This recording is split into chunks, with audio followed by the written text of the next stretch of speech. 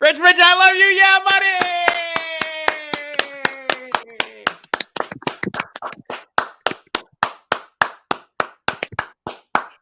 Yeah. Everybody in the chat, we love you too. Thank you so much for showing up. Rich with the gong intro. You know, I was expecting for it to vibrate a lot longer than that. Did you stop it from a reverb or? No, I didn't hit it quite as hard. I didn't hit it quite as hard. I don't think I hit it right in the middle as well.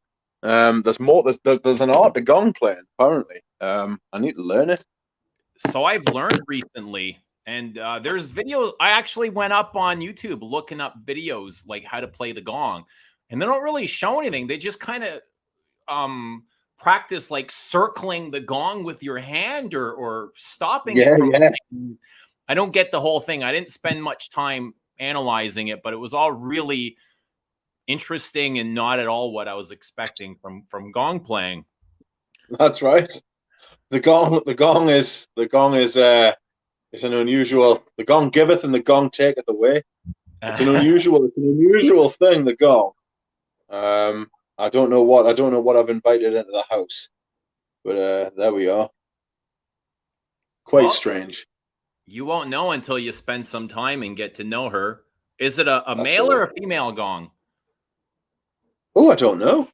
I think it might be a bit of both. Right. It has female and male parts. One is like protruding, and one bit is intruding. I want to say, maybe not. There you go. Yes. If Eugene has a whack pack, does Rich have a quack pack? So, you know, I wasn't really sure what was happening because I am moving at the end of the month.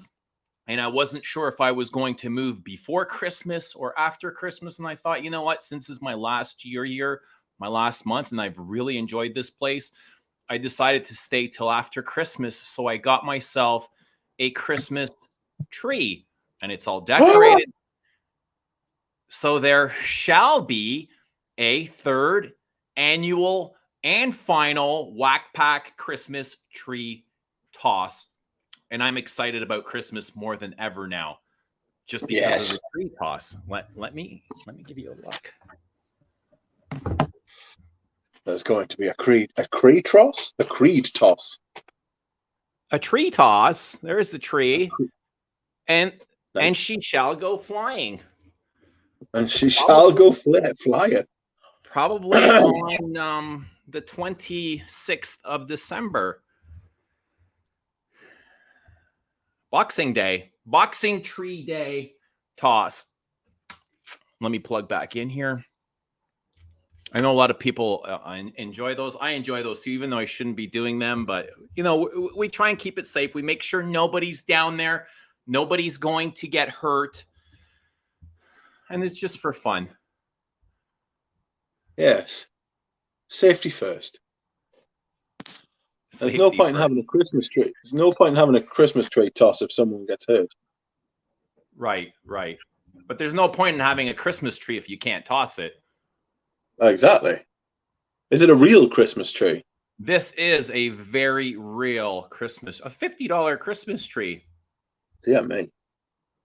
It's a big tree. Big money on a tree. You know what? It's for the kids. The kids love it, so. Yeah. You know, I loved Christmas time growing up, so it's as much for the kids as it is for anything. Oh, we got Germany. We got people from Germany here. Brady. Yes, Brady, I just picked up, and I've actually put it out to the side here because I want to talk about this. So we'll get into this a little bit later. It is Chanel month at my house. I'm wearing... It is. Okay, so... You know, disclaimer, I'm wearing nothing but Chanel and my own perfumes, Antoine Le Olfactive Experience, because I've got some choices to make. So it can't be strictly Chanel. And I've got like a lot of things I need to decide. And it's getting down to crunch time, and it's a little bit complicated for me. And like I'm trying to make some choices on the second perfume, and Antoine's came back to me with a lot of adjustments. Like, look at this. I think I've worn, I'm not even exaggerating, about 50 ml of this perfume in the last 3 or 4 months. Like these are all his. There's more here. Outrageous. Right. And these are all on one theme, but they're just like slightly altered, a little bit changed here and there. It's mostly top notes. Right. So it's like, you know, I can't choose. Like I like them all, and I just want to be like 1,000,000% sure before I actually say yes, this is the one I'm going to go with. But you know, I've been discussing with him, and he kind of picked out his 3 favorites, and he's like, Eugene, these are the ones I like. And he's like, you know, after an hour and a half, you probably won't even notice which mod you picked. Like after the top notes burn off, they really come down to the same thing. Okay. Yeah. That's interesting. Yeah. So I've been working on those, and I've been wearing my Chanel's. Actually made a lot of nice observations about Chanel in this Chanel month. Things that kind of surprised me, and we'll get into those. We'll get into those. Gong has no gender. Okay, yes, Lawman, we love you too. Annual tree toss. Yes. Milosh tossing. Rich, what is your scent of the day? Guys, give us your scent of the day downstairs. Let us know where you're watching from. Yeah. What are you wearing? My scent of the day is Costume National Homme. It's absolutely fantastic. And that is a Dominique Ropion, if I'm not mistaken. It certainly is, and it smells like one too. It smells a bit Tom Fordy. I'm surprised Tom Ford didn't pick this up. I wouldn't be surprised if this was a submission for a Tom Ford fragrance. It's got a touch of Sahara Noir about it. It's also got a touch of some of the private blends. So it's very interesting. It's a little bit sweet, but not in a cloying way. It's in a what kind of way is it? It's in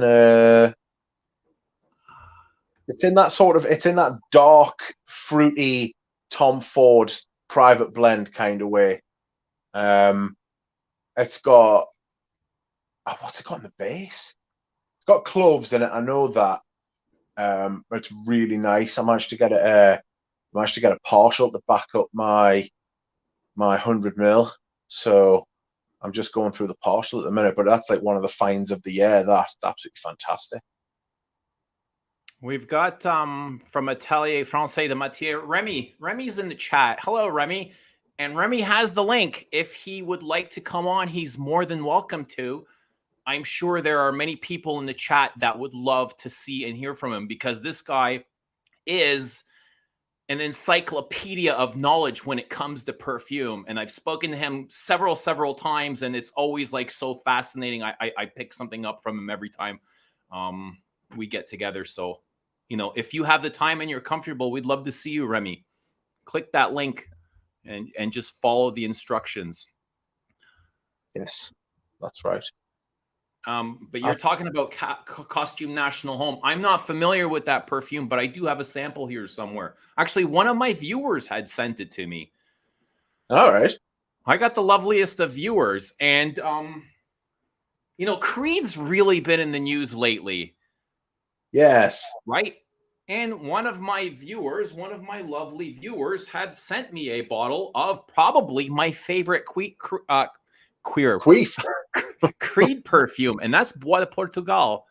And I think this is a absolutely lovely fragrance. Nicer than I like this one more than the ones that I had purchased for myself. Yeah, it's absolutely beautiful. Like, I've got the 120ml one, like, and I love it. It is absolutely gorgeous. I had purchased Aventus and sold it. I had purchased Green Irish Tweed, and after a week of having it, my 6-month-old son had smashed out the bottom of the bottle. It was a 4.2 ounce. And I have Royal Oud as well. There's Royal Oud. And, you know, I could just never get into this house, though. There's a couple of pieces that I do like and I enjoy. But ultimately, it's not a house that I'm crazy about their aesthetics. I wouldn't go to say that they're crap, but it's just not something that I find myself reaching for very often. Yeah. Even though, you know, thinking about their style, they are very transparent. They are very weightless and effortless, right? Yes. They've got that sort of, I think that their spring summer perfumes struggle to wear any of them in the colder winter. They're not very heavy at all. They're not very thick, you know? All right. So let's put that on hold. We'll put Creed on the back burner. We'll come back to Creed because there's something even more special here. And we've got Remi in the house. You guys are in for a special treat. I'm gonna let Remi on. Remi is hello Remi. How are everybody. you? Hello. You can hear me? We hear you and we see you very well. Thank you so much for coming on. We know it's late in Paris. You're in Paris or Geneva? Yeah, exact. I'm in Paris today. Okay, lovely. All right. Are you doing business in Paris? Yeah. Winter is here. I left Annecy, close to Geneva. It was snowing, so you see here it's a bit warmer, but yeah, it's still cold, and I have a couple of meetings here for some future projects, and it's exciting to be able to travel a bit. So no, I'm happy to be back to Paris. Lovely. It sounds like you have a fantastic job and you love what you're doing. But let me introduce you to the people in the chat. So Remi is the owner, the founder of Atelier Français de Métier, and him and his wife are also the brand owners of Les Indémodables.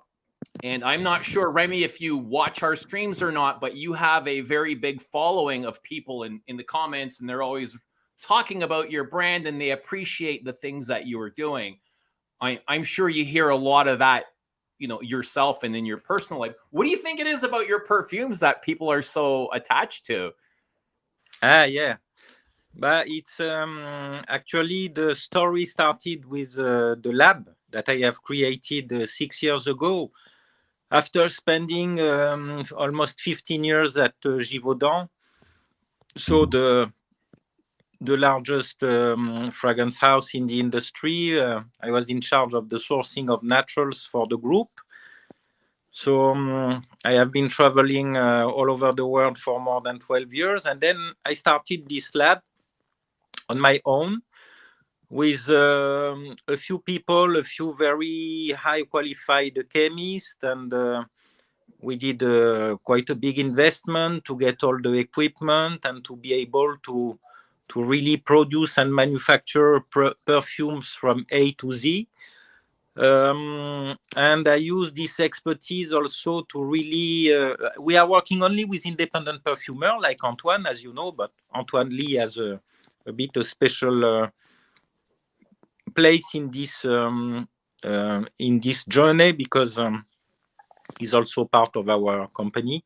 But we work with some independent perfumers, and these perfumers are formulating using our palette of ingredients. And in this palette of ingredients, we have something like 25 unique ingredients that nobody else has.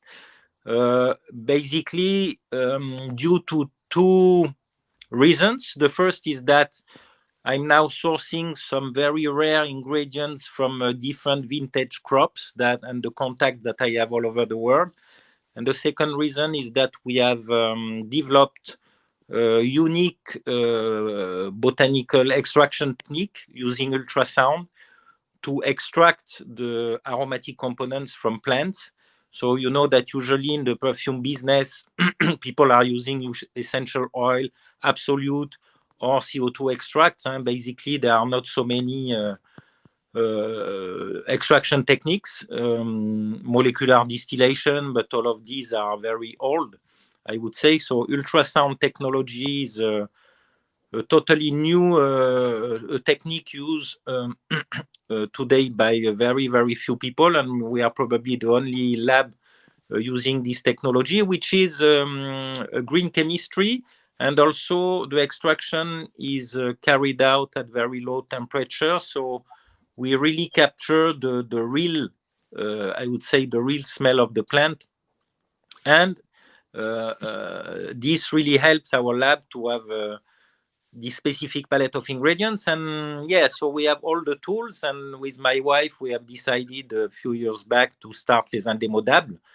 And Valérie, my wife, is really an expert of the perfumery distribution. She has been managing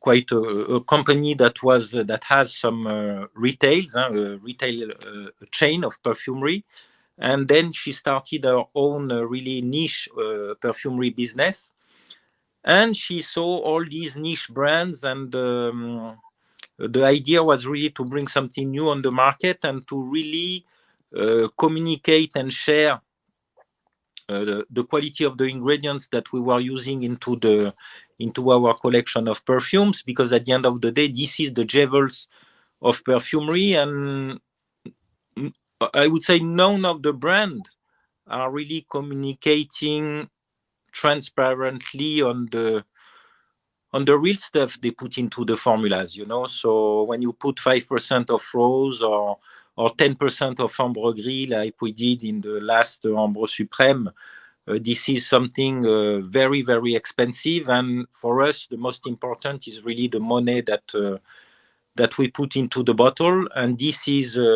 totally transparent. People have access through the leaflet of the collection to this information. So yes, it was a bit a new approach of the niche perfumery, and also the fact that we are probably the only brand to have our own lab.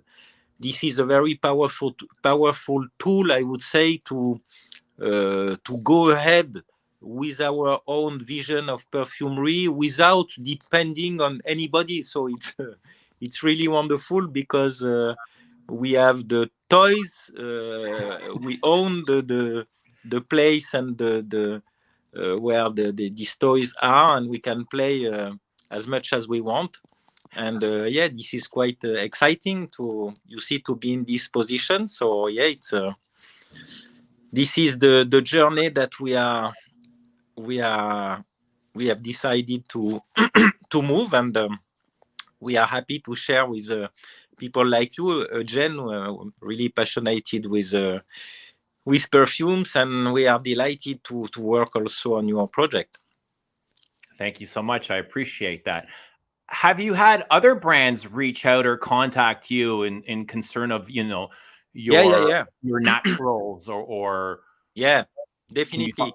Alors, I cannot tell the name, but probably the one of those that you really love and which is very, very famous are now evaluating and are very excited with our innovative naturals using this ultrasound technology, because it's something really incredible. And yes, so basically, you see, we are always working, I would say, in partnership form. So we don't want to sell the same ingredients to everybody, as all the fragrance houses are doing today. You see, the classical fragrance houses come with a catalog, and when they release an ingredient, they sell it to everybody. So this is not our philosophy. When we sell one ingredient, most of the time it's on an exclusive basis, to be sure that we bring some added value and something really new to a brand or this kind of clients. So yes, but it's good at least to see that our research show an interest among the top perfumers in the world, and that's also exciting to know that some of these ingredients we keep it only for our creation and for the clients who are working using our palette. Right. You mentioned something earlier about ultrasound extraction. Is that something that you guys developed on your own? Yeah, exactly. We are working on this for 5 years now with our engineers. And you see, there are basically two very new extraction technologies. The first is the microwave extraction technology. So the microwave, basically, you need to work on the fresh raw material, and to make the extraction, basically you use the water of the plant, which acts a bit as a solvent, because water is also a solvent. And ultrasound technology, we are working most of the time on dry raw materials, not fresh. And it's a different technology. Both are interesting, but on our side, we have really developed and done some in-depth research on the ultrasound technology, and it's working so well that now we have decided to build a small factory in Provence, in the middle of the lavender fields, to really develop on a larger scale these extracts. So when you're using something like ultrasound, what is it you're looking to extract that you can't do from the old traditional methods? Alors basically, you use the same plants. Huh? You can use vanilla, you can use lavender, so you use exactly the same plant. But I would say that the ultrasound basically is a wave. Huh? And the wave, I'm not the chemist of the team, but to explain in a simple words, these waves help not destroying, but exploding the cells of the plant to really capture the aromatic molecule that interest us. And the interest of this technology is that you are working at a very low temperature. So you see, when you make a distillation, you work at 100 degrees. When you make a solvent extraction, you work maybe at around 50 degrees. So it means that when you work at this high temperature, you are destroying some of the fragile molecules that do not bear heat. Using our technology, we are doing the extraction at around 10 to 20 degrees. So this is the first positive point. We damage far less the plant. And the second advantage is that we are making the extraction much, much faster. And that's why we are much, much closer to the real smell of the plant, because we do not leave the plant too long with the heat and with the extraction process that damage the plant. And this is why this technology is so interesting. So this is basically the principle. And the last point, which is very important for me, is that we have totally banned the hexane. You know that hexane is a petroleum derivative that is used to make the absolute. And today, all the absolute available on the market are obtained using hexane. So on our side, we run the ultrasound extraction only using biosourced solvents. So we have totally banned the petroleum-derived solvents to really meet the green chemistry principle. And for me, this is something which is very important in the to be able to make this green extract as well, which is for us a key objective in our philosophy. Is that something that is an industry-wide practice? Is everybody trying to like work towards green chemistry, or is that just something you've developed by yourself? Alors, yes, you are totally right. All the industry is trying today to promote green chemistry, but the reality in the existing formulas today, you know that there are thousands of existing formulas, and they do not replace hexane, and they still produce on a large scale all these absolute using hexane. So you see, yes, they are telling you we are going to make some new extract using green solvents, but what are you doing with the thousands and thousands of existing formula that are still using the petrochemical solvents? So this is a question they will never answer. But what I can see on the market is that all the producers of absolute are still using massively hexane.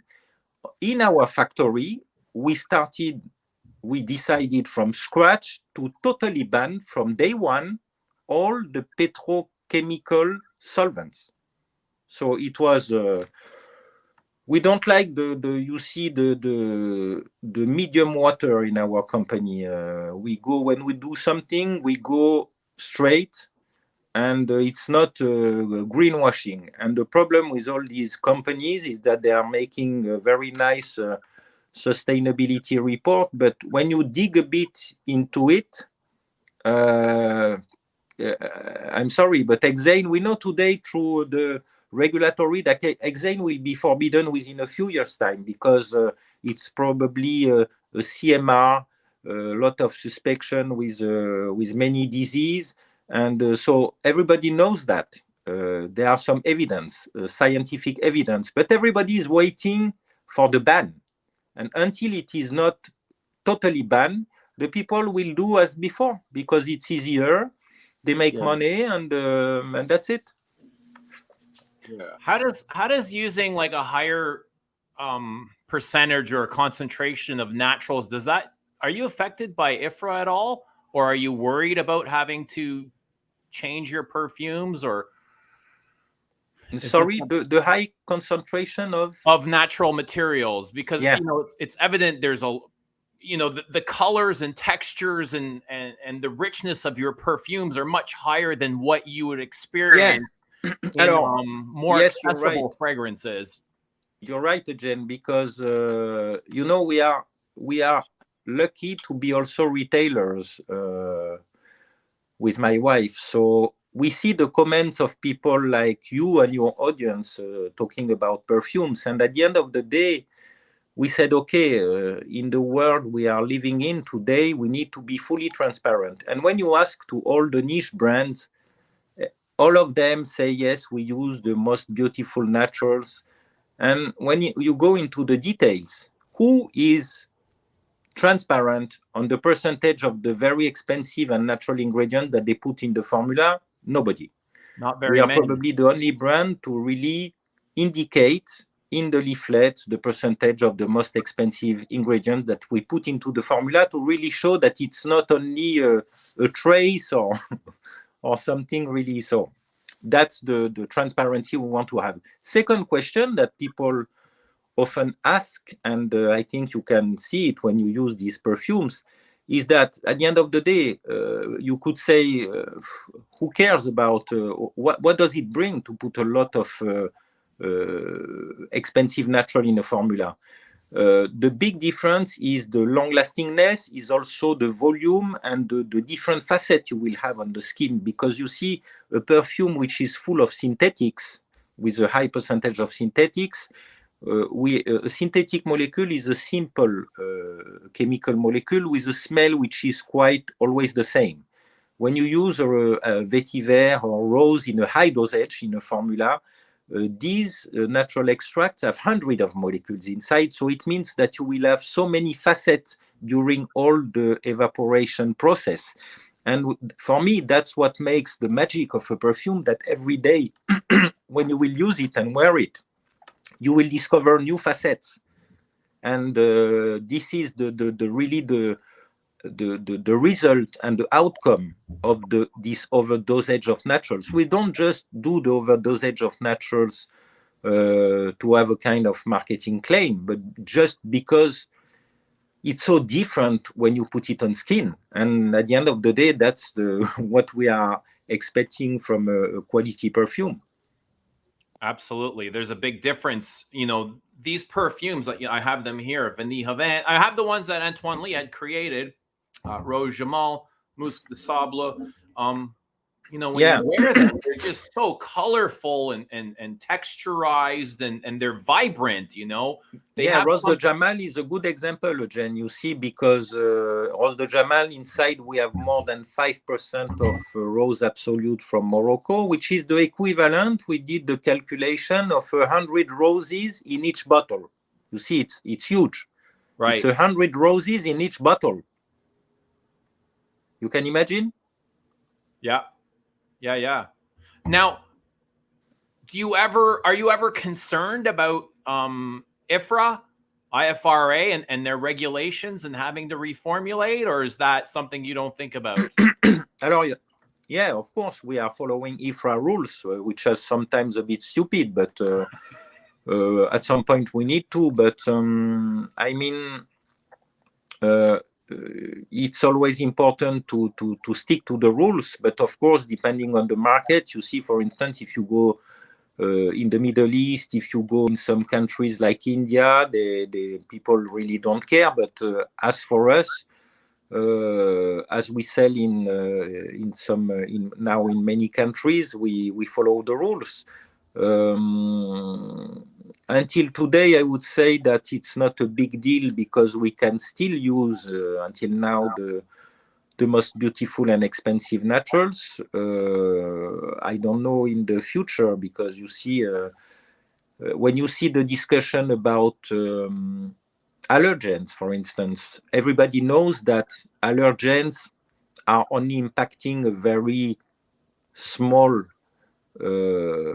part of the population. And the fact is that allergens are very, very highly present in naturals. So what do people want? To have perfumes which will be 100% synthetic without allergens, or perfumes with a lot of naturals and a bit more allergens. Right. So you see, you cannot have both because lavender, linalool, so you have many, you have probably 40 or 50% of allergens in lavender oil. And then what's the point? If everybody can, you see. Do you feel that some of the big oil houses are driving the regulations so that they can use their own synthetics and their own captive molecules that will make them more money if naturals get banned? Yeah, you're right. It's a lobby as well. It's a very big business. So I was inside before. Now I'm I'm not boxing in the same category, and I'm very happy with it. But you're right. It's a big lobby, and you see today, if you look at the major company like Givaudan, IFF, or Firmenich, the massive investment in R&D is still for the development of synthetic molecules, not naturals. If you see the budget, it's probably 90%, 10%. So this industry is still massively oriented toward the synthesis more than the natural ingredients. So that's why many of them try to do some acquisition to stay on the top of the list and to meet these challenges. But you see, it will be a big change in culture for those companies who have bet for many years on synthetics, on the research, that's naturals naturals, to tell you the truth, naturals is something that is very these big companies do not like naturals in their culture, and I will tell you why. Because naturals are very difficult to control, to standardize, because naturals depend on nature, on climate, on many things that you cannot control. So that's the beauty of nature, to be not to be under control, because these big companies prefer, you see, products that are manufactured into factories. It's easier to control. You better control the cost. You better control the supply. It's more predictable. And as you know, when you produce millions and millions of bottles of J'adore, of La Petite Robe Noire, of all these mass market perfumes, you need to have ingredients that are under control. And as you know, naturals are never under control. On my side, I am lucky to have been working more than 15 years in the sourcing of naturals, so I can tell you the story. And I manage that. But for many people and for these big companies, basically in their DNA is not naturals, because the business model do not like this unpredictability.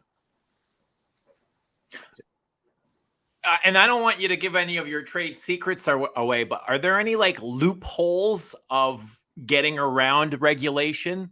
Is there certain things that you can do that a lot of other people don't do, but still fit within IFRA regulation? Like Yeah. some You know, tricks. Jen, of course, the over usage of naturals. You see, at the end of the day, everything is depending on the budget that you give to a perfumer to make a formula. Okay?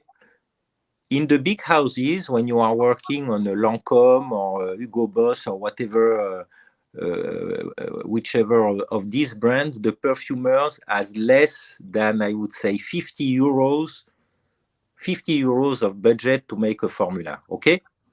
This is the reality. So when you know that ingredients like rose or oris cost 5,000, 10,000, 20,000, you can see that the amount of quality ingredients inside the formula is close to zero. This is the reality, and you can take any brand on the market. Okay? Our perfumes, we have a budget of which is on average between 800, 1,000, sometimes more, because I don't fix a budget. The budget I fix is the minimum that people can put into the formula. Because to have a great perfumes, you need two things. First, to have access to the best naturals, to be able to use them in terms of budget. And the last point is, of course, the perfumer. To have the guy, it's just like when you cook, you need a good cook and you need the best ingredients and to be able to use it. So this is the possibilities that we provide in our model to give access to the best natural to the perfumers and to give them the budget, again, the budget to put a high percentage of these naturals into the formula. Everything comes, when you interview perfumers from the big fragrance houses, ask them what is their budget to make a formula, Eugene. The first question, the rest is philosophy. Right. Yeah. I was told that it costs like less than $1 to create a bottle of Chanel No. 5, you know? Yeah, but Chanel No. 5 is different because it's a very, very old perfume. Second, it's a bit the vitrine. You see the show display of Chanel. So in this one, of course, they need to keep a high quality and a high percentage of jasmine, of ylang ylang. Okay, but it's Chanel 5 is an exception, Eugène. Yeah.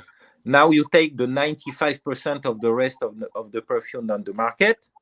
This is the rules I just told you. Huh? Absolutely. Right. But when you're working with a larger concentration of naturals, I mean, there's obviously going to be less supply and I guess you have more control of what you're selling, but at the same time, you're not able to sell as many or actually produce as many bottles as a large scale manufacturer. Yes, exactly. This is a choice. You see, when we talk about Ambre Gris, it's a good example, Jean, Ambre Gris. Yes. Bon. Ambre Gris is the most incredible ingredient that you have in perfumery today. And because it's coming from an animal, you cannot find it all the time because you never know when the block will come onto a beach and that the people may find it or not. So you see, Ambre Gris is the extreme unpredictability. And this is what we like because in our model, we never do mass perfume. So we only work on limited editions and bespoke creations for billionaires. That's it. So that's why we can use these very rare ingredients because we don't need huge quantities. And given the price, you will never buy huge quantities because, of course, it's a limitation. But what I mean is that we allow us to put 10% of Ambre Gris tincture in the formula that we did for Ambre Suprême. And we know that the next block we will buy maybe will have a different smell. And probably the perfume will have a slightly different smell. But this is something we accept, which is impossible to accept in the standardized industry. Impossible. You go to a L'Oréal, to Estée Lauder, to a Coty, and tell to the people that maybe some ingredients in the formula will not have the same profile on the next batch. They will say it's impossible. But I'm sorry, when you drink a bottle of wine, of excellent wine, the vintage 2021 is not the same as the 2020, and you accept it. So we do the same for our perfumes. We do the same. Totally we agree. accept the unpredictability of nature, and we accept the variation, the natural variation that you will have due to the climate, less rain, more sun. So maybe the Rose Absolute will be a bit more fruity or not. And it will slightly change the smell of the perfume. Okay. And yeah, for me, it's not a problem. It's integrated in our business model. I definitely think it's worth the trade-off to get to experience such a high level of naturals, even though they're inconsistent from year to year, batch to batch, than wearing something that is more synthetic, but you don't get the same pleasure of wearing. But I want to talk about Ombre Supreme, because Antoine mentioned something we were discussing. I think he said it was 10% concentrated, but it's not 10% of the oil. He uses 10% in the alcohol, which is a greater concentration. And he said that's how they used to create perfume in the olden days. Can you talk about that a little bit?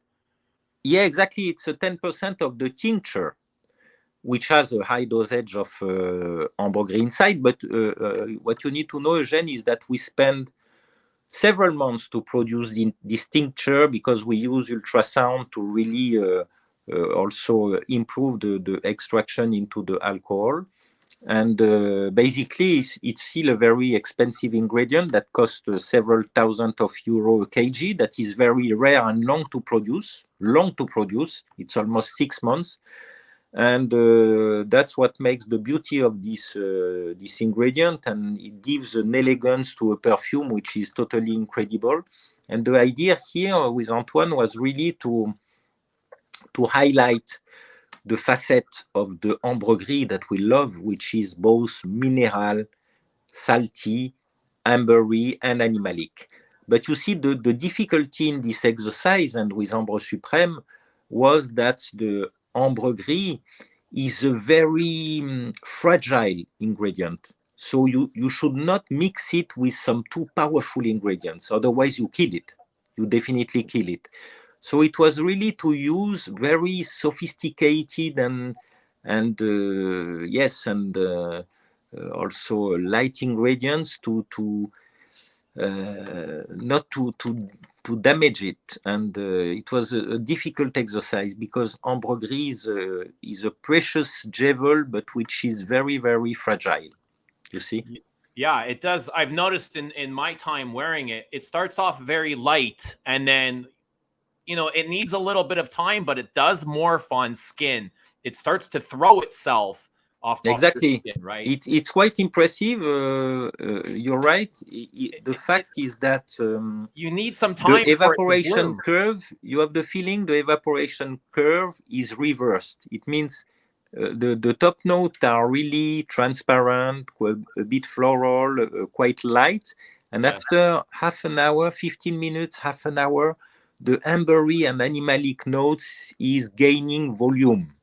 And it's becoming more and more powerful. And this is totally incredible, because most of the time, the evaporation curve is decreasing, and the volume of a perfume tends to decrease. And here, this is the opposite. Yeah. Okay.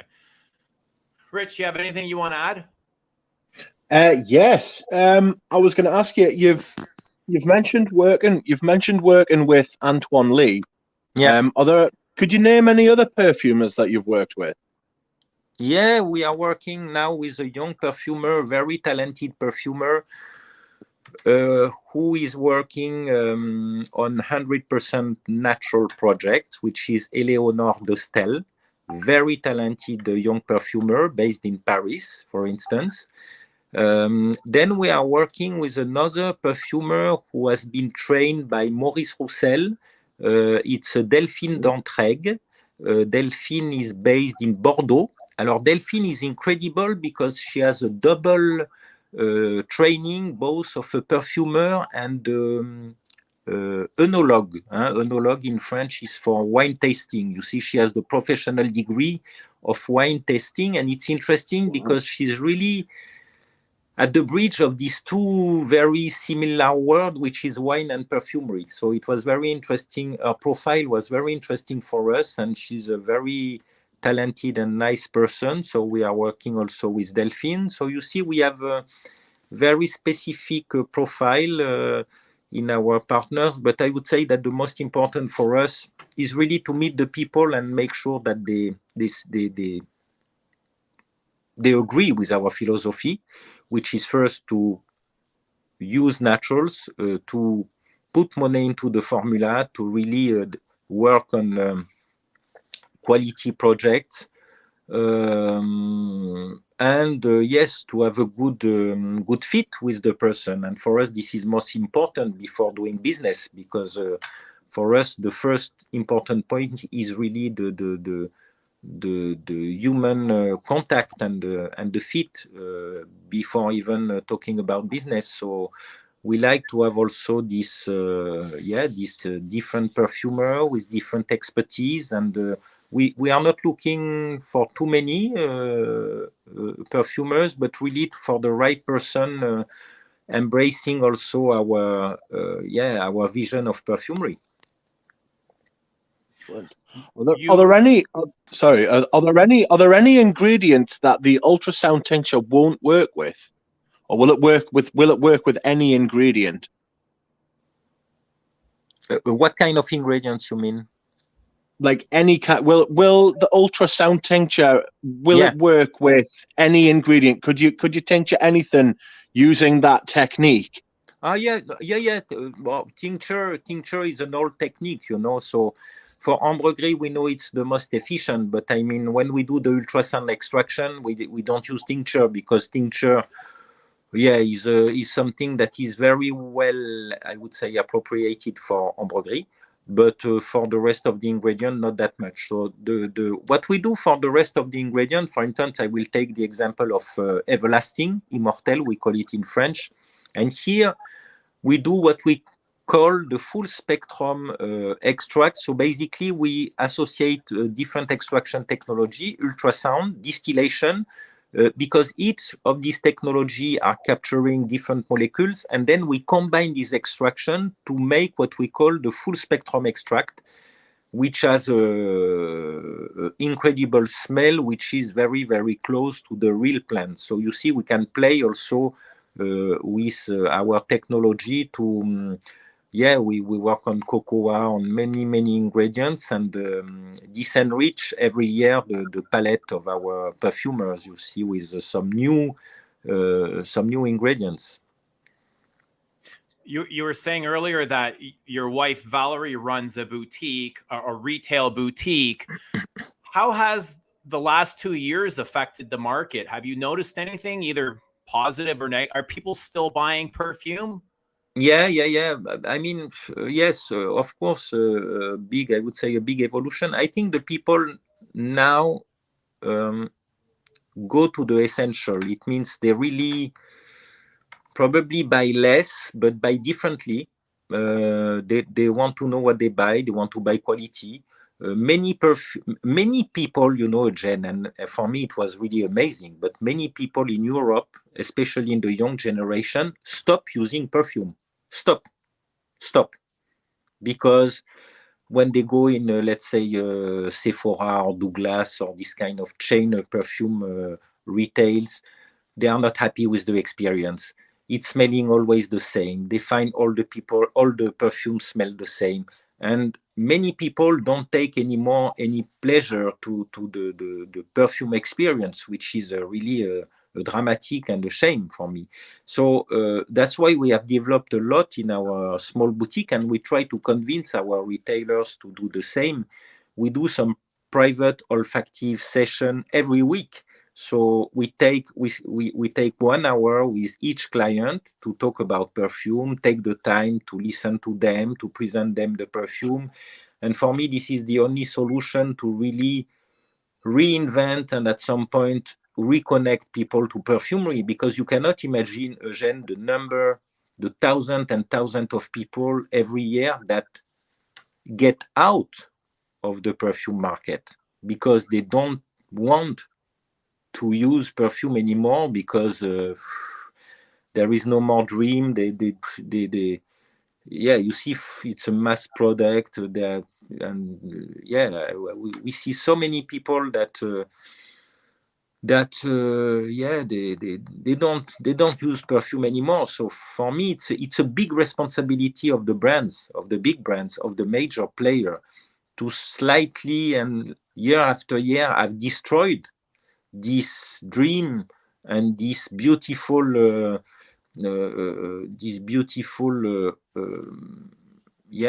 I would say art piece, or that is the perfume. When you see, it's something incredible that exists for thousands of years. I mean, on a different form, but the perfumery, the aromatic plants and all that stuff.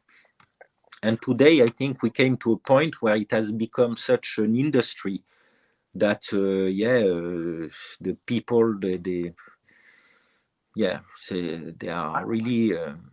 I got to speak with you on the weekend, and you had just finished having an evaluation with a client, and you were telling me about it. And what you do is you give them a blind evaluation.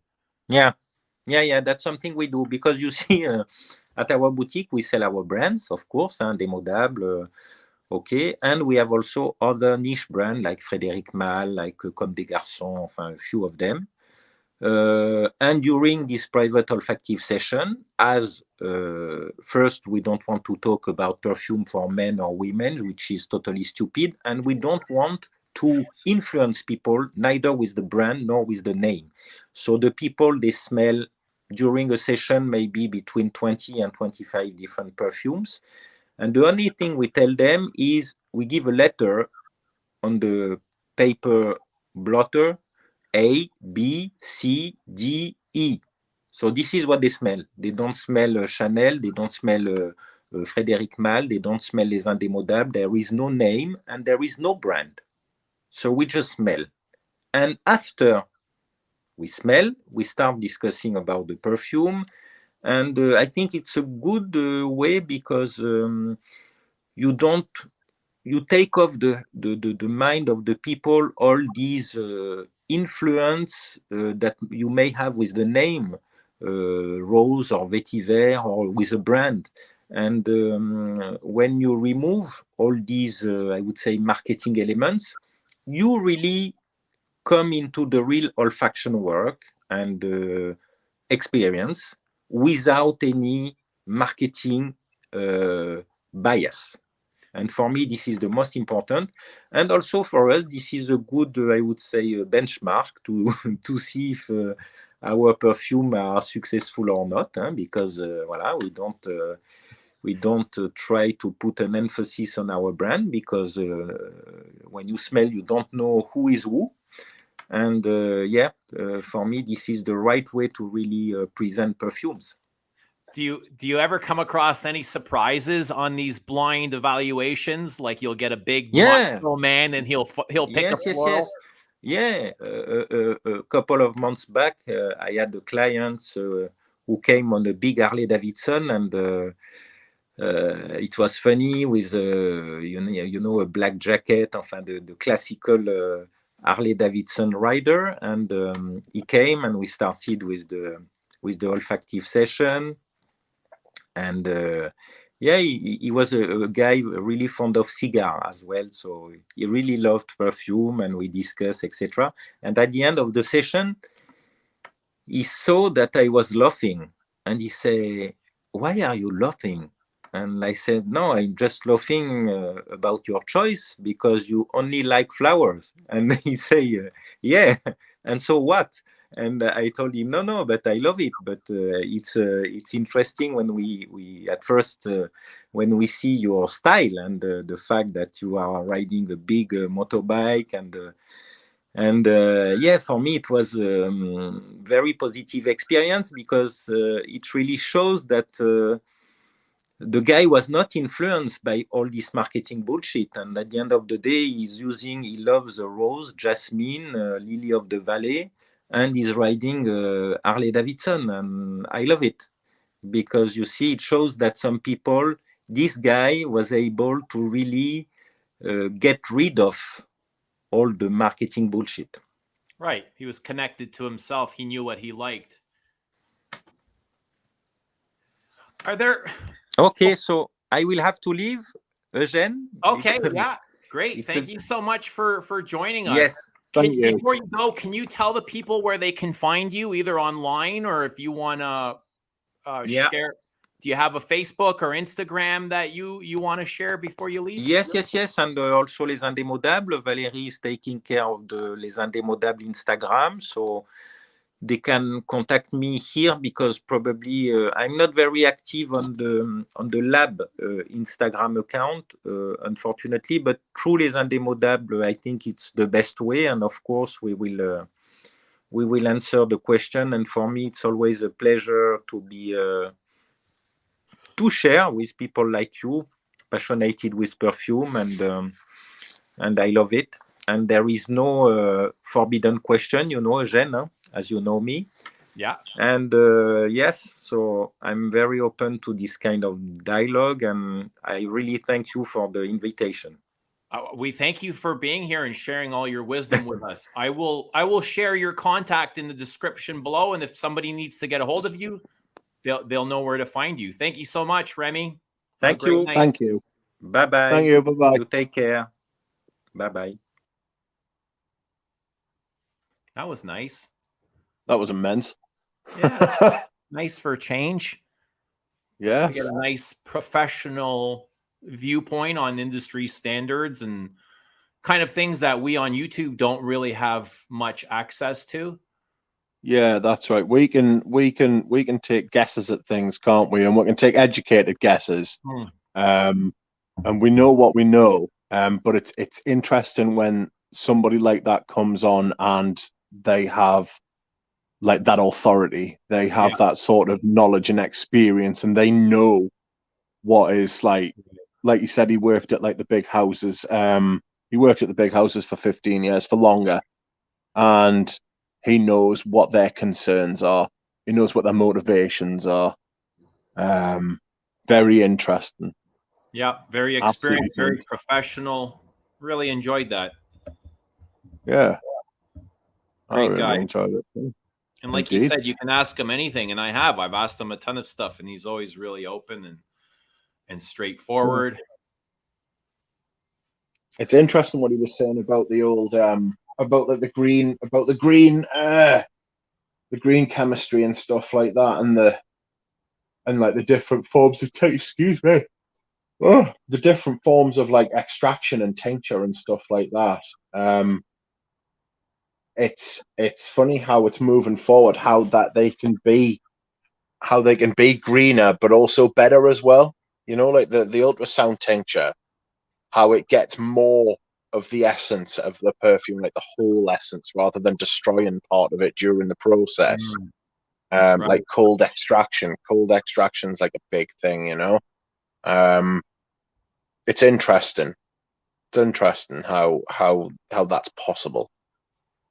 Yeah, and that's what I was trying to ask him. Like, how much more of the essence can you get out with the ultrasound extraction?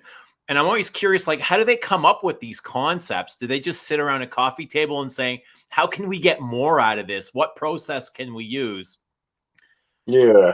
And he mentioned something about microwave techniques as well, microwave extraction. But I don't know. Microwave extraction. That sort of like, when you say like microwave extraction, you think that sounds like putting something in the microwave, doesn't it? You know what I mean? But it's not. Yeah, you would imagine.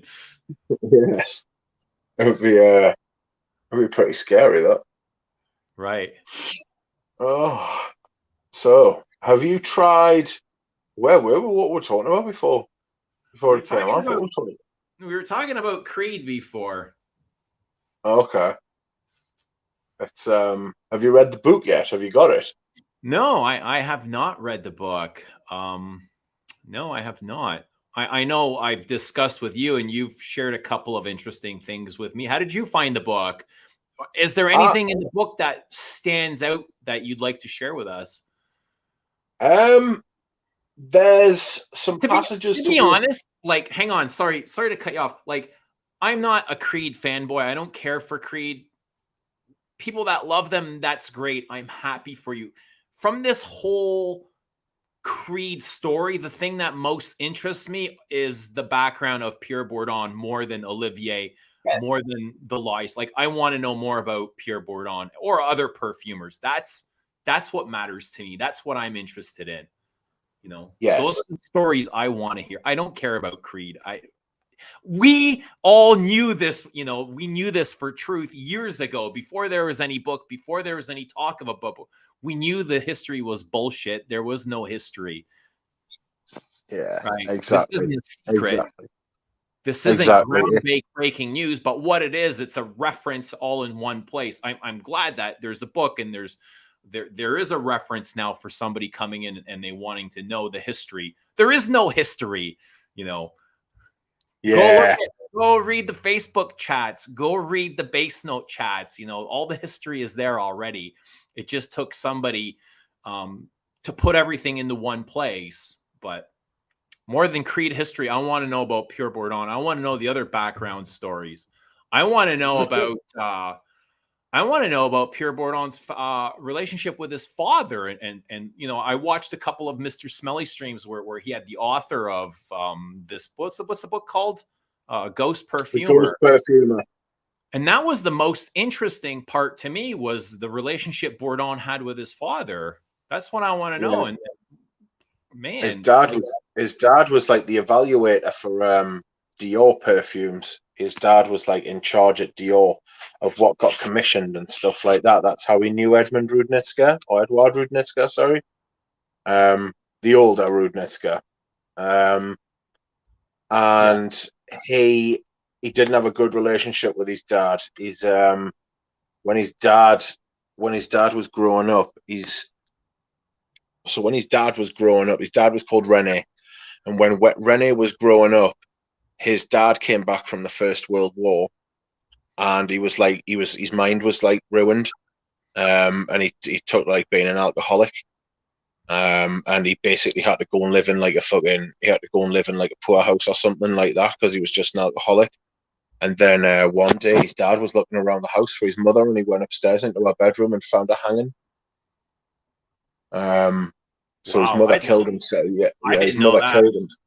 Yeah, so Rene Bourdon, Pierre's dad, found his mother hanging, and his dad was like, in like a house, like unable to like look after him because he couldn't look after himself after the First World War. So he got foster parents, but Rene could never show like love and acceptance towards his son, and it fucked up Pierre massively. So he became very sort of insecure, you know, not thinking things that like everything he did wasn't good enough. That's really unfortunate, considering his father was an evaluator for probably one of the greatest perfume outfits of all time, that he would not have supported his son in a way that would be fitting. Not everything needs to smell like Dior. You know, there are other olfactory ideas. And it's not that Creed are bad perfumes. They just don't, it's not the aesthetic that suits my tastes. But obviously they're a massive brand and they've done quite well for themselves. So it really speaks to you what kind of evaluator his father was, which is probably not the very best. Probably a good evaluator for what Dior was looking for at that time, but he was a great evaluator. The point the book makes is that Olivier Creed is one of the best perfume evaluators of all time. So that he could evaluate. Hang on. How do we? Who decided this? Who decides that? The person who wrote the book said that they thought Olivia Creed was one of the best perfume evaluators of all time because I he don't would know. go he would go to Pierre Bourdon, Right. and he would say Pierre Bourdon would say, look, this has just been turned away 8 times, right, by different brands, big brands like Dior and like not Chanel, but like Dior and like Rochas and like all these huge companies have turned down my perfume, right? And Olivia Creed would walk in there and say, that smells nice, I'll buy that off. Well, I'll buy it off you. I'll give you a suit. You know what I mean? I'll get you a suit made. Right. Yeah, And he would they do take that how perfume, well and that's what became, and that perfume became Green Irish Tweed. Green Irish Tweed, the Green Irish Tweed that came out, right, was the like cool water and Green Irish Tweed are like a play on the same thing. And Cool Water got knocked back 8 times by different brands until it was finally picked up by these people from Lancaster who owned the rights to Davidoff at the time. And he was like, Pierre Bourdon decided that he never wanted to be turned down 8 times again. So he became very reluctant. Like what he would do is he would submit a submission to a house, and like they used to have to bid for the like perfumers used to have to bid to like get let in to buy to make the rights to the perfume, right? And so what he would do is if he got turned down, Olivia Creed would sometimes just turn up and he would be like, oh, you can just have this. Like Pierre Bourdon was like, you can just have this, even though he knew it was brilliant.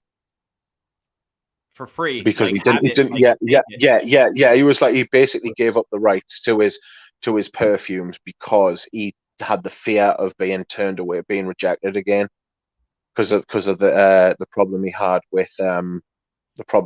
with Green Irish Tweed and what's the other one? Cool Water. Yeah. It got turned down so many times that he wasn't Cool Water groundbreaking. There was nothing out there like it. Is that and why nobody wanted and nobody wanted it. Nobody wanted it. It was groundbreaking, it was new, it was fresh, it was mad, it was brilliant. Best-selling perfume in the world for 15 years, apparently. Cool Water was turned down by Hermes and then settled with Bellamy. You know what? I would have taken Bellamy over Cool Water as well. Cool Water it doesn't fit the Hermes aesthetic. Yeah, that's what they said. It was turned down. You know, brands have to think about that as well. Yeah. They said it just didn't fit the aesthetic. Right. You know, especially what was that, the 80s? Yep. That's when Hermes were launching like heavier, woodier, leathery perfumes, incensey perfumes. Cool Water just never would have fit what they were trying to portray. Yeah. It's a shame. I mean, I can't remember because I've sent the book to Greggy Boy now. But did you make any money off of it? No, I didn't. I did ask for it back once he'd finished with it, though. Because I think I might want to read it again. It's not a tough read. It goes down very easily, especially if you're interested in perfume.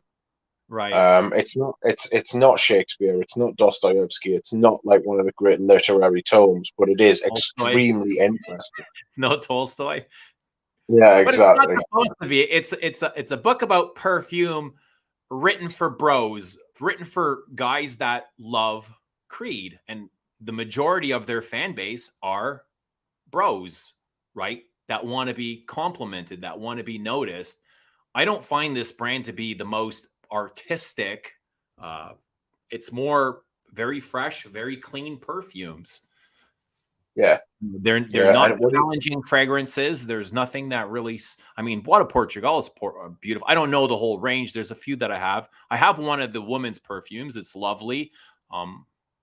And even the ones that I do have, it's been years since I've reached for a Creed. I just have no interest in wearing a Creed, even though whenever I do wear one, I'm usually complimented on them. You know, I've always been complimented with Aventus and not so much with Green Irish Tweed, but even with Royal Oud, I got some really nice compliments.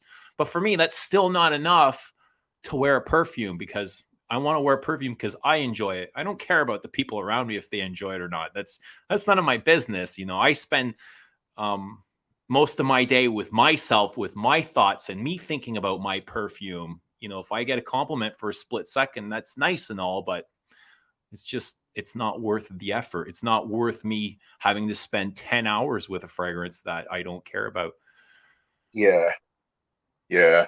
It's the thing is with, you've got to look at them like you're looking at them from 2021, and what you need to do is you need to look at them from the year that they were released. If you look back at Green Irish Tweed, there was nothing like that before it was released.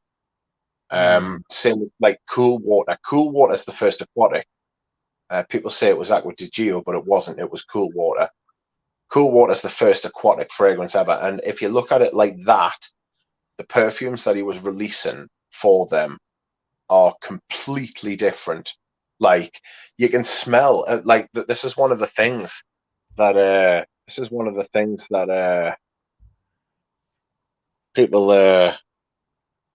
this is one of the things that the book was talking about, you know, how the perfumes like completely changed like the perfume like landscape. He did dupe Homme, like the stuff Pierre Bourdon did, like he created entire genres, you know, like the fresh aquatic. He did Jupe Homme, which was like a powder, like, it's not powdery, but it's like the first, like if you look at the perfumes that came before Jupe Homme for men, there was nothing like it. Jupe Homme was a powerhouse, but it was sickly sweet, eh? I remember it's apparently the older one. Apparently the older one's much better than the one that's released now. Like it's got like complexity and depth, whereas the one that's out now, I want to say it was like the Le Male of its time. It was like the biggest thing out there. Yeah, it's when designer fragrances were really taking off. Before that, before that decade, I think fragrances were probably hard to find. They weren't as accessible. They were just becoming big. People were going to clubs. They wanted to smell good and they wanted to be noticed. And that's what Jupe was. It was a massive perfume. I remember smelling it as a child. You know, it was very, very sweet, very candy-ish. Yeah. And there was nothing like that for men on the market at the time. You know? Like if you'd been around at the time and smelled that, you'd have been like, this is completely new territory. You know? It's like Pierre Bourdon broke new territory with like loads of the releases that he created, you know? Koros set up the whole like 80s basically, you know, for that powerhouse masculine, foul, pissy sort of floral chypre for men, you know. It was completely new stuff. Nobody had ever smelled anything like that before. You have to look at the perfumes that he created, sort of like from the year before they were like released, you know, and just look around the landscape and think like, what was there? He wasn't derivative. Hardly any of these perfumes were derivative, although the book goes into quite extensive lengths about how almost all perfumes are derivative. Like Pierre Bourdon, apparently, like he took the stuff from Green Irish Tweed and turned it into Cool Water with only like a few tweaks, but he did that with a couple of other things as well, you know. So he wasn't. It's not as if he was. It wasn't as if he was free. It's just the strides that he took were so big, you know. Like the direction he went in was so different from what other people were doing. It was very impressive. In context. Spaced Out says Pierre didn't create French Lover. By the way, Jean-Claude Elena created it. Pierre Bourdon just finished it because Jean-Claude was at Hermes. And you know, I remember even saying it on a video years ago that Angelique Sous La Pluie, French Lover, and Vetiver Extraordinaire, they all feel like they were created at the same time, like right next to each other. As they were working on them, they were working on all three of them. They all have this kind of similarity. French Lover and Angelique sous la Pluie, which is a Jean-Claude Elena, even more so. Vetiver Extraordinaire is a Dominique Ropion, but they all have this earthy, Rudy, woody thing going on to them. It's very interesting once you've read that book how your perspective of creativity in perfume changes. You know, there's like Pierre Bourdon was like big on the technical aspect, but he was also big on like the philosophical aspect of it. Like he was like, you know, you need to be like sufficient and have respect for like what's come before, and you also need to like read like books and stuff like that, and why, like, you got this bloke, I think it was Herold, who was the perfumer. Jean-Christophe Herold was like confirmed in the book as the perfumer for Aventus. But then he got shy towards the end because he didn't want to be seen as somebody who caused trouble. So he gave him like a huge interview, and then, or maybe he's just really well connected with Olivier Creed, and he doesn't want to ruffle any feathers. Yeah, that's what I mean. Yeah, he didn't want to cause any trouble. Yeah, screwing up any potential for future work, right? He's got to think yeah, about exactly. it. So just because Bourdon came out and spoke all this about the brand doesn't mean all the others will. Well, the thing is that Bourdon told them to take up Creed's offers when Bourdon retired in like 2008. And he is retired. It he never told the students not to make perfumes for Creed. You know, he never told them not to at all. So I just think that Jean-Christophe Herold didn't, like, he talked to the bloke who made the book, and it sounds like he just didn't want to cause any like he had second thoughts and sounded like he didn't want to cause any trouble.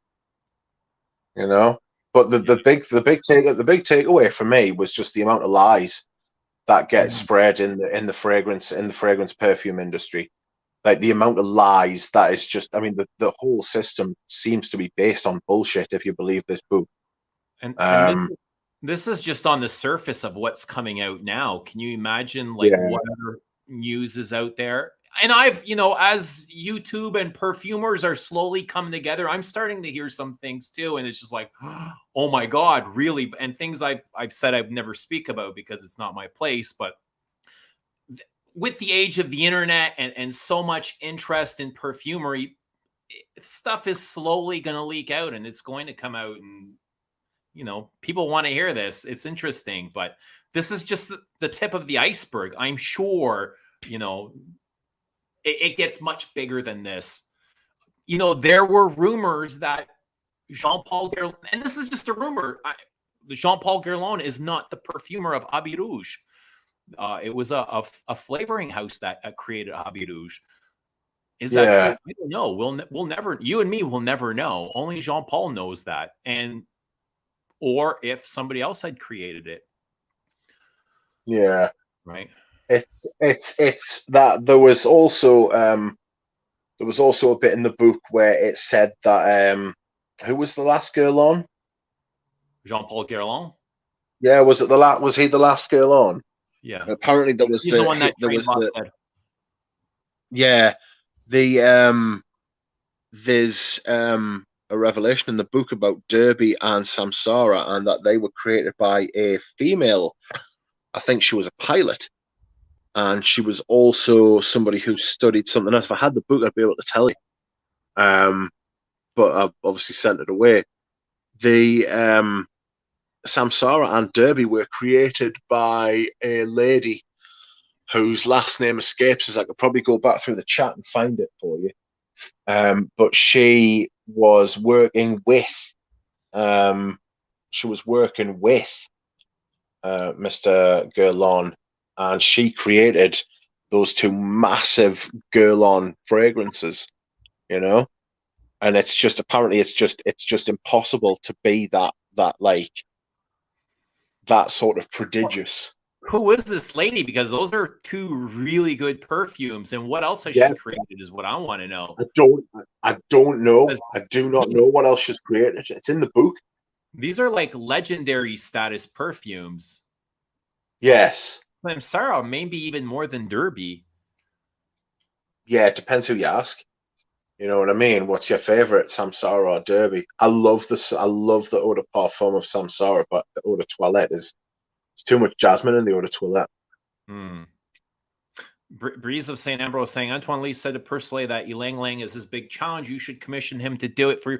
And I had this conversation, I think it was with you and Galen, saying I'd love to do an Ylang and leather. And Galen brought up like some other brand or two other brands that had just done that without me even knowing. I was like, okay, something to rethink. But yes, I love Ylang and I'd love to create an Ylang perfume, maybe paired with leather. But if it's something that's done before, I'm not interested. Yeah. But then again, I've not smelt it. So, Anooj is in the house. Hello, Anooj. Maybe Anooj will come on. Anooj, do you want to come on? Please do. Please do, Anooj. Please do, Anooj. It's modern Samsara is not very good. Somebody's asking how the modern Samsara is. It's not very good. Well, I mean, if you haven't smelt vintage, I don't think it would be too bad. You wouldn't know what you're missing. Somebody's mentioned Roger Dove in the chat. Roger Dove gets a bit of a pasting in the book. Sorry, say that again. He gets a bit of a pasting in the book. He gets a bit of a slap. It's the what does it? They had a quote from was it Delacour? It was Sylvain Delacour, and Sylvain Delacour said that Roger Dove had never studied perfume, and it was what was it? A beaucoup of lies. Well, so yeah, that's like a connection because Sylvain was the creative director at Guerlain, probably right around the time when Roja was leaving. Sylvain became very close right around the time Heritage was released. Midway through Heritage, Jean-Paul Guerlain had taken her from the cosmetics department. She was like head of makeup or makeup, cosmetics. I don't know. And I don't even know if she's an official certified perfumer. She might have some basic knowledge of perfuming. I don't know if she creates her own fragrances, but she was probably there right around the time Roja was. So he was telling people he was saying it. Sorry. And if she's saying Roja is not a perfumer, I'm going to believe her. Yeah, I believe her as well. Apparently, he was somebody who traveled around the world telling people how to apply makeup properly. Or he was traveling around the UK. He was going to like the Guerlain boutiques, and he wasn't like a rep. He was like he was an in-house guy telling like a teacher telling the other people how to apply their makeup. He was a makeup guy. Roja was. Yeah, Mr. Bird.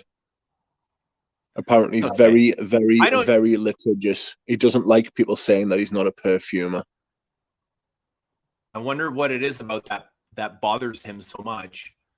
I mean, I would never say I'm a car mechanic because I'm not. So if somebody said Eugene's not a car mechanic, that wouldn't have upset me. Yes. Maybe he's always wanted to be a perfumer. I think that he would like, just from the outside and not knowing this is like fact, but it does feel like he likes the fantasy. Like he's built up the whole dream aspect, like a lifestyle sort of thing. It's it's a little bit strange how he would get so litigious over something like that, you know. Oh, Anooj is gonna come on. Wow. Let me hang on a second. Well, he says for a bit. Hang on. Let me find his He's in the shop.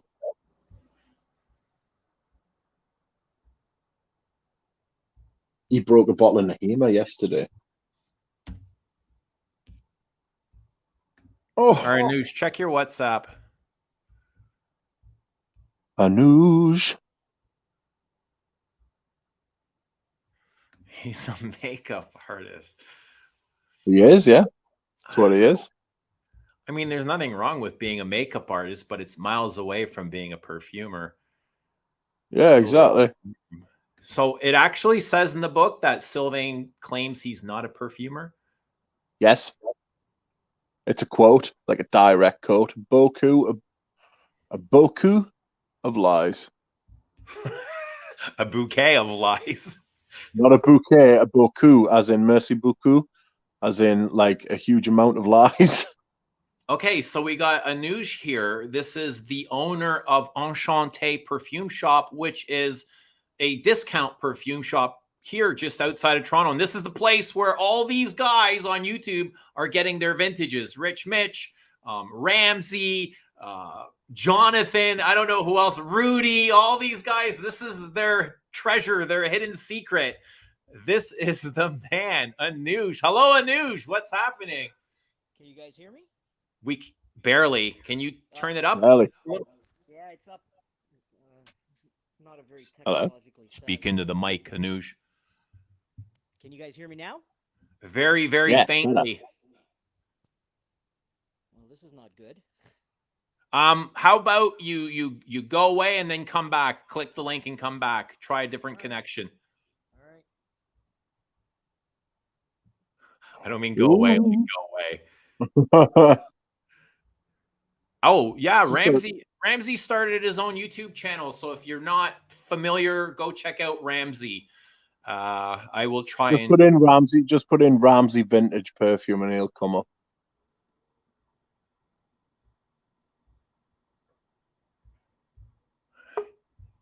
Here we go. Let's try again. Anooj. Is that better? Yes. Not a whole Just. lot. No? That's better then. I can still hear you though.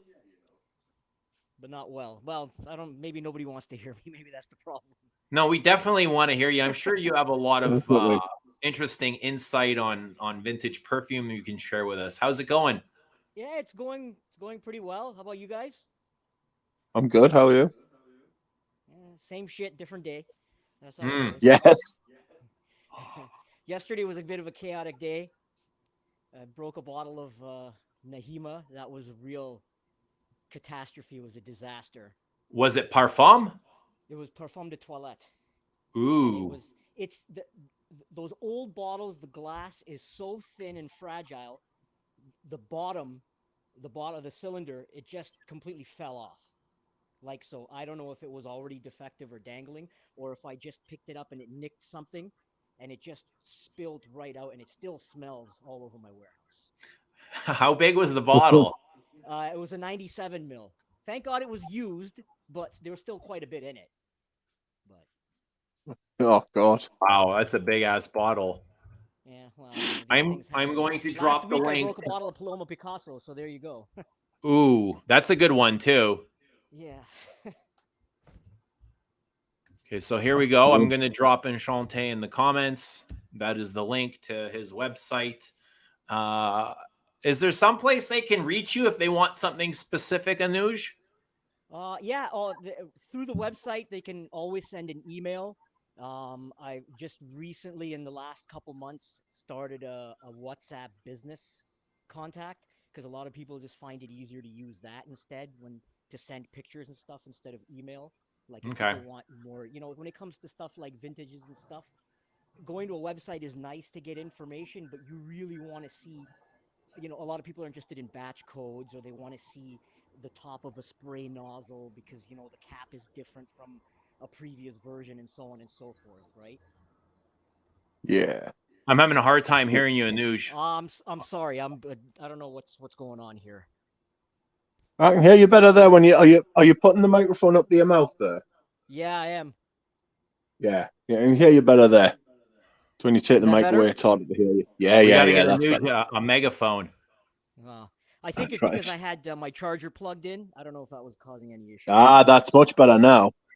Probably so. But yeah, no, anyway, so like I said, right from my website, someone can just send me an email. I've got a WhatsApp business contact info now. people can reach out if that's easier, because some people, like I was just saying before, when it comes to these older and vintages, just looking at one measly picture off a website is not good enough, and words can't do justice to someone when they want to see a batch code, or if they want to see what a spray nozzle looks like compared to something they had before, or a packaging, or you know what I mean, like that kind of stuff. Hey, Anooj, I've been familiar with your shop since you were up here at Erin Mills Town Center, which was how many years ago? Oh, I closed Erin Mills in 2016. Okay. From 89 up until 2016. It was originally a franchise location, and then the franchisee retired in 2001, and then I decided, what the heck, took it over. Back then, of course, everything was more about brick and mortar and more retail stores. Right. So we've had a lot of retail locations over the years, and just by design through the years decided to, what we're good at and what I enjoy is just vintage stuff. Right. Stay in your lane. Have you noticed an explosion in vintage in recent time? Yeah. Or Actually, I think I had this small conversation with Rich about this a while back, that to me, this is a phenomenon that's kind of just exploded in the last 5-7 years in terms of people being real serious about their passion for vintage. What's really interesting is that there are so many of these like popular brands like Dolce & Gabbana, when they switched, when the license went from Euro Italia to P&G, when that first happened, the customers who were using Dolce Parome at that time didn't want to buy any of the old stuff. They said it's old, it's expired. People were completely ignorant about this concept of vintage. The same thing happened with Eternity for Men, Obsession for Men. So many of these older classic fragrances that when they were repackaged or the license was transferred to a different company, the customers at that time, going back, now about maybe 15, 20 years ago, were adamant that no, this old shit is expired. We want the new packaging, the new stuff. And now look at this phenomenon like 20 years later, well, people are probably kill their own mother to get some of this stuff, Modern Dolce Gabbana Parome is pure dog shit. It's like the worst fragrance that's available on any counter. But you could copy paste and say that about most anything these days. Right? Yeah. I mean, it's just that unfortunately the fragrance industry as a business is one of the most ignorant and archaic run industries. In any other industry you pick, manufacturers and distributors are sharing information to the public and educating the end consumer, but not in our industry. In our industry, you have to poke and prod, and YouTubers and people like you guys who want to find out, who owns a license to this? When did it change? Why did it change? Yeah. Awesome. So what are some of the more sought after vintages that you're familiar with, or that people come to you looking for? Is there a certain brand, or is it just certain one-off pieces? A lot of the time, well, I would say Guerlain vintages is high up on the list. And Dior vintages. It's more like generic brand wise. Some people will just drop a name brand, and they're just interested in just general. They'll say, "Oh, I just I'm interested in just Guerlain vintages," but that's too large of a blanket, if you know what I mean, like to toss around. But then, in terms of just specific fragrances, Jazz is one of those that I always find we get a lot of requests for people who want that old vintage plastic bottle. Yeah. All right. People just want to. Yeah. Those who people just want to own a piece of history. The gentleman who's on the chat right now, Rich Mitch, no one has to tell him what it's like to go down that rabbit hole, right? It's been a long and fascinating fall down the hole. It's a big world out there. The world of vintage is big and relatively untapped so far. I'm glad I have got in early. Anooj, do you ever feel like the bottom is going to fall out and we're going to run out of vintage, or is this something that is going to be sustainable? This is something for a while at least is going to be sustainable, because you know what? There's still there are currently brands and brands that will be in the near future that are constantly going to be delisted, discontinued, go out of manufacturing. So right now it's just become this steam-rolling like monster that's just out of control right now. But it's there because I don't know if you guys, I'm sure you guys know in your hunts for, sorry, I'm kind of new to this. If I talk too fast, just tell me to shut the f up. No, not at all. Like those who are vintage hunters will use lots of avenues like eBay or Amazon, and then you're finding that more and more people are just buying and selling their own stuff again. So this is how you get artificially manufactured blown up prices for a lot of these things, that if you really Yeah. think about it, okay, yeah, just because it's a vintage doesn't mean it needs to be sold for like $300 or $400. I mean, that's a little bit ridiculous, right? But there's always Yeah. fragrances that are going to be like, just in the last 4 years, um, Czar by Van Cleef and Arpels is discontinued now, right? So that's become something now that people are just like, oh, okay, we want Czar, vintage Czar, or this, that, the other. Tomorrow, something else is going to be discontinued. And Yeah. those who use the specific fragrance, even if it wasn't a big seller when it was out, once it's gone, if it's got a little loyal following, those people want what they want. That's right. I know what I want. I know that I prefer the old ingredients, the old style of blend, and the old bottles. I prefer everything about vintage perfume compared to what new perfume is. Rarely. I mean, we had Les Indémodables on earlier on, and that's Wow. one of the only modern brands that I really like. Well, I mean, older brands, it's like a bit of nostalgia and a bit of, you know, how to put it, like it's just they're the spirit and the concept. Like you could say 30, 40 years ago, a fragrance was created because it was an inspiration. There was an idea that led to a meeting of minds between noses and bottle designers and artists, a poster Yeah. campaign, something like that, right? Everything was just tied together. Now everything is just made up like, oh, we need Calvin Klein, we need a hit in the third quarter, right? It's made in a boardroom on a computer or a spreadsheet, and Focus groups. like and every, like, you just exactly, Eugene, what you just said about the modern version of Dolce. Most of it that comes out like this is utter trash. And then in the last 20 years, you got this wave of flankers and limited editions that all they do is just recycle the same juice over and over again. In Yeah. my opinion, anyways. No, I totally get what you're saying. It's more the grind now than the flash of inspiration. Oh yeah, there's not to say that there's not inspiration. I'm sure there are a lot of up and coming smaller niche houses and some companies that still have some kind of, integrity or passion in what they do. But it's easy to generalize and just say that, the industry as a whole, everything is just about volume and mass marketing. That's it. So Yeah, do you moving do you units. do you keep up to date with modern releases, or do you not I care? try not to as much as possible, but at the end of the day, I mean, look, let me not get too carried away in bullshit.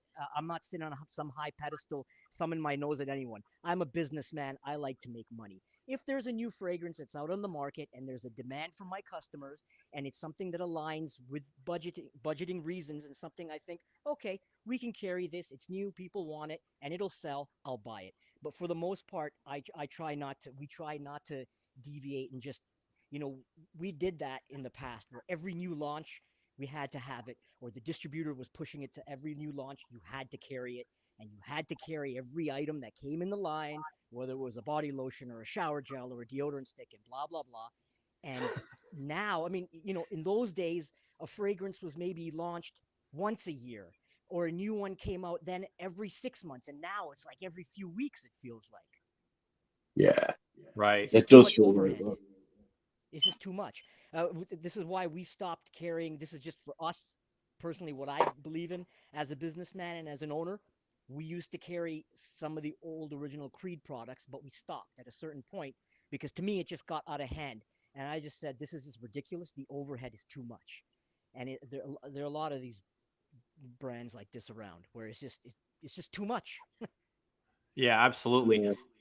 how did you get into perfume in the first place? Like, Well, what this is was a it about? family business. This is a family business started by my father, he's a chemist by trade. So my family originally were from East Africa, from Kenya, as during the British colonialism, there's a lot of Southeast Asians in East Africa. So my father used to work for Esso in Kenya in the 60s and 70s, and then when they decided that they wanted to have a better life, they decided to move to Canada in 1969. And my father used to work for Maybelline here as a chemist. And then he went to his boss started their own cosmetics company called Remi Pulverail in the 70s. And she was an amazing woman who had the utmost respect for all of her employees. When she decided that my business is no longer sustainable and I'm going to go under, she told everyone. She gave everyone like a year's heads up that, look, we are going under. You need to take care of your families, so do what you have to do. And she pushed my dad. She's the one who pushed my dad, said, you need to get into cosmetics. And from there, it just snowballed. And he ended up with a small little cart in downtown in the Royal Bank Plaza. You know where the path is today? Union Station? Right. Right. So in that, he had a little small, tiny cart where he started selling perfumes. And then from there, it just went. At that time there was nothing like that in the city. This was in 1979, and then we fully opened our first store there in 1981, and then from there just more brick and mortar year after year, every few years. Wow. Mm. It's amazing. It's amazing. It's amazing how back 40 years ago, 30 years ago, you could do stuff like that. You could start with a cart, Yes. and you just can't do that now. No, the day of small business, I can only speak just for our local Canadian market, but the day of the small independent business is soon coming to a close, I'll tell you that much. Yeah, yeah, it certainly feels that way, doesn't it? Anooj, do you wear fragrance or do you just sell it? Like, do you have any For favorites? the longest time when I was younger and when I was a bit more enthusiastic and passionate about the industry in general, I used to. And then in the last 10 years, as I become an old man, I've become like my favorite musician, Biggie Smalls. I don't get high off my own supply, is my rule now. Right. So what kind of fragrances did you used to enjoy in the past? What Well, were some of my your youth, favorites? when I was young, I had a fascination as a kid and even into my teens with the original Tabac by Wirtz and Zizany. For some reason, those two just appealed to me. I think it was more about just memories at a certain time. I know my dad used to wear Tabac and he used to wear Santos when I was a kid, and then just some of these memories like that's every time for me, fragrance is associated with like a memory of what I was doing at a certain point, a time in my life. That's kind of how I have a memory of, if you ask me, when did you buy this stock of yours? There's always a memory associated with it that I'm always able to just trigger and remember. So like Yeah, those were my two favorites as a kid growing up, Tabac and Zizany. Don't ask me why, but I like what I like. right. So yeah, have some nostalgia attached to the old fragrances. Absolutely. Absolutely. Yeah, yeah, I believe you have to. If you're a true fragrance lover and if you're really, really passionate about it, there has to be memories associated with it. All right, so you don't get high on your own supply. Do you wear anything modern or anything at all? No, I don't like any of the modern stuff. Anything that I come across that's new, I will spray it, wear it just to see what it's like. But I just more and more I just get disappointed by modern stuff that I say, let me not start my day off badly by trying this new Dolce flanker or something. I said just let it go. Right. I Even my the passion is more in the business, and that's what gets me up every morning. where do you find a lot of these vintages are showing up from? Like, do you have to go out and look for them, or do people come to you and say, "Hey, I've got this"? And do you ever know where they where Yeah, where they now in were today, stashed all these years? oh yeah. At this point in time, it's almost virtually impossible to have someone come and say, "I want this vintage," and then you go hunting and look for it because everybody's trying to do that, right? So, I mean, like I said earlier on when we were talking, I said that I noticed that when a lot of these fragrances started changing packaging about 20 years ago, or the licenses were changing, and remember I mentioned that at that time a lot of those customers in those days didn't want to buy the old style; they wanted only the new. And something, kind of a light bulb kind of went off in my head early on, thank God. And I thought, you know what, there's gonna come a time where someone who's 20 now, when they're 30 or 35, they're gonna come back looking for this when they have more money in their life. And that's what started to happen. So we just, anything that we could get our hands on, that I thought I would just treat it like the stock market, to be honest. That Mm. if I had a feeling that this fragrance was going to lose a license, or it was going to become discontinued, and if I found I could get a great deal from outside of Canada, we would just buy in a giant lot and just sit on it and sit on it. But that too, not just sitting on it, but making sure that, in our warehouse everything is temperature controlled, and you store the products properly.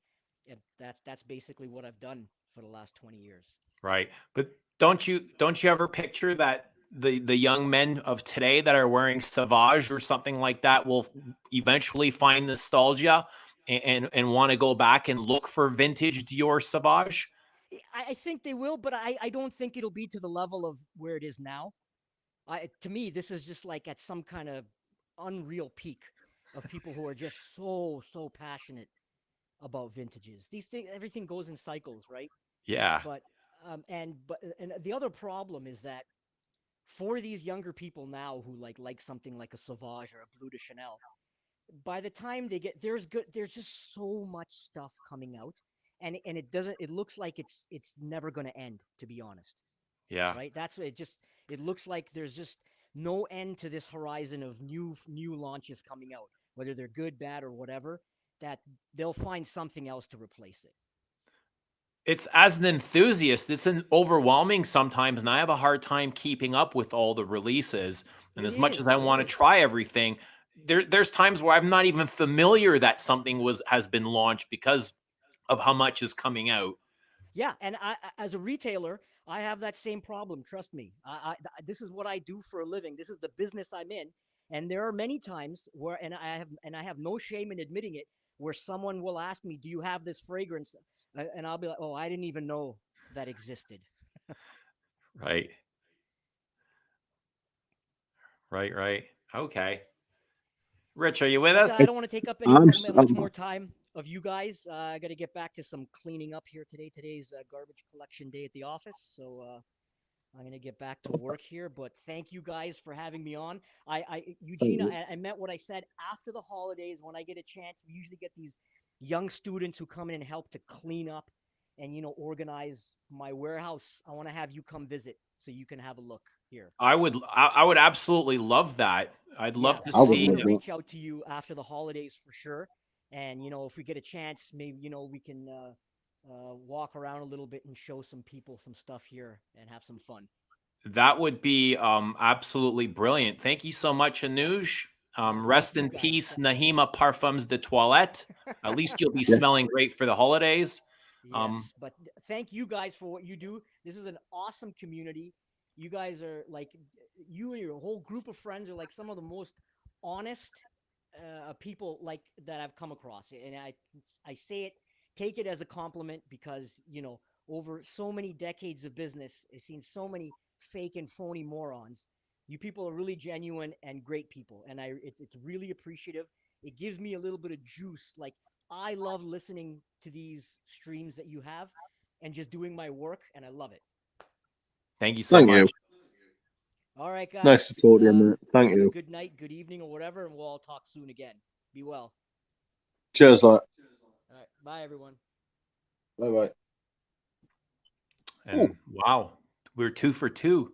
2 wonderful guests. What a surprise, 2 hours ago, I had no idea this was going to happen. And you know what? We just missed out because Christopher Chong was about to come on as well, but he's at the opera. But he does say hello to everybody. We would have been 3 for 3. We just missed out, right? Imagine. Yeah, that would have been something hell of a stream, that, by the way. Yes, You I know? would love to have seen him. But I we probably wonder, wouldn't do you have know? gotten much out of him. He doesn't like to say a whole lot, does he? No, well, I don't know because I'm not on the social media that everybody else is on. So, but I've heard he's quite a rascal Yeah, yeah, yeah. in the nicest possible way. He's got a good sense of humor. But Anooj was great. Welcome back anytime, Anooj, whenever you're in the area or you've got a few minutes to spare or you want to share something with us. Feel free to click that link or give Rich or myself a message, and we'll see you. Yeah. What else? I don't know. Yeah, this is a very great community. A lot of honest people, a lot of great people that I've met. And even though I'm like a big loner and I kind of live alone and like to be alone, I get I meet a lot of great people here that just want to talk about perfume and don't want anything or don't expect anything from me. Once in a while there will be some kind of weird things, but for the most part, it's been a wonderful community. Yeah, it is. He said to me what he said there before as well. Like the people that had like I'd put him onto, I'd put onto him. You know, like you and Yeah. Jonathan and like all of that. He was Yeah. saying that to me. He was like, that's amazing. He was like, they're amazing. And I was like, yeah. I was like, it is. It's a really good like passion, and there's no sort of like bullshit. Well, there's very little bullshittery. Some people try to cause shit. Yeah, or people trying to scam him or something, right? Yeah. Yeah. Yeah. It's generally it's a good place, you know. Yeah, it is. It is. And I think we try and Yeah. keep it a good place. As soon as we see any kind of funny business, we try and kind of take it out. Yes. To be Yes, safe. right. I just want it to be safe and fun for everybody. Yes, that's right. It is that way. I'm just waffling now. I'm just fucking wrecked. I'm getting tired, to be honest. You're right. Yeah, I'm all right. I'm just fucking. It's got sore legs for some reason. I had to go and wash my hands. That's why I was muted for a while. I had to go and wash my hands. Okay. I put some Incense Extreme. I got a sample today of Andy Towers' new perfume, Sundowner, and I also thought I would try Incense Extreme again. And I put Incense Extreme on, and ever since Remi was talking about that extraction using the petroleum Right. stuff, all I can smell from Incense Extreme petrol. Literally, I'm not getting any incense at all. I'm just getting petrol. He was talking about a banned substance or something that should be banned, and I don't know how he pronounced it. Did you catch that at all? Something like Xalem? Yeah. Exame. Something I have like no that. idea what that means. But yeah, he kept talking about petrol. Yeah. And ever since he said that, right, all I've been able to smell on my hand from this Incense Extreme is petrol. Yeah. And it's funny, when I wear a designer fragrance, I have a really hard time picking out notes. Like, to me, it's just like this hodgepodge of chemicals. And it's like it's watered down in this syrupiness, this artificialness. And I'm not, not to be disparaging to designers. If you wear them, great, but I don't understand them for the most part. They don't smell as clean as, let's say, a niche. And it's not that I prefer niche to designers. I love my designer exclusives, but when I wear a mass appealing designer, even something like Bleu de Chanel, it's just like a lot of harshness, like chemical stuff. Yeah. That's why I asked him. That's why I asked Remi if he thought that the oil houses were driving it, because it doesn't feel like it's something the customer wants. It feels like it's something the companies want to sell. Yeah, he said it was lobbying, right? Yes, that's right. Yeah, it's like that. You do get that feeling from brands. Yeah, That it's like it's in their interest, not yours. Right, like gun manufacturers lobbying governments, and that way, you Yes. know, guns will never get yeah, it all makes sense, totally. Yeah, exactly. It's And they're in every trying. community, not just government or religion or politics, or you know, I'm sure it's reared its head in perfumery where there's billions of dollars to be made, and where there's billions of dollars to be made, there will be corruption, and Yes. that's a form of it. People want to get rich, and they want their materials to be used, so they'll try and keep other materials out of the business. Yep. It's like you were saying about the wine as well. That's my philosophy about perfumes. Like you will get differences, and the differences are where you will find like the beauty and stuff like that, you know. I thought that was a really good way of putting it.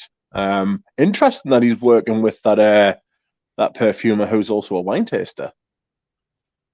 Yeah, that's right. They kind of go hand in hand, though. There's a lot in common, isn't there? Yes, that's what they reckon. It's really interesting. Excuse me, it's really interesting. That really interesting. Jeremy Hines has been stuffing his face. Does anyone else want to come on? I mean, it's. Don't be shy. I'll stay on for a little bit longer. We're not even at 2 hours yet. Maybe we can get Jeremy Hines. Ramsey wants to come on. Ramsey could come on. Yeah, Ramsey, Ramsey, come on. Anyone? You know what? With Chanel month, I've been wearing mostly Chanel and just kind of like the Antoine Lees that I've been talking about. But here is, and I don't talk about citrus perfumes a whole lot because I find them utterly boring, but here is a very good, underrated citrus that can be found for quite cheap. And this is Cristal Eau Verte. And I wore this last night to bed, and just so fresh and clean without being boring.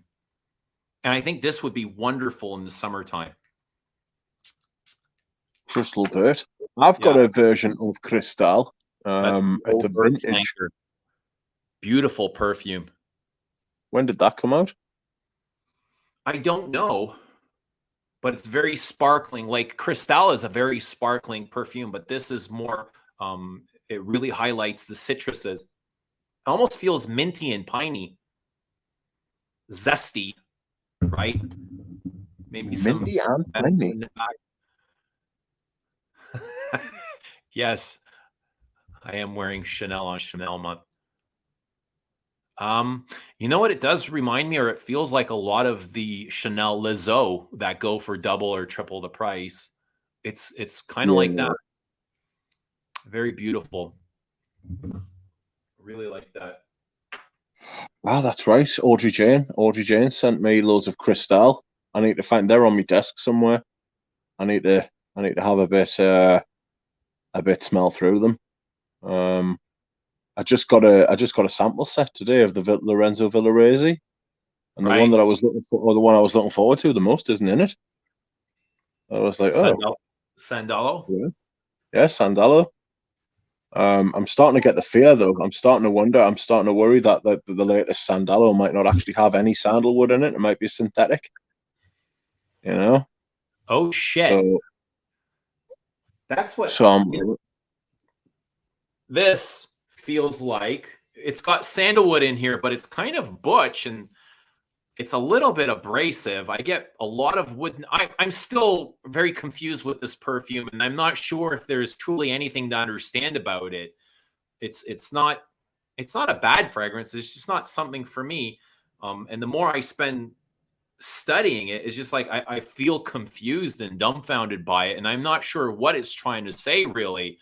It's like fresh and clean and woody, and it has this blue, like somebody was saying in comments not too long ago, like, why are you guys saying this blue stuff is you know the first generation of blue when there was cool water, and he listed all this other stuff where, and I get what they're trying to say. Cool water was it was much more aquatic, and when I say blue, I mean blue in a shower gel sort of way. Yes. Yeah, I don't get aquatic from Sauvage or Bleu or Dolce & Gabbana K or any of those.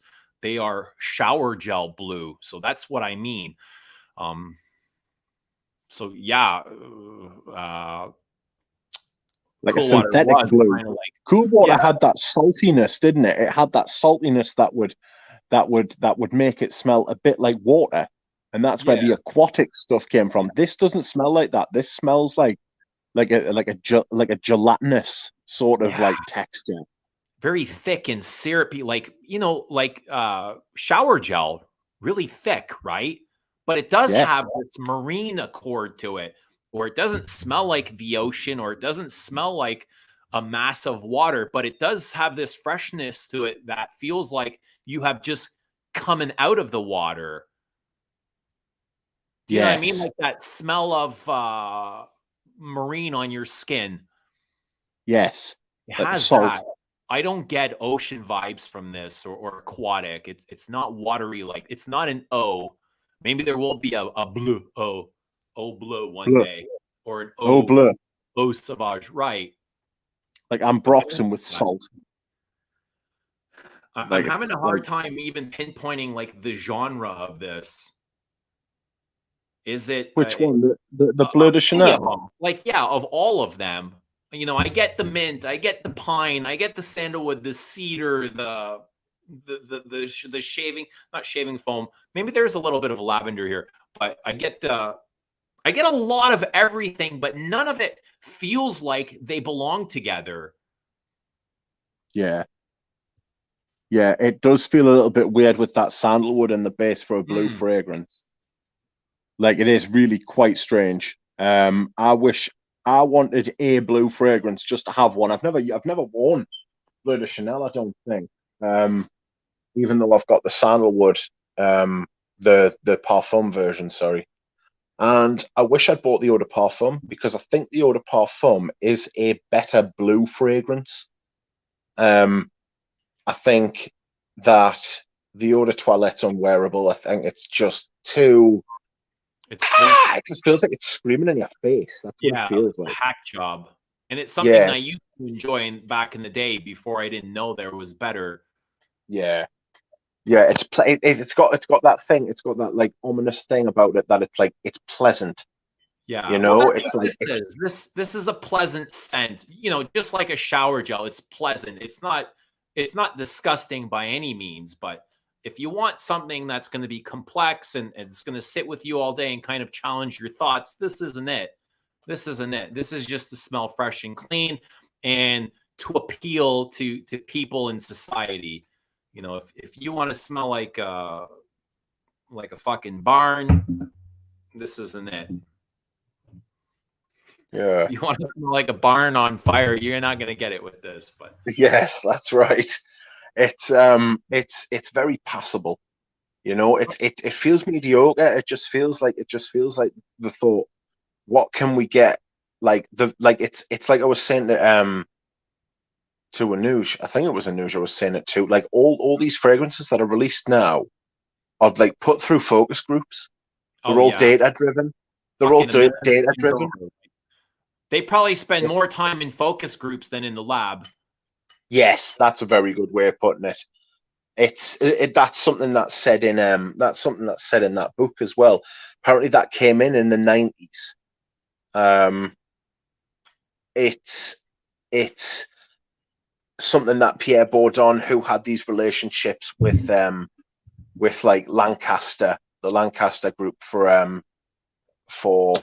Davidoff, and he made a couple of fragrances for them, and he had these relationships with oh god, I wish I had the book. I'd be able to tell you. He had these relationships with different like people in charge and above him, who would literally just say like Pierre, that's brilliant. Like I love that. I want that. That's like for us, but never his dad. Although his dad did turn around and end up wearing Koros. His dad was a big fan of Koros. Oh, It's yeah. Anybody with any knowledge of perfume that can't go unnoticed. I mean, it's a massive perfume. You know, the more you think about it, the more it's on par with a lot of the other iconic fragrances. It's probably one of the first masculine icons. You know, it took a long time for masculine perfume to catch on. Habit Rouge wasn't a success at launch. No, you're absolutely spot on. It was probably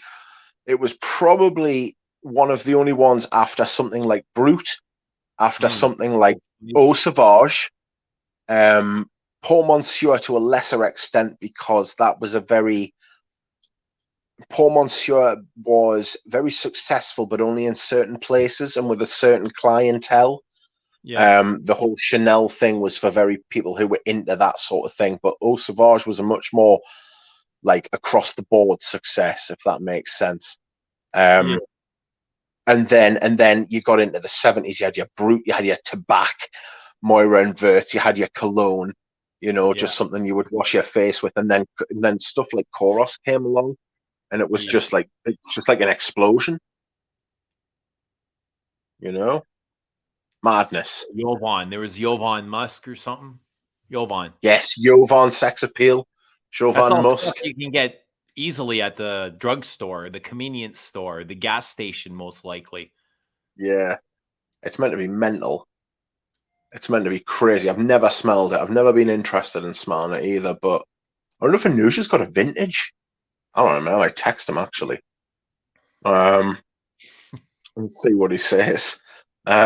This is what happens. This is what happens when you've got his WhatsApp number. You're just sitting thinking about perfume, and something will come into your head, and you'll be like, "Ooh," and get in touch with, like, send him a text or something like that. And I was like, "Have you got any vintage Brute?"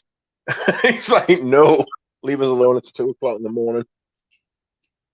Will I create any sandalwoods? You know what? I don't really like what the sandalwoods are today. I know Persulet was talking about sandalwoods the other day, and he was reviewing the Tom Ford Eben something Fume Eben Fume. Yeah. And I didn't catch the whole video. I caught like a snippet. I'm not even sure if he liked it or not, but there's not too many sandalwoods that are going to come out and remind you of classic sandalwoods, because sandalwood has changed a lot. So I don't know, but even with Chypras, it's hard to recreate a classic Chypra. You know, it's not going to smell like vintage Chypras. There's a lot of things I'd love to do, but they're just thoughts right now, and you have to kind of create. You got to create a path to get there, and I don't know how that would be.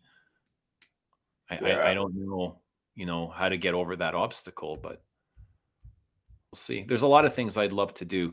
Will I make a video of most worn favorite? Yes, it's an idea I've got. I've come up with a list. I took a picture of all the things that I've purchased this year. Maybe I'll do a 2021 haul. I picked up about 45 bottles this year, which is about half of my usual a yearly haul. But it's a good effort, though. Like, you've halved it. I'd like to do something like that next year. Maybe it's even more dramatic. 48 bottles. And that's if I've marked every single one, which sometimes I miss.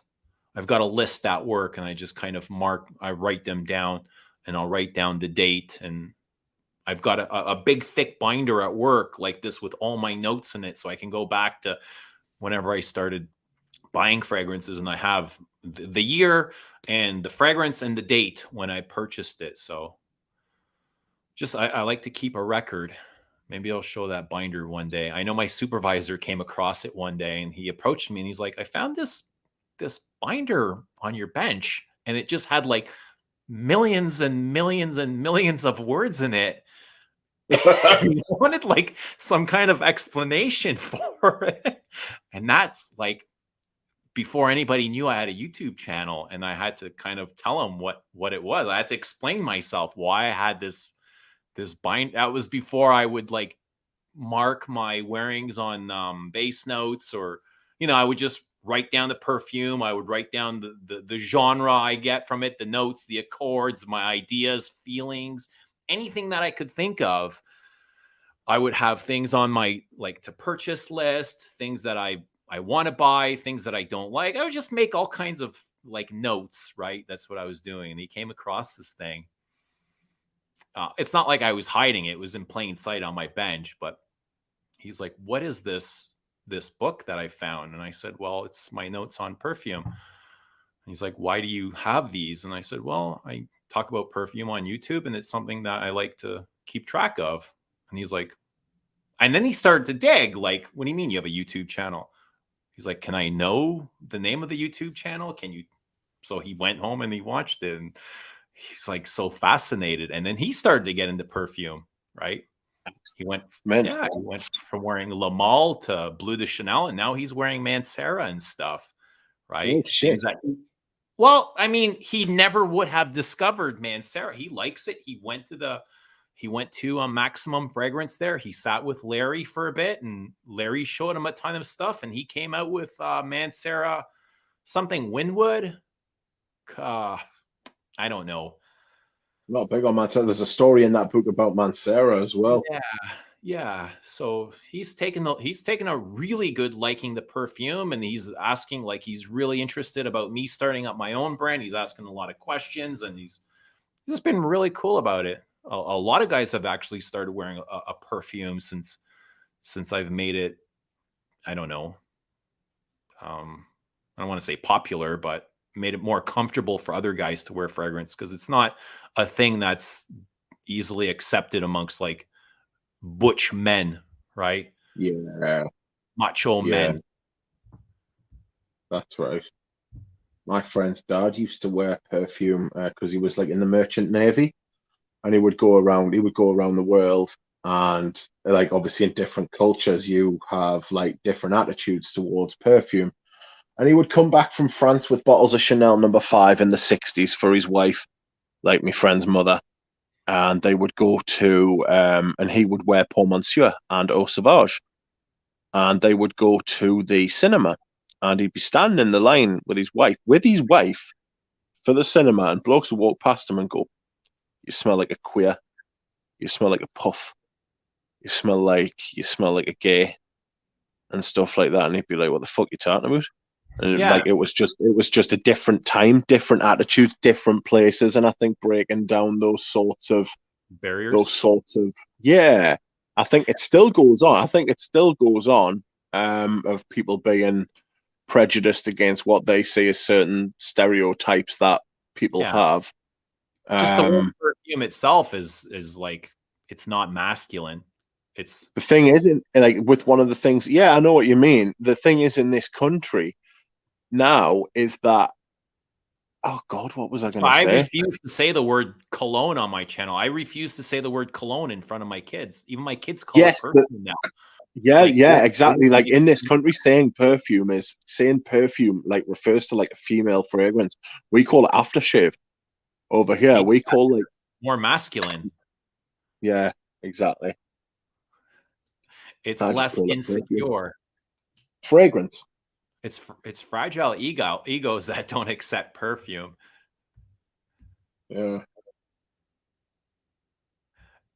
So what would you recommend to somebody just getting into niche? Honestly, start with the classics because they're all niche. Number 5, even Coco, Antaeus, Fahrenheit. That's all niche perfume. Okay, forget about the constructs. Even though they're from designer brands, it's all niche. Mitsuko, Shalimar, Vol de Nuit, Abbé Rouge, Samsera, Chamade, Derby, Pour Monsieur. What else? Bellamy, Equipage. Start with the old classics. If you want something modern, I don't know, modern niche. I don't know too much about modern. Honestly, I don't have a whole lot of modern niche. No, I don't either. This is all designer exclusive, except for Frederick Mull. Yeah, mine's vintage designers. Designers were the niche.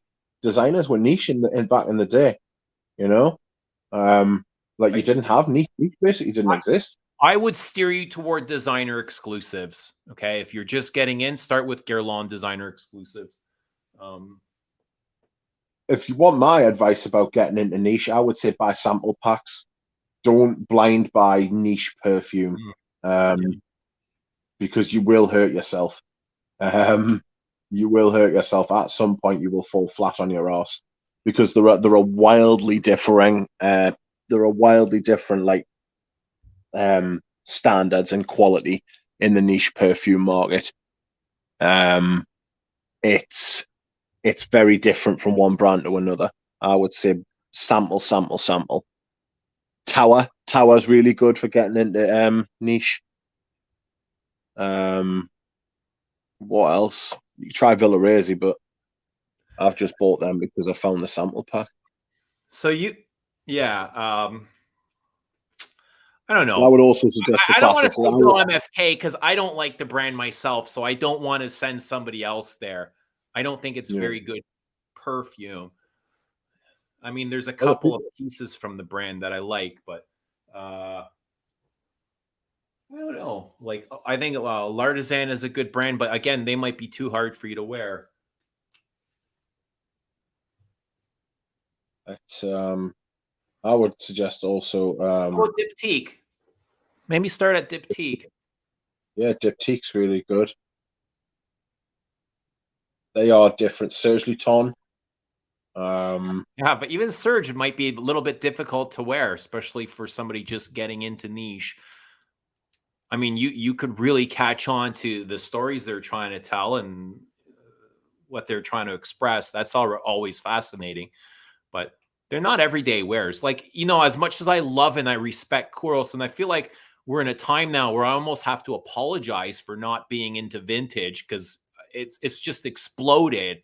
You know, I feel like an oddball because I do love modern designer exclusives, but Kouros is a great perfume and I love it and I have so much appreciation for it, but it's not something I'd want to wear every day. You know, it's you couldn't need a whole one. Perfume. And that it's just not a style that I like. I like, you know, those very tight, close skin scents that are airy and whimsical. You know, that's my style. That's the thing that I like. Try if you're looking for something. I mean, it's not a niche house, but stuff like Lalique. You could try the Encre Noirs. They're different from what you'll have smelled before, if you haven't smelled them, of course. There's a thing as well about not Cedre Boisse. No, it's the worst fragrance ever. No, don't get into Manceras and Montals, in my opinion. Do you know his original name is not Pierre Montal? Don't know. Yeah, his original name isn't Pierre Montal. I can't remember what his original name is. He still can't blend though. Is he the actual perfumer? Yes, I think he is actually the perfumer, but there's like some stories in there. Apparently he's a thug. Apparently he's like a criminal. Like, and like he's like ripped people off and stuff before like that. So it's not ideal. Some crazy stories. I wish I had the book here. I'd be able to tell you, but like I say, I don't know. I just do not know. I have no idea what Denby's going on about here. What's he saying? Give us a second. My picture keeps dropping like from like 480p to like 144. I was gonna say you sent me a screen. Sorry, that was so rude of me. No, go on. To cut you off. You sent me a screenshot of that book, and it's something that I'd thought about for like a long time. Was opium, the woman's opium, was inspired by is it Youth Dew? And I had always made that connection, and I was like, this is so interesting. Like, they're both very heavy patchouli dominated spicy fragrances, very woody. And I there were times where I had a problem like trying to identify them, like separate them from each other. I'd be like, which one is which here? You know, if I were to spray them on a blotter, I'd be confused at times. Yeah. So what else did it say in the book about that? I just said that was one of that was an example of like huge perfumes that people say are like original and brilliant and well made. And yet it's a play on a previous fragrance, on a fragrance that's been done before. And he says, like the bloke was like, it happens all the time in perfume. Even Pierre Bourdon's done it with other stuff. So it's a well-worn trope. Oh no, that's shite. Le Leon, 200 ml. Just smells like vintage Samsara. Smells very different. Never mind. Very similar. Baby cooking burping sandalwood now goes for about $1,200 on eBay. Really? Dries Van Noten, yeah. Oh, you were telling us about that. Crazy that. I think Mull is way overrated. Where did that go? I think Mull is, yeah. What about it? Is overrated? Is it the price? Is it what? What is overrated? I don't know.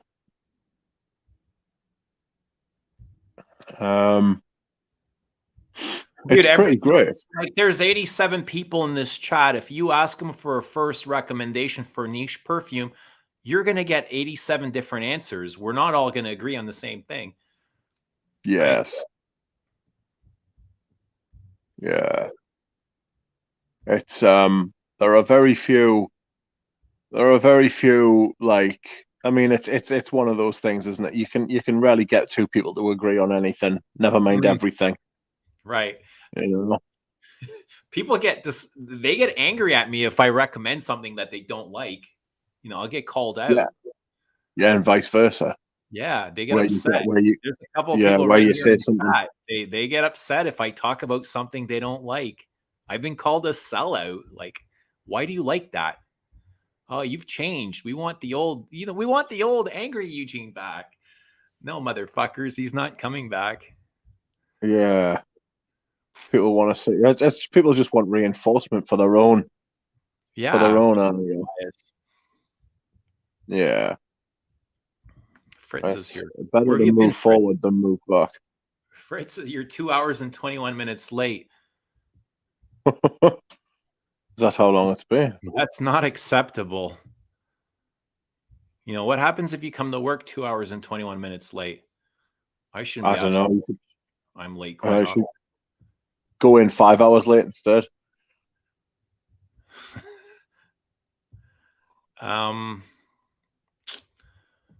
What else? I don't know. Have you got any perfumes lined up to buy before the end of the year? No, I think I'm done. I think I'm done. I think I'm done as well. I was tempted to get a couple of things, but I think I'm finished for the year.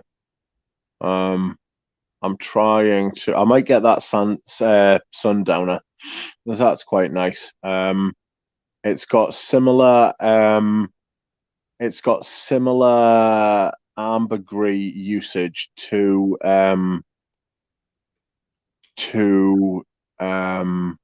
what's it called? Amber Supreme. It reminds me a bit of Amber Supreme. You know how he was talking about the ambery aspects of ambergris. Like, it was like it's got that sort of, like, it's got like a warm ambergris to it. Yeah. Did you hear what he said? How it starts out backwards, like Amber Supreme? Yes. It starts out really slow, almost like the dry down of a perfume. Yes, that was interesting, wasn't it? Yeah. The Udo Pentagraph says she wants Amber Supreme. I'd go for it. Like, yeah. It has a really lovely, very soft floral accord right in the top. Yeah. It's very I get like I described it at first as being like a blue fragrance, like being the ultimate blue fragrance.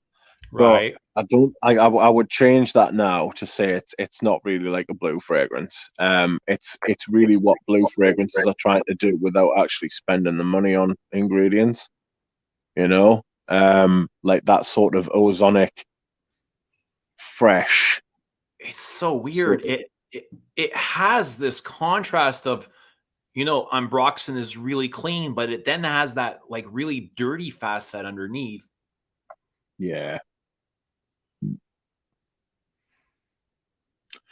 Jura Rose is asking if anyone has tried the Cartier Ouds.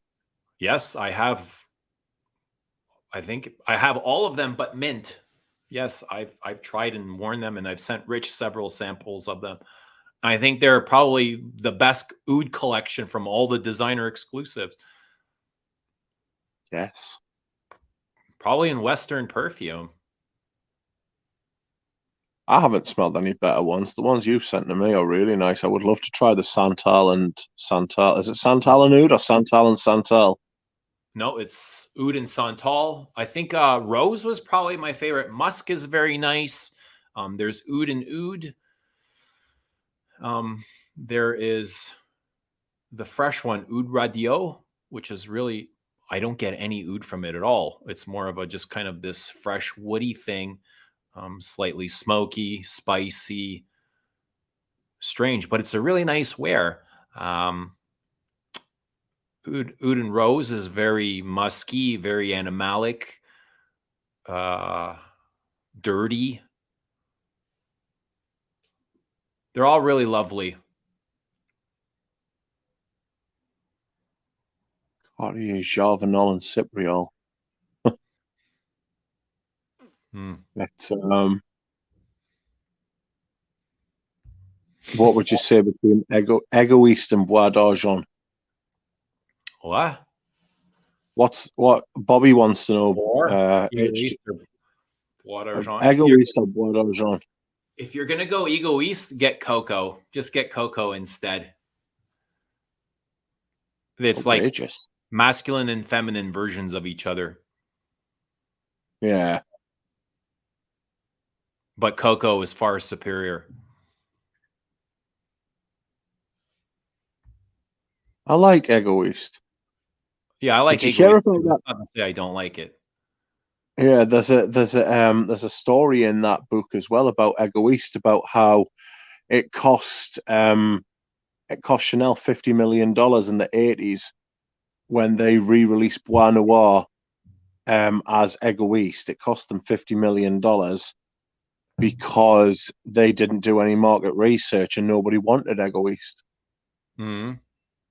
So now, if they had done market research at the time, they wouldn't have released Egoist, and we would be without Egoist. I wonder, they're still selling Egoist though. It's not like they've discontinued it.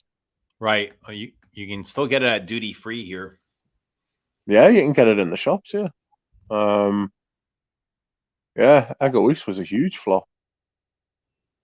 Big flop. Flop and hoop.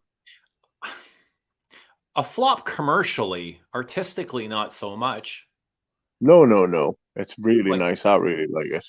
It probably flopped when it came to selling bottles, but I think it's a beautiful fragrance. Yeah. It's not going to sell like Bleu. Bleu. Bleu. It's not going to sell like Bleu, but that's the problem. That's what businesses are in the business of doing, isn't it? Making money. Yeah.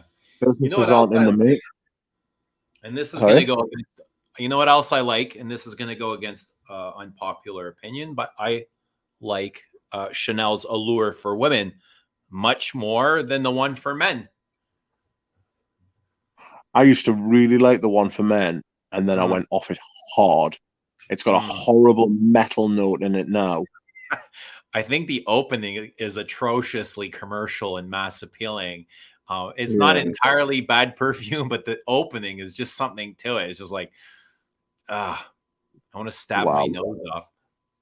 Yeah, the metallic vibe in that, and that the modern one. I used to really like Allure when I was like a kid, Metallic. But it smells. Yeah, I get a Are you metallic talking vibe about from Allure. Platinum Egoist or Allure? No, from Allure. Allure on. I get like the modern one. If you go in the shop and smell it, I've got the if you go in Allure. the Holm. The Allure for men. Yeah. Yes, it gives me a metallic vibe at the top. I don't know how old your bottle is. Someone as Jura is saying he loves Egoist, but he's not a fan of Platinum Egoist. I'm not a fan of crazy about Platinum Egoist. either. There was a time where I liked it, but I can't do metallic very good. Yeah, I can't wear it now. There's something in the top of this that drives me nuts. Is it the aldehydes? No, it's just some kind of. It smells like a lot of other mainstream perfumes. Maybe it's the sweetness. But you know what this is to me? This is a barbershop fougere. Through and through. Really? I like that. Yes, I get a lot of lavender and shaving foam from this. Spice. This is, it could have been a really good perfume, you know, without the top. Or if you can survive the top notes. Yeah. But I find this very barbershoppy. And then the dry down, it kind of transitions into this oriental, like woody, Yes. tonka, Sweet. A little sweet. vanilla, sort of ambery. Vanilla. There's parts of it I like, and then there's parts where I can't stand. Yeah. I get it. I get like an ironing board sort of vibe at the top. Mm. Ooh, excuse me. Yeah, I do. I get an ironing board sort of vibe at the top of it. It's very it's not like a steam, almost like a metallic, you know, like that sort of vibe. Of this Allure, Yeah, Allure Homme, yeah. I find the woman's much more interesting, and it's just florals and vanilla. Vanilla. Vanilla. Oh, It has this. It's a big white floral, almost like there's something tropical in there as well. But it's beautiful. see, I haven't got Powdery, it on hands. spicy. Yeah. I haven't got it on hand. I can't smell it. I don't get metallic on Allure either. I get much more metallic on Platinum. Oh yeah, I get metallic on Platinum. That's basically what it is. Like, smells like a battery. Like it's got that. Sticking a battery up your cornhole. Like you and I were discussing offline spicy foods the other day, and we get why it's spicy going in, but why does it got to be spicy coming out, right? Like, why does that part need to be so I don't know, so sensitive?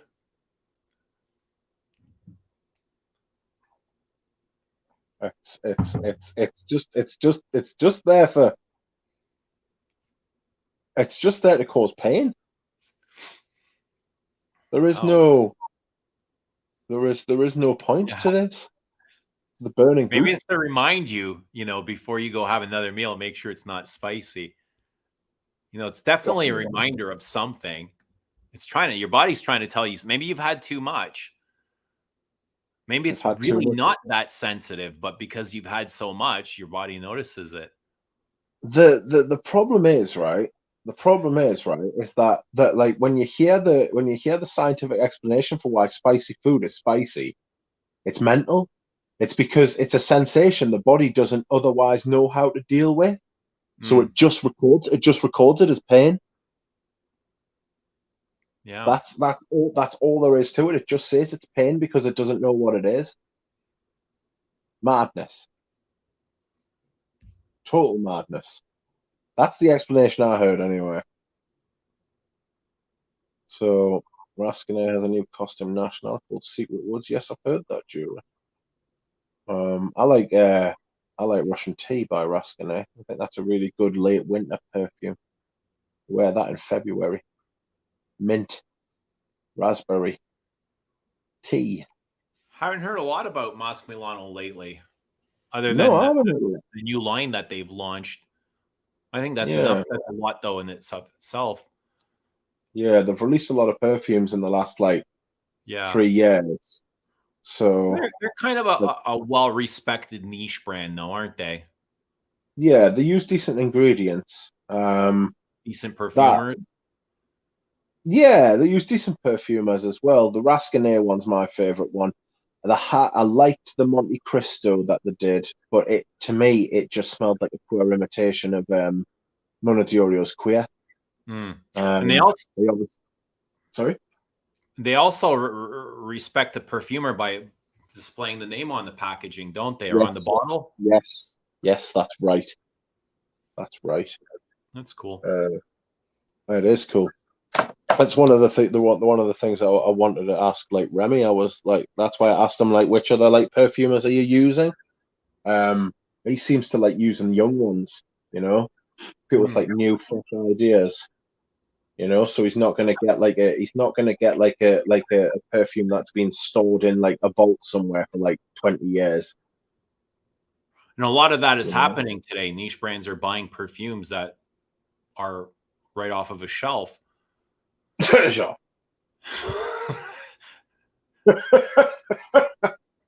There was a story about Zerjoff. There was a story about Zerjoff in that book. I can't remember what it was, but he did fairly slap them down. So quote the name of the book. The Ghost Perfumer. Okay, and what does the Ghost Perfumer say about Zerjoff? He said there was something they were talking bollocks about, and I can't remember what it was. Oh no, they're essentially a clone house. I think that's maybe what he said. Were when they started off, they were not heading that way, but that's kind of how it felt. I don't know how if they are as much anymore. But again, I'm not familiar. Like I haven't smelled 95% of their perfumes. It's that just no. I'm not a fan. Zerjoff is a clone house. To be fair, I've heard. Well, so that's what somebody's written here. Spaced out. Spaced out says Zerjoff is a clone house. To be fair, yeah, there are. That's the new trend now, is to be a clone house but make things with like really good ingredients. That's what I'm hearing. Right now, they're using really good ingredients. Yeah, it's really poor. And apparently, that's what Roger Dove. That's what Roger Dove does as well. Yeah, They're a clone house, but they use really good ingredients. It's weird. I do not, Jeremy. I got rid of my bottle. Yeah. What does it say in the book? Do you remember? And what about Zerjoff? Yeah. Is that just it? the One report. liner? It's a clone house. That's all they said. Yeah, basically, yeah. Because what he was doing is he was going through like a list of like some of the bullshit that goes on, and like he listed off a few brands. He listed off a few brands, and one was Bond Number 9. Even though the woman who's in charge of Bond Number 9 raged against Olivia Creed for stealing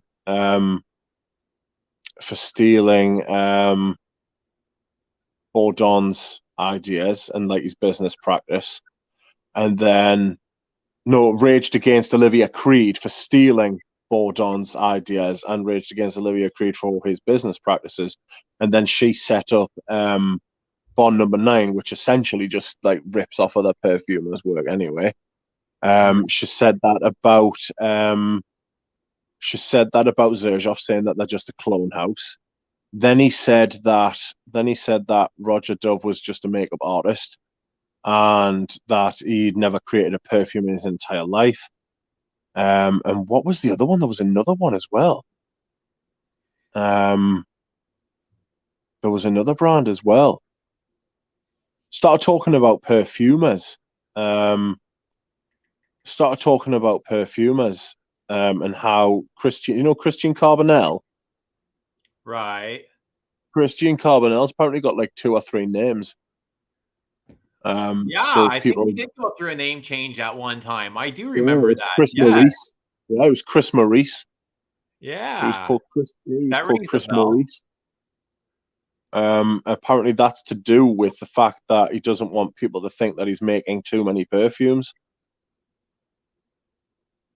So this is kind of like the story that gets circled around is when Maurice or Christopher Carbonell was starting off, he was honing his craft and trying to recreate a lot of classic perfumes and just make them better. So there was stuff like was it Alien?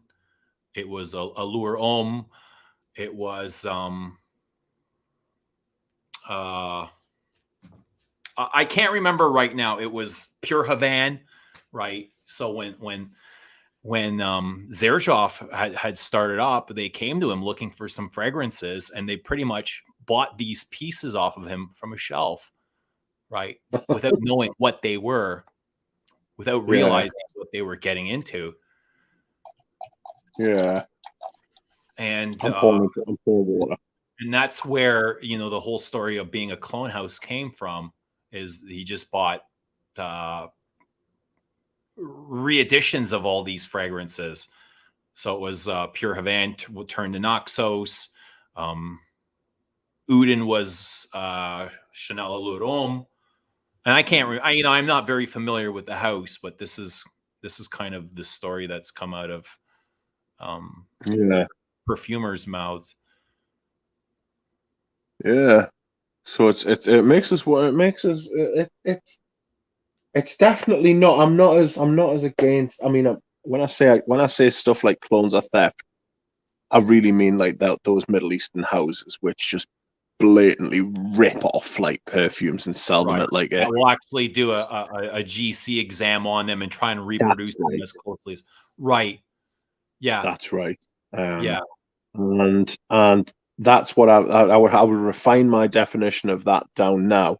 After reading that book, apparently, like the borrowing and lending of creativity in perfumery has always been, and there are only a few true originals. Ernest Beau for Chanel was a true original. Even Coty fucking copied some of the stuff, you know. A couple of the Guerlains were originals. The first two, Ame Guerlain. Aim. Yeah. Ame. Uh, Yeah, sure. He was the Ame, original and founder. yes, and then the second one, Jacques. yes, the one that Jacques did like Guerlain. Shalimar. Yeah, the one Yeah. that did like Shalimar and Mitsuko and all of that. Yeah. So like them. Who else? Well, there was like a Rudnitska. Jean Pasquale or some Pasquale. Jean Pasquale, I think, from the 1850s, and then it was Aim, and then it was Jacques, and then it was Jean Paul. I think there Yeah, were 4. yeah. You've got Rudnitska. Rudnitska was an original, you know. He was a really talented, like somebody who created like original work. But almost all of the other one, Bourdon as well. Like this book tries to argue that Pierre Bourdon's possibly the best perfumer of all time. I certainly think he's the best perfumer of his generation. Whether he's the best one of all time or not, I don't know. But I'd argue that Polish has to be in there. which Polish. one?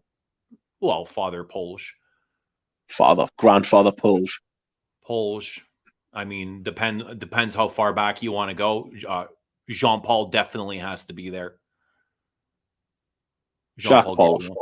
Jacques Paul. Jean-Paul Guerlain. There's been some great ones. I mean, what like the what was I gonna say? Like this, I mean, even like I'm not suggesting for a second that Christopher Sheldrake's one of the best perfumers ever, but as far as originality is concerned, some of the stuff he's created been like really like quite original, you know.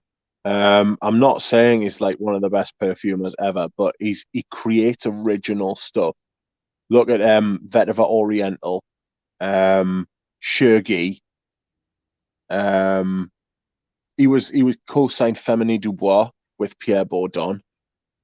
And it's like you can see you begin to appreciate stuff that's like original, especially in like today's perfume market, where everything seems to be just like derivative of like one another, you know, just like a riff on a theme. Everybody's scared to move. It's just a yeah. Maybe we can get the author. I know the author has been on Smelly Streams a few times. Maybe we can get him on here. And not so much to talk about Creed. I don't care about Creed. I want to hear about Bourdon. I want to know what Bourdon is like, even outside of perfume. I want to know, you know, I want to know Bourdon's mind, where he gets his inspirations from. Literature. Big into literature. Read all the French classics, the German classics. Does he speak English, Bourdon? Yes, he does. Yes. Probably better than I do. How do you get access to somebody like Bourdon? How do we get in contact with Bourdon? How do we get him on here? Like if he spoke to the author of this book, I'm sure he would come on a YouTube video, wouldn't he? It's Bourdon I want to talk to. I don't care about Olivier Creed. Olivier Creed he's a con man. He's not even a perfumer. Yeah. It's a good point. I don't know. You could get in touch with the author and see, but I mean, it took him a while to get in touch with Bourdon as well. Yeah. And he only had one meeting with him. He did talk to him over the phone. Yeah. And he did have like a Teams meetings with him. 1-800 Bourdon. Maybe I'll send him a bottle of Bourbon. Yes. But I wonder, would he come on? And it's not even the trash Creed. I don't care about Creed. Like, just talk to us about perfume. Talk to us about Kouros. You know, what was it that inspired him to create Kouros? That's a good question. I can't remember. I think he was just messing about. Somebody came to him with the note, like the Animalis note, and he kept putting forward like this perfume with the Animalis note, and he just kept ramping it up and ramping it up and ramping it up and ramping it up, and then they were just like, wow, more. Like and then it got the point. Created Rien. It was just like more, bigger, louder, more. Everything's more. Right? Where does it end? Yeah, it's exactly what it was. So it was it was interesting. It's an interesting read. I suggest you get it, like. I suggest you get it just to read it and see what he says. Houdini's saying that you could get him on. You could get him to come on here. The author, definitely. Yeah, if he's just launched the book, I'm sure he'd love to promote it. Yeah, absolutely. So he knows his stuff as well. Apparently, he didn't set out he did not set out to create a book about Olivia Creed per se. He was just doing a book about perfume in general and like the industry and like the insider stuff and that. And then he was like, it just took on a life of its own. Take over for a minute. Oh God, I've got to take over for a minute. I'm falling asleep. Yeah, I'll have to go when he comes. I'll read the comments. I will. I'll have to go when you come back though. He's gone for a shit. He's been shitting through the eye with Neil recently. Oh, he's gone for a strut. Sweaty socks and urinals. It's the book is definitely worth a read. I mean, I managed to read it. It's like the first book I've read back to front for years, which is a shocking indictment. I prefer articles and stuff like that. It's not like I don't read, honest. It's just I prefer like nice, concise sort of things, like a following a book. It's like I just get tired, you know. But I am not running out of chorus. I'm going to do a chorus video where I show you all the different iterations. I smelled the original Charles of the Ritz chorus, right? And it is fucking mental. It's not as big as the Parfum's core version, which was the next one. The Parfum's core is like a lot more what you would recognize as chorus, but this one that I've got, the part of the Charles of the Ritz version, very, very tight, very. You know, like when you first get like a brand new car, and the engine's like tight. You know, you touch the accelerator and it just.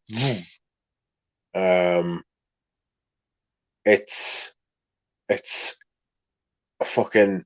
It's like that. Whereas the Parfum's core version's much more like it's being broken in. You know, Ramsey, I'll send you some. Someone's selling a vintage chorus 50mm for 25 quid. It depends, mate. You've got to check out. Fidder. Check out who makes it. Which version is the best? Oh, fucking hell. I don't know which one's the best. Eugenia's coming back.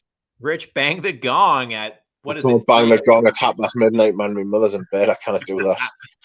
You know, if you're sending Ramsey something, you better be sending me some Balenciaga Pour I'll send you some Balenciaga Pour I've sent Ramsey some stuff, so if he actually gets out the country, then I'll be able to start shipping around the world to people, like,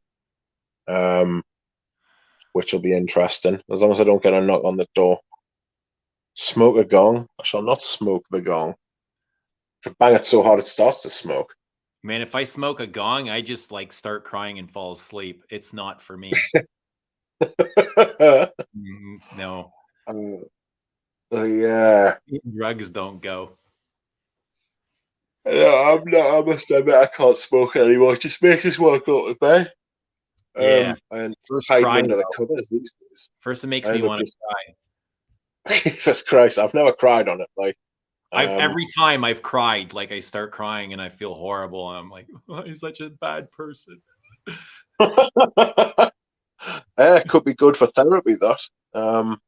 Yeah, it could be good for therapy, that, you know, getting stoned and going to therapy. It could just help you. It affects different people in different ways, you know. It's aye, that's right. Fritz the cat says fucking Rich is a smart fella, goes to buy a perfume display and comes home with a gong. That's exactly what happened. I went to the auction house to have a look at their to have a look at their cabinets and stuff like that, and I saw the gong and that was it. I just looked at it and I was thought, well, that's that. You know what I mean? I'm not getting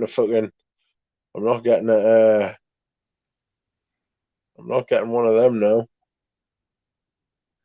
Is the gong an investment or is it a reminder to buy more perfume? It could be both, and it could be something else as well. The gong's just a gong, isn't it? The gong, I didn't necessarily buy it for investment purposes, but I did buy it because it's a gong, and it will be getting used. I will thrash the gong, but I don't think I'll be doing it at 12:30 at night. Vintage gong. It is a vintage gong. Somebody said vintage gong. Jeremy Hines. Vintage gong. It is. It's a vintage gong. It's from the early 20th century. It's about the same age as Shalimar. I have a playing of the gong here. I'm going to see if I can try and find it. I don't know how far back I got. Oh, I'd never be able to discern which one is the gong. Well, there's just so many voice messages. I'd never figure it out. That's right.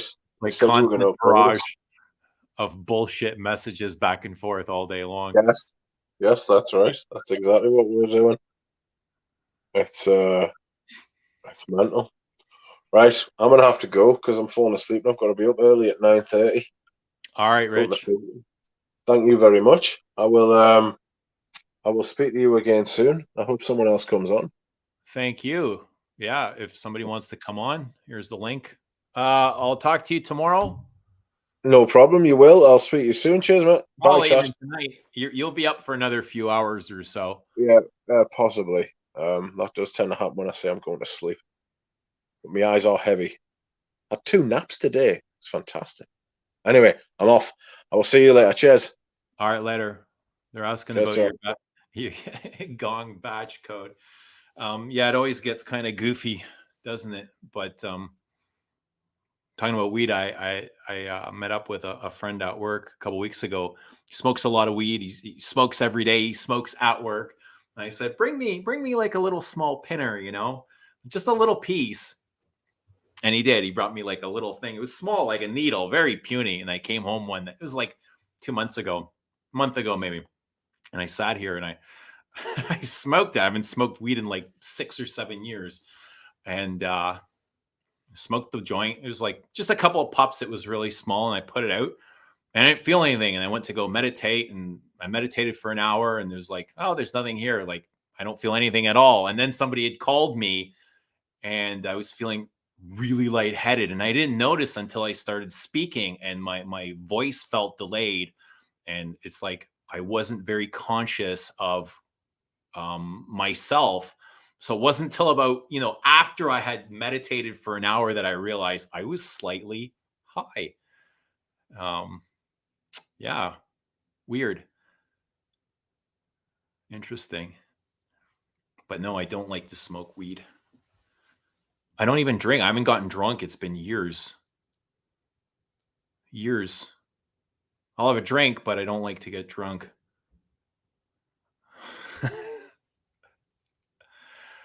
What is my favorite genre? It's hard to pick a favorite. I like so many. I like Chypras and I like Orientals.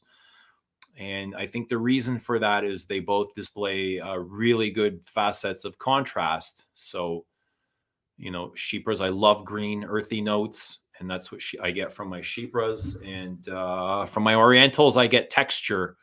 I get balsams, resins, and powders, which are some of my favorite facets. Even though I'm not a big fan of Tonka, I do kind of like that scorched, burnt Tonka chord in the base of a good Oriental. And with Chypras, I love patchouli. I love the contrast of patchouli and oak moss and that element of green. It's kind of got a forest floor thing going on. Like if you've ever smelled oak moss, it's got like a refreshing aspect to it. So that's the contrast you'll get in the Chypra. Lots of woods, spices, fresh citrus, and oak moss. Yes, I do absolutely remember getting blitzed. Christo would get blitzed and he'd be spilling like cognac and brandy all over the floor. And when it came to like the end of the bottle, he'd just like start chugging right out of the bottle without pouring a shot. Yeah, those were fun times, good days. I definitely remember those. Christo's moved away and I hope he's well. I've sent him the link a few times and, he said he'll come on the next live stream. I promise, he said, I'll come on the next live and never did. So I hope he's well. But that's, life. That's life. It's like constantly changing and constantly evolving and it's nothing's permanent, Do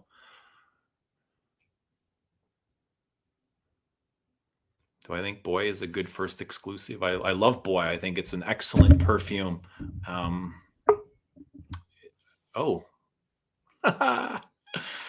what a surprise and a very lovely surprise. Rudy. Hey, hold on. I got to mute you. Hold on. Absolutely. Sorry, I had the iPad on.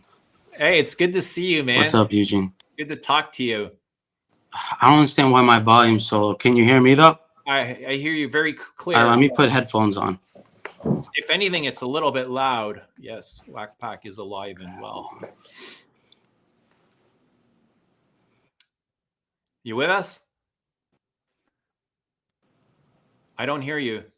No, you don't hear me. Oh, yeah, I got you. All right. Yeah, now, okay. It's always weird. I like to get that I don't hear you crap out of the way right away. But yeah, we hear you. We're good. I figured I'd join you since you're all alone. No, that's good. I like having people here. I like, That's why I like How you doing? to talk. I'm very good, thanks. Holidays are coming, so I'm preparing for the holidays. I've got like a lot of things that I gotta work out, like in different aspects of my life, my career, my children, my family, my brand. So a lot of things that I got to take care of before the end of the year. I'm moving from here. I got a lot of loose ends at work I got to tie up. So, it's a good. I like Christmas time. I enjoy this time of year. My birthday's coming up, the solstice. So maybe I'll do a live stream, celebrate the Very solstice. nice. What day is your birthday, by the way? 21st. So the solstice is the shortest day of the year when it comes to sunlight. So I thought that was really fitting. I'm a night guy, so I don't really mind it. I hate mornings. I am very naturally a night person myself. I love to stay up late at night, and I don't like going to bed early. But in the morning, I hate getting up. I despise getting up out of bed. Worst. Underneath. There's nothing better than those warm covers, right? Yeah. You know what's the worst is that, like, I'll work all day and I'm exhausted. I'll come home, and then I would think I would want to go, like, take a nap or go to bed. And by the time 10, 11 comes, I don't want to sleep and I want to just keep going. It's like the weirdest thing. That's prime time for me. And I say the same thing every day. I'm going to go to bed at 9 o'clock, but come 9 o'clock, it's like, I want to do a million things. Yeah. I want to go get food. I want to go for a run. I want to meditate. I want to catch a live stream on YouTube. I want to smell this is like going to bed is the last thing I want to do. Yeah. Absolutely. I get that. But then come in the morning, it's like so heavy. You're like, oh God, I would pay money to stay in bed. Right. Yeah. And you do pay money by sleeping in. You're literally. Well, in 2020, I feel like everyone was probably working from bed. Yeah, man. Probably getting used to going back into the office. Hold on, let me get the iPad so I can see the chat. Yeah. Jura was asking. Yeah, Jura, come on in. Should I join? Absolutely. Come on in. Yeah. And that's it. Somebody was asking about Boy. Rudy, do you like Boy? I love Boy. I love Boy too. So clean and effortless. It's such an easy wear. I don't know how a guy finds it feminine. I don't see it at all. Well, I think it was marketed for women, but it's that play on word with boy. But it is a masculine genre. Fougere it's traditionally absolutely. So it's just a very smooth one in that genre. I mean, typically they're so sharp and abrasive. Usually those barbershop Fougeres, but that one is just really smooth, really good. I really like it, and I think there's like a note of cumin in that one as well too. I think I saw it, although I don't get anything like BO-ish from it. Yeah, no, it's not dirty at all. There might be some clove, but what they've done is they've removed the sharp lavender and made it geranium and rose, and I don't find it feminine at all. No, I don't at all. But I mean, it's all right. More for us, I guess. What it does is it retains a lot of the Chanel history. It's very waxy and pastel-y. It has that reminder of 5 Bois d'Azil 22, that warm, creamy, powdery sandalwood in the base. Yeah, I get that musk too from it. Yeah, uplifting musk. It's not dirty or no. It's more sensual and uplifting. Kind of like the one in I feel like in 1957. That musk, but I'm sure there's a whole bunch of different musks in that one. And I think that was 1957 came out after Boy, maybe. Back to back. Oh, I'm not sure. Yeah. Okay, Jura's here. I'm going to let Jura on. What's happening, buddy? Hello, can you hear me? Hey, Jura, hello. How are you guys? It's pretty late where I am, but I thought I'd join and not leave Eugen. You're welcome. What time is it where you're at? It's about 12:30 in the evening, so it's pretty late. But I usually stay up late to work and stuff. I'm usually up early in the morning. You're a night owl too. Yeah, absolutely. All right. Um, What are you up to? What are you wearing today? I wasn't wearing anything. I was actually trying out something I made. Okay, I hear that quite often. Perfumers Yeah. don't like to wear their or fragrance to distract them from what they're creating. No, I usually like wearing things. I usually wear Habit Rouge, Equipage, usually because they're not very loud, screechy scents. They're quite subtle, and I enjoy wearing them. Especially when I'm trying to work. But by the time I'm finished, sitting smelling things all day, my nose is just you need a break anyway. So I'm not really smelling much after a while. So yeah. Rudy, did you tell us what you were wearing? I actually had Diaz and Durga Amber Kiso, it's called. Okay. It's a very I don't know, it's like a deeper, thicker, richer version of Gucci Absolute, kind of. Right. More like resinous, piney version of it. It's one of my favorite from that brand. I'm not familiar with the brand at all. Do you like their aesthetic? There's a lot of stuff from there I don't like. It's a very like hippish brand. It's from Brooklyn. Right. And they make nice stuff. I think the owner makes the perfumes himself, and Okay. the wife does like all the marketing and bottles and all that other stuff. A lot of misses, I would just say that, but they make some good stuff. Right. And they kind of push the boundary on their marketing too, don't they? Like the name of their fragrances, they kind of take hits at political references or exactly, maybe even religious ones. I remember there was a couple of the names that stood out. So and Notorious Oud they made. Okay. It's obviously for BIG. Yeah. Right. What the hell was the other one? Yeah, they made one for like Jones Beach, I think. Or no, one of the other beaches. It's just they're all over the place right now. And I think they charge a lot more. They're doing like these like special releases and they're charging like $350 for 50 ml. I'm like, it's a little outrageous. $700 for 100 ml works out to, right? I mean, usually they give a discount on 100 ml bottles, but I bought testers 50 ml for $70 on eBay. So it's like, yeah, I would never pay retail for it. Yeah. Well, people are, if they're priced that high, that means people are paying for them. Do they do sales on their website or wherever they? Not really, no. Like you maybe get like 20% off here and there. I think they do deals, but I'm not really too far up on the brand. I'm trying to like just find brands I like and just stick with them. Because it's like at the end of the day, I'm not going to be able to try everything, and I'm not even going to try.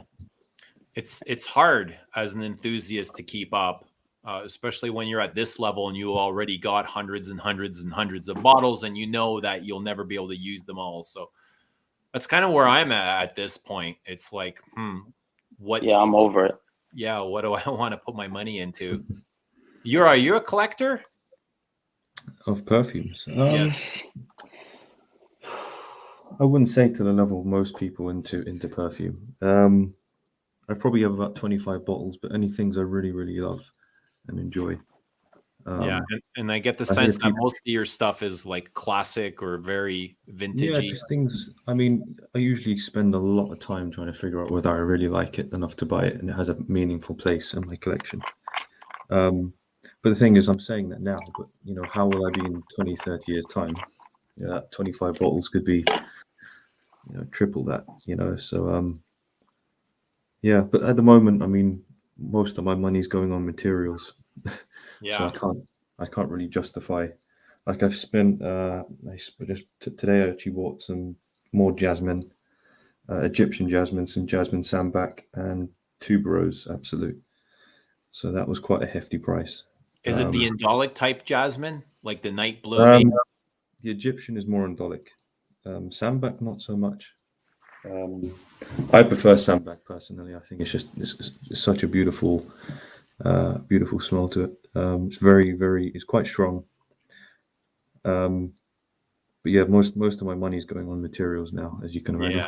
Yeah, and there's nothing wrong with that. You don't need to have hundreds of bottles to be, to be fair, I mean, if you smell jasmine sambac in its pure form, you know, most perfumes pale in comparison. Just that in itself is just, that could be a perfume. It is beautiful. So. I agree. I'm a big fan of tuberose, of jasmine, of white florals in general. Even though sometimes I find them a little bit challenging, they do turn my stomach. I still enjoy them. I love jasmine. Yeah. That's probably my favorite white floral. Yeah. Like tuberose, just like way too perfumey for me. It can be. It's overdosed. Yeah. Yeah, it has got a lot of personality, and it's quite a scary floral for some people, I think. Although I remember osmanthus is quite scary for some. Yeah, it can be. It's dry and leathery. Could be a little bit challenging, a little bit stomach wrenching. I get that. So I had a bouquet of tuberose one day, and the whole house smelled like it, like really, really strong. Like it got to the point where I had to put them outside. Like that's how like bad it was. Yeah, it was crazy. Rudy, did you decorate that tree back there? Yeah, that's a beautiful tree. It kind of comes like all set up. It looks like it has snow on it. It's got the lights on it. And I like it. It's very clean and one color. Yeah, I don't like all random stuff just like all over the place. It just reminds me of my parents' 1980s Christmas tree, right? Yeah. 50 different colors. You have like the silver, what's it called? Like the snow stuff, that glittery crap. Yeah. I remember like toys I got from like McDonald's, like little snow globes and Dalmatian toys, like, and it's just like a whole collection of all of them. And we would just hang them up, and it just looked like a big fucking, I don't even know what to call it, but it's just, I don't know. I just like everything like straight and modern. To be honest, I was kind of sizing up your tree, just thinking about the Whack Pack Christmas tree toss. Yeah, that would be a big one. But I'm wondering, like, what will I do next year? What will I do in the future? How do I do a Christmas tree toss? Christmas just won't be the same. How high is the roof go in the house? Well, I'm moving, so I won't be here. Oh yeah, my parents, they have a 3-story. I'm not climbing the roof. All right. In fucking wintertime. Icy and cold it gets here in Canada. The roof is like a skating rink. Right? Well, we'll figure something out. Something. Light it on fire. Tinsel, that's it. Fritz, you got it. Tinsel. It's that big, long, metallic, silvery tinsel that we used to hang off our trees. And then there was even a time, I don't know if they still sell it, but like snow that you spray out of a can. It's like foamy. Yeah. Right? And then they've got these even scents that you can hang off, like these. They're shaped like Christmas tree car fresheners, but they smell like cinnamon or apple pie or whatever. So that's not gonna probably last till next year because that's a new one. And watch. Is that a live tree? No. So it looks like it's snow on it. Right. Okay. See, like, and if I have to pack this thing up, like it's gonna be a complete mess. So I don't know. If it makes it, it makes it. If not, I'll just probably get a real one this time. You could sprinkle some Ambroxan on your tree, make it smell look like snow as well. That's right. I was thinking that as well. There you go. So what Oh, else is and happening? What are you guys' plans for the holidays? Anything? Any big family get-togethers? Do you guys even celebrate? Not everybody celebrates. I was watching Mr. Smelly, and he gets pissed off every time somebody brings up Christmas. He's like, "No, I don't celebrate Christmas," and I wonder why. Like, I'm so curious as to what it is that triggers him about Christmas. well, he's probably by himself in the house and stuff like that. So I don't know. Oh, possibly. Yeah. So getting together, I guess, maybe triggers him. I don't know. Yeah, getting together with family can be stressful, right? I hear that sometimes with people. Yeah. You know, like they despise Christmas. And then if you're like in somebody's shoes, like Mr. Smelly or myself, it's like relatives are asking you, when are you getting married? When are you going to find a girlfriend? When are you going to get engaged? When are you going to have kids? When are you going to get this? When are you going to fuck off? All right. Leave me alone. Yeah. Yeah. No, Christmas is like one of the most stressful times of year for most people.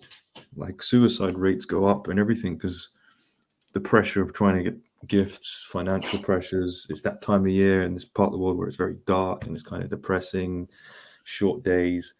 So yeah, it's not like a Hollywood movie where Christmas is like this really happy thing for most people. Sadly, you know. It's true. And I think Hollywood a lot of likes to people- romanticize a lot of things, including Christmas and love. Yeah. Where it's very different in the real world. Yeah, definitely. If you're lucky to be indoors somewhere too when it's freezing. Yeah, it is chaotic. Especially growing up, parents always fighting about the amount of money that's being spent, things that you got to bring to get-togethers, and there's cooking and cleaning and having to impress the neighbors, and what are the neighbors going to say, and all this jazz, right? So it is a very stressful time. Yeah, the Christmas lights on houses and competing. Yeah, and then the electric bill comes through. The neighbors got. There's a neighborhood in Brooklyn, which it's like an Italian neighborhood, and all of the houses like do up their houses. It's like serious. There's like real size like reindeers and Santas and just like these big nutcrackers and like lights, literally like a light every single millimeter of the whole house is covered. It's like it's really beautiful. It's nice. You literally can't find parking anywhere. But like I couldn't imagine what it's like to be in those houses. That stuff's all nice and well and great, and as long as you can afford it and you're not putting yourself in the debt to do it. Like, I mean, ultimately, it's just less than a month of the year that people are showing this stuff off for, right? No, but these are like wealthy people that are doing it. Like it's like really, really big houses. Yeah, but it's nice. It's nice. Families get together. They walk the blocks. It's cool. Nice. What perfumes are you going to wear for Christmas? I don't know. Like, I'll be probably alone for Christmas Eve. I won't get to see my kids till Christmas Day. So I can go visit my parents, but then, they have usually parties and people over there. And I I am a loner. I like to be alone. I like to be by myself, and I enjoy my own company. And I don't like to be at parties and with a lot of people. Like, I can stand being with my parents, but I don't want to be there with their friends and their guests. So I'll probably be here alone for Christmas Eve. And maybe I'll throw a stream because there's probably a lot of people out there just like me that want to be alone and would rather just talk about perfume than with their families. But Christmas Day, I'll be with my folks, of course, and my kids. And I'll have 10 days in a row with my kids, and we'll get to hang out and do stuff. And hopefully it'll snow, and hopefully I can take them tobogganing or sledding and shit like that. But what perfume am I going to wear? I think this year I'm going to wear Coco, probably Coco. Most likely I'm going to wear Coco Chanel because it reminds me of Christmas. It's nice and woody and plummy and incensey. And spicy. It reminds me of Christmas. Cinnamon, clove, really beautiful perfume. Yeah, my mother wears Coco actually. Yeah, and it's nice classic. It's a strong perfume. I mean, it's one of those I could smell her before she enters the room. Sure, it is. It's beautiful. I really love it. I don't know what to buy my mother for Christmas, and the last couple of years I've just been buying her perfume because I know she enjoys it and it makes her happy and it makes my life easier. So I'm thinking maybe I'll just get her a bottle of cocoa this year. Like last year for her birthday, I got her a bottle of Coco Mademoiselle. I got her Mon Guerlain one year. I got her YSL Libra recently. She's taken a bunch of my perfumes. Like she's taken Andy Towers Rose, you know, the little 30 mil releases Tower was doing. Yeah. Was it Rose Flash or something? Rose what? Flash or something like that. Yeah. Rose Flash. I gave her a bottle of my Rose Nacree. I gave her a bottle of Le Petit Robe Noir. I gave her a bottle of my Chanel number 22. She loves That's Rose. right. Yeah. I think Coco has a huge rose in it. Maybe I'll get her a bottle of Coco. She'll probably like that. Yeah, but I think she might find it because it's not modern. It's very perfumey. It's like classic. It might be too heavy for her tastes. What was I gonna say? Do you don't think Coco's like was inspired by opium?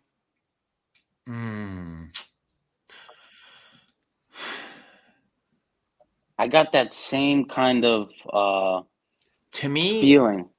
Coco is much more approachable. Opium is like really niche. It's much more artistic. Coco is artistic too, but they're both heavy perfumes and they can both be overbearing. But for I take Coco. I prefer Coco. Is it inspired? I don't know. I think it was 5 years later it came out. Yeah. Coco. Because I just got the Secret de Parfum in from Anooj actually. Let me get my bottle of opium.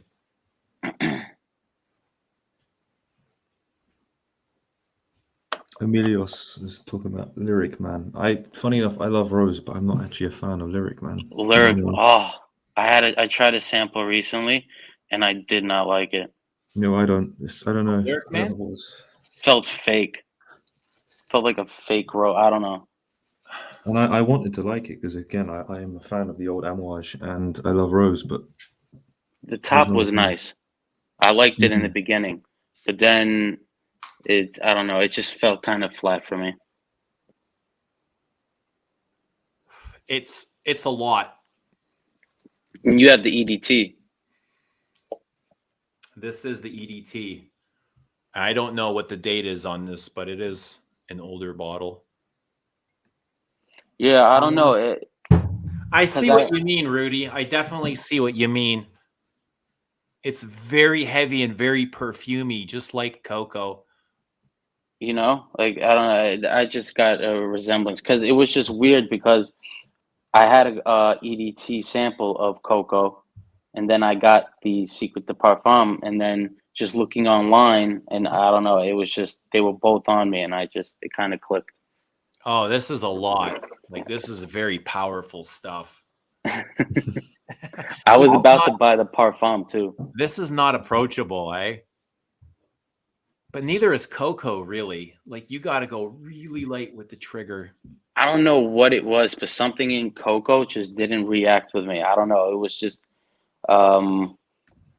the opium almost did it as well, but it was something was different though. I don't know. There's some molecules that just come to the forefront for me, and I just can't wear them. Like some amberwood fragrances, I just can't do it. I want to scrub them off as quickly as possible. What is it? Is it the floral materials you don't like, or the woody bits? Spice. For me? Yeah. I don't know. It's this like, I don't know. It's this kind of like this sour amber note. I don't know what it is.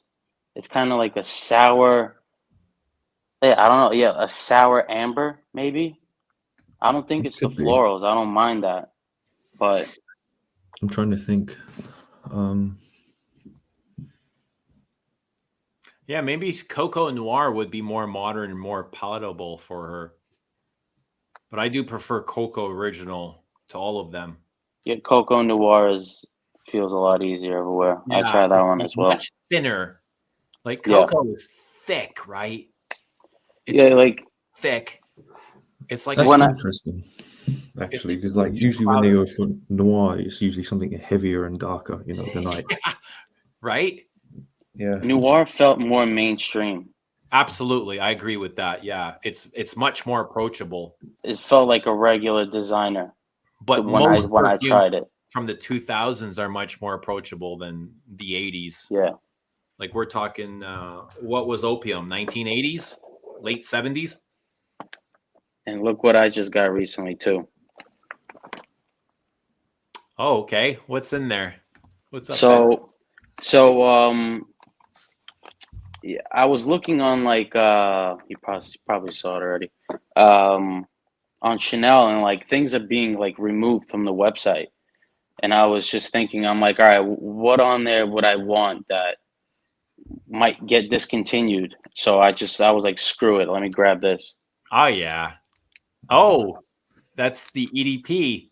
Yeah, the EDT was removed in America, although it's in Canada. So it's like I don't know what these companies. I don't know if it's ever been available in the US. No, it's been available in the. I've seen them in stores before.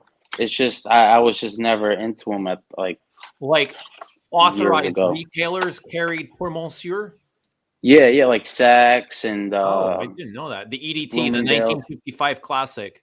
Yeah, and then I noticed it disappearing about late 2019, 2020, and I couldn't find it, and I got my bottle from the UK. That's how I got mine, but I had to pay in pounds, so it cost a little bit more. From Canada. They're available. They're all over the place here. They used to carry that in the drugstore. I bought mine from the drugstore, like where they have a beauty boutique. I feel like a lot of these places are scared of Chanel now to like sell their stuff. No. And Guerlain is the same way. Guerlain has a really weird distribution. They'll sue the crap out of you. Well, Guerlain will sue you, but it's like some things they will carry in the US, some things they won't. Some things, yeah. That's a beautiful perfume. The size of that atomizer. Yeah. How long that thing is. Very classic, very masculine. Very good, yeah. Really, really nice. As old as it is, it still doesn't feel dated. Even the first one, whatever it was, 1950, it came out. Yeah, another classic. I slightly prefer this. I like the wearing of this. This wears brilliantly.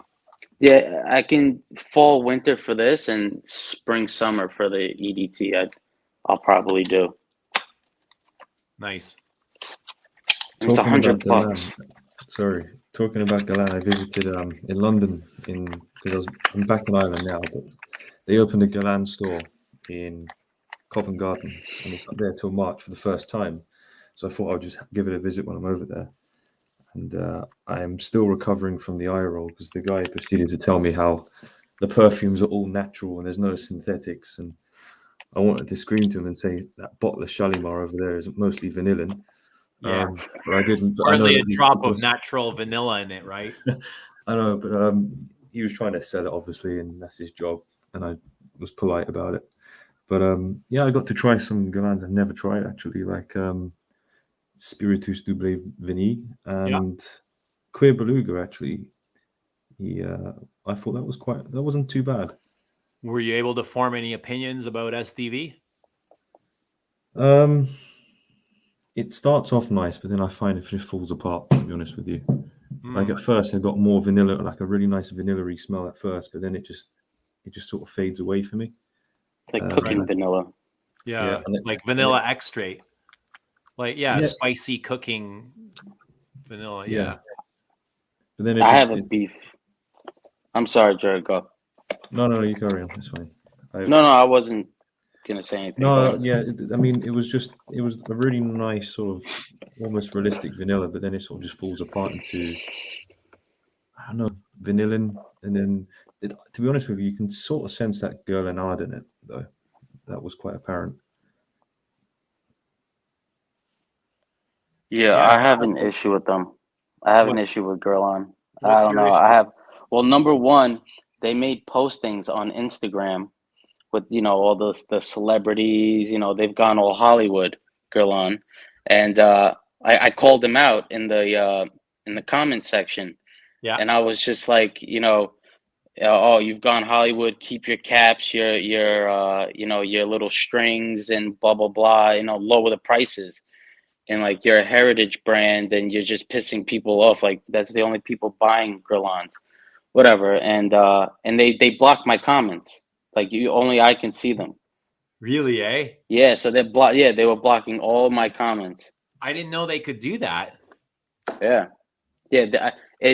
I see it, so it doesn't look like it's been blocked, but somebody else told me that they don't see the comments.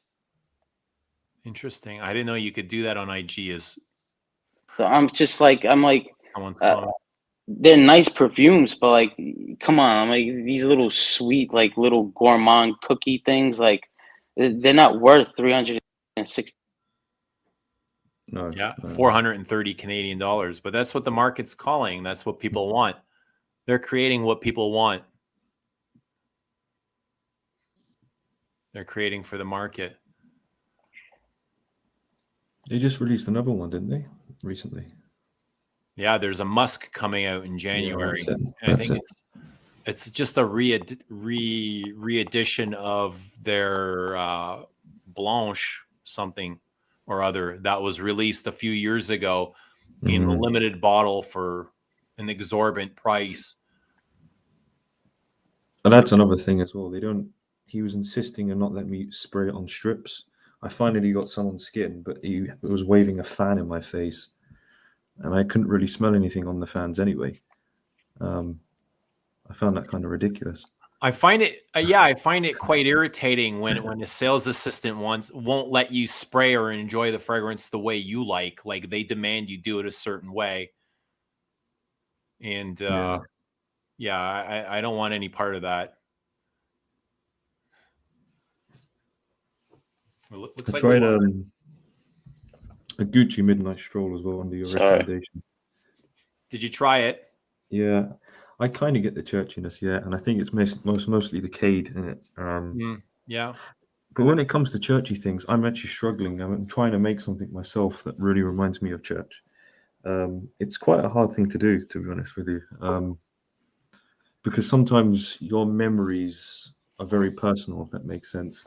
And someone's idea of what a church smells like can be very different to someone else's, Yeah. Especially when you're dealing with memory. Yeah. To me, church was always dry. Like dry and dusty. Looks like we lost Rudy again, but Brye is here. What's up, Brye? Hey.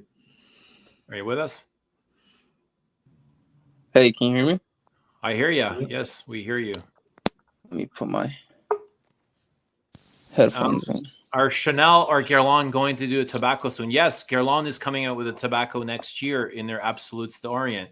It was supposed to be out last year, but I heard recently that it should be probably early next year. Tabac Sauverne. And I have no idea what it's going to smell like. They also have in January coming is their 190 anniversary edition model. So they did like the 180 ons. And this will be a limited, I think a 250 mil or 125 mil B bottle, probably going for about $1,000 or so. And then new musk I wanna try. Yeah, Musca. I think it's supposed to be along the lines of Neroli Out Renoir.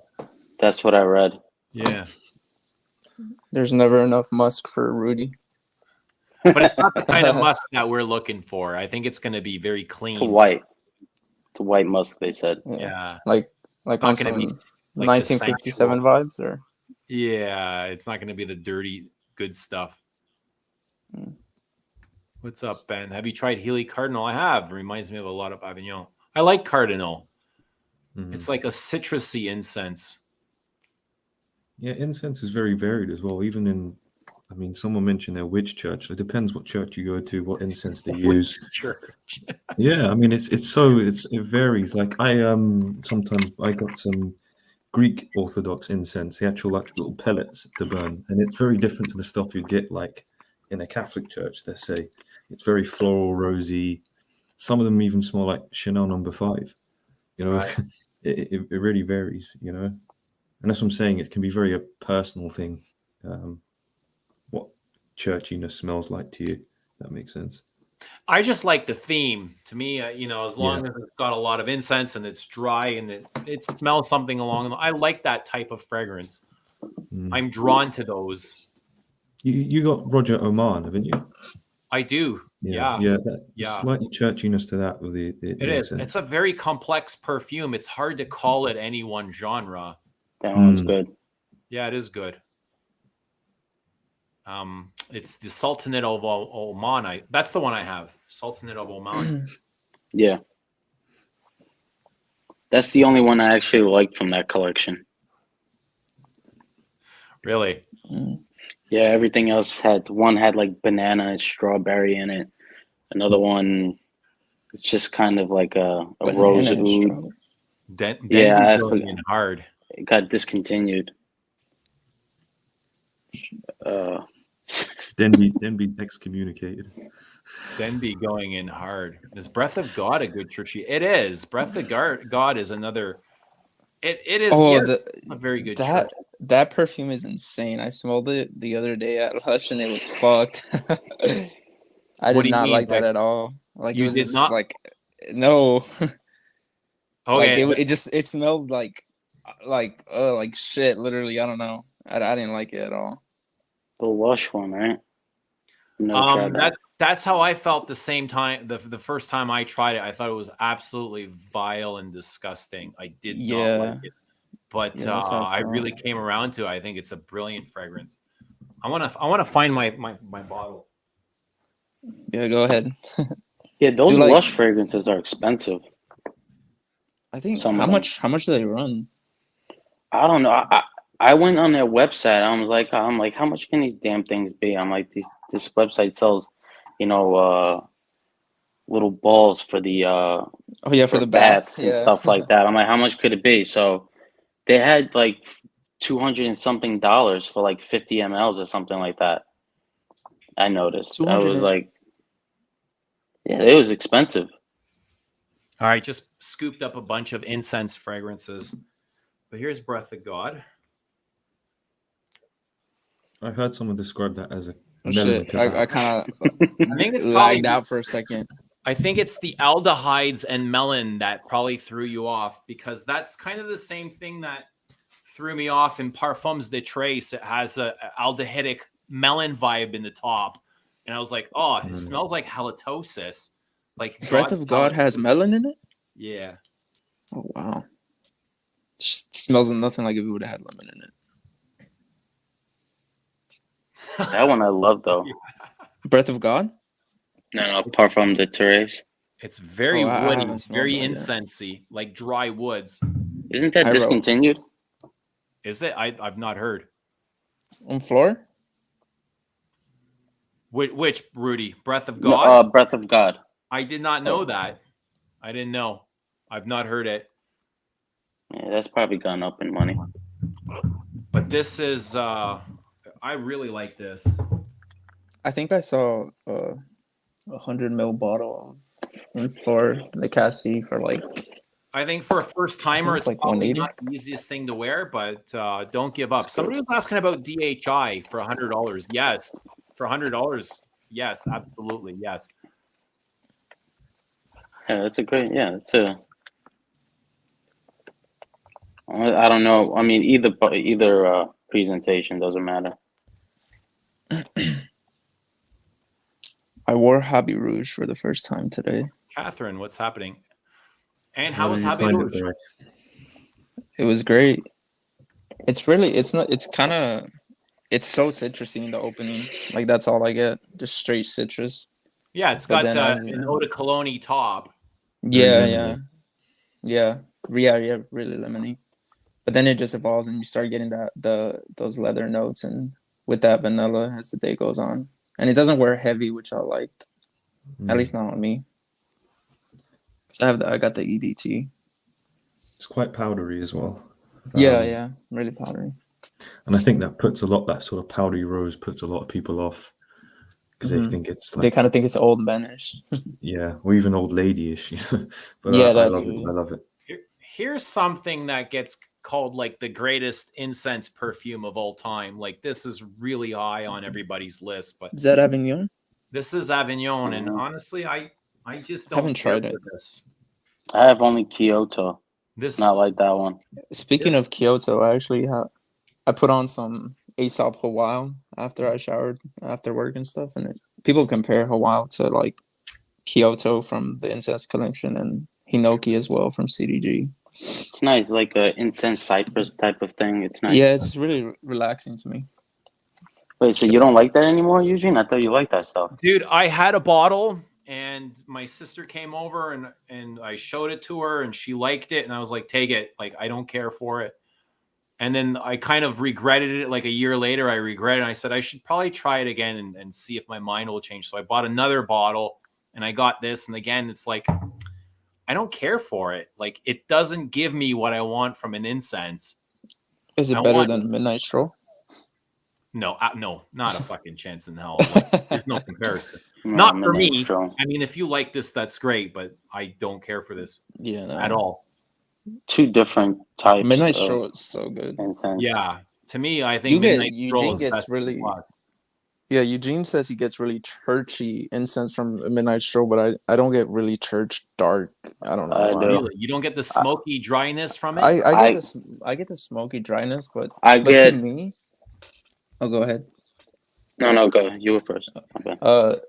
Oh no, you're good. To me, I get like you know in those movies like where they're like in Japan and they're like at there's like a temple, like you know what I'm trying to picture, and you know how there's like the temple and they have that little garden in the middle, like those temples always with like trees and stuff and like a little waterfall. I kind of picture that, but at nighttime with a bunch of like incense kind of burning like around, but like I'm in that like little garden in the middle, so I don't get like really church dark, like a Buddhist temple kind of like a thing. Yeah. More spiritual a little bit. But I love it. I don't really find anything sweet in this in Avignon. I think a Midnight Stroll is sweeter, but it's definitely sweet balsams like the fir, the pine, whatever balsam they're using there. Yes, it's a woody balsam.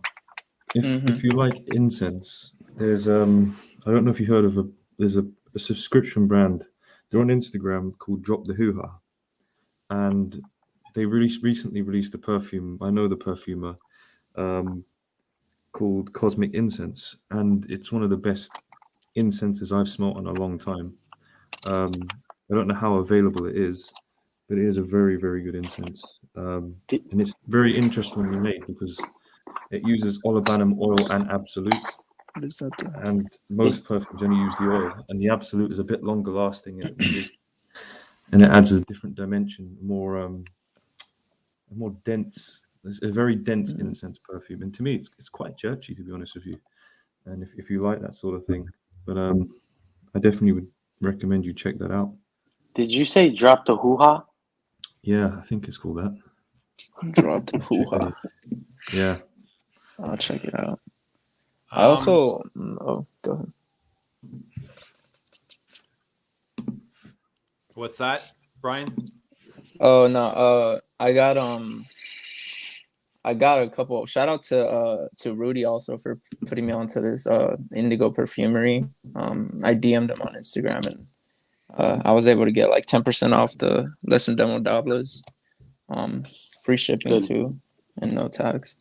What did you get? And I got Vanilla Van. Oh, I can hold on. Let me see. Camera. I think you're talking about Queer de Shen. Camera. Let's see. Okay, so I'll drop the whatever. Most Sables. I got this, which is so nice. Vanilla, man. Yeah, it's so nice. I got the Most Sables, which is my favorite out of the four that I got. I really, really like this. Nice. Yeah, that's a good one. Yeah. And then That's I got also the churchy. I get church from that. It's got to be the benzoin in the base, but from this. yeah, I That's get crazy. church. It's not Avignon or Bois d'Encens or Midnight Stroll, but there is a churchy aspect to it. Something like in the back. Yeah. I got the Queer the Sheen, which is really nice. Stuff is so Very good. interesting. Yeah. Very Yeah. interesting. It's like they just put like a shitload of osmanthus in it that just made it That- really leathery. That stuff puts a smile on my face. Yeah, it's really nice and uplifting. It kind of Like the leather accord in this reminds me a little bit of the leather accord in, or the leather in Queer Dawn's, just a little bit, just a tiny bit. Just because I think because that's a floral leather too as well. Do you find That's it probably salty? why. Do you find it salty at all? This one no, not as much as Queer Dawn's to me. Right. Yeah, but this is really nice. How leathery does it get? Like, is a leather very prominent, or is it? It's not as prominent as No. you would think. It's kind of like I was about to say it's kind of like, you know, when Rose and Queer you were expecting a lot of queer, but it's not on that.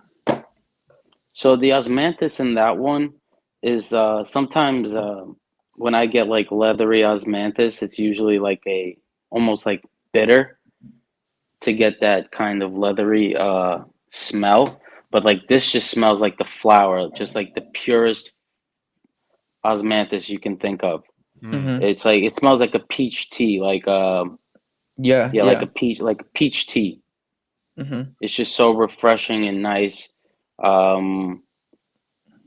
But the smallest like hint of like leather you get, I think that's more of just a floral osmanthus. It's interesting why osmanthus always gets paired up with tea. That's like a common thing. Well, I don't even think tea is in there. Hermes did it with their osmanthus Yunnan. Yeah, because I think the notes in this is just osmanthus, and I think like another flower and tobacco is what's listed. I don't think there's any tea listed. At least it's not listed. At least, but it's quite a clean osmanthus. Yeah, it's a clean fragrance. Yeah. Yeah, because osmanthus can be quite animalic, but they've really kept it quite clean as well. I think that the scary part of osmanthus is hidden. And I got this one. Nice. What do you think? I love this one. It's really great. Right. The mint in this gives it such a nice tone to it to me. Yeah. It's got a nice use of spice. Yeah, this one it's a really woody rose as well. I get a lot of woods. Probably coming from the lavender. I have a hard time figuring out what spice they used in there. Yeah, it is a bit spicy. Like a cardamom or something. It's kind of it's like there's a mintiness to it, like a sherbety mintiness to it. Yeah. That reminds me of a material called isoeugenol acetate, which is like eugenol. It's like a spice, clovey spice slightly, but it is like a powdery spice to it. What do you got there? This is the Indonese, their eau de cologne. One of their eau de colognes. Good. Yeah, it's really nice. That's the other fresh. Just the other ambergris fragrance they have. Such a natural smelling ambergris. Well, all of their perfumes. It's really good. It's really subtle. Yeah. And it lasts on my skin surprisingly for an eau de cologne. It's longer than I would have thought. It lasts, but it's just a whisper though, for like a good maybe 6 hours. That's perfect. I love those kind of things, and I love. Oh, wow! I love that. Yeah, this is really great. That is a masterful perfume. Yeah, that one's great. Do you guys find it lasts on your skin or yes, not that? It does all day, and it gets really powdery. Yeah, it's really powdery, like cosmetic powdery. Yeah, I have the EDT too. Yeah, and that's I have no issues. So, yeah. I think the first time I wore it, I think it's just because I sprayed it on at night, just on my arm a little, just the first day I got it, just to smell it a little bit. But then the next day, once I wore it, it definitely lasted longer. Because when I woke up, I couldn't smell it anymore, and I was like, oh, dang. Usually I can still pick things up sometimes. And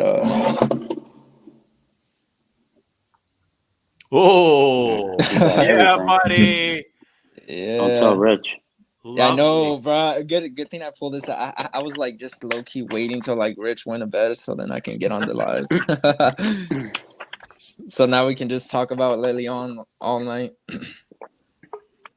This is a crazy. It's so loud.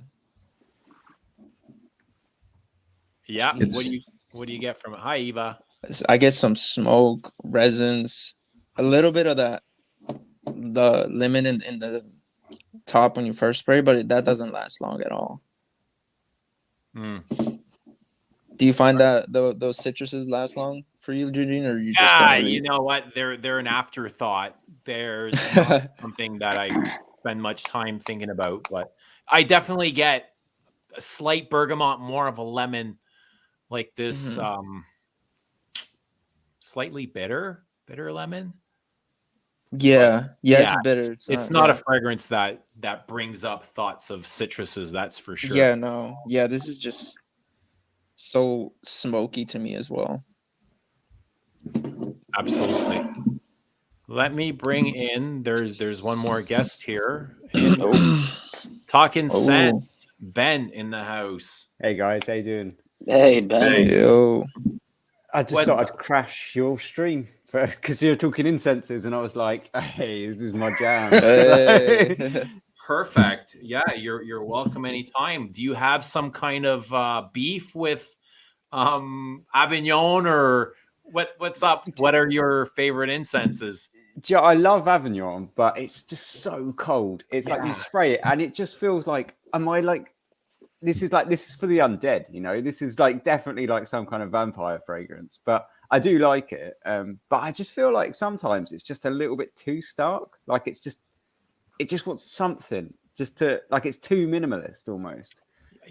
Which is what I really like about like Healy Cardinal, because it kind of brings, like, it's really similar, but it brings like the pepper in the top a little bit more, or something like that. Like, and there's Trudon, Maison Trudon Mortel. They do a really good one that's similar to Avignon, but it's just got something a little bit extra, like, that just gives it something else. But no, I like Avignon. I really like all of those kind of like real stark minimalist incenses.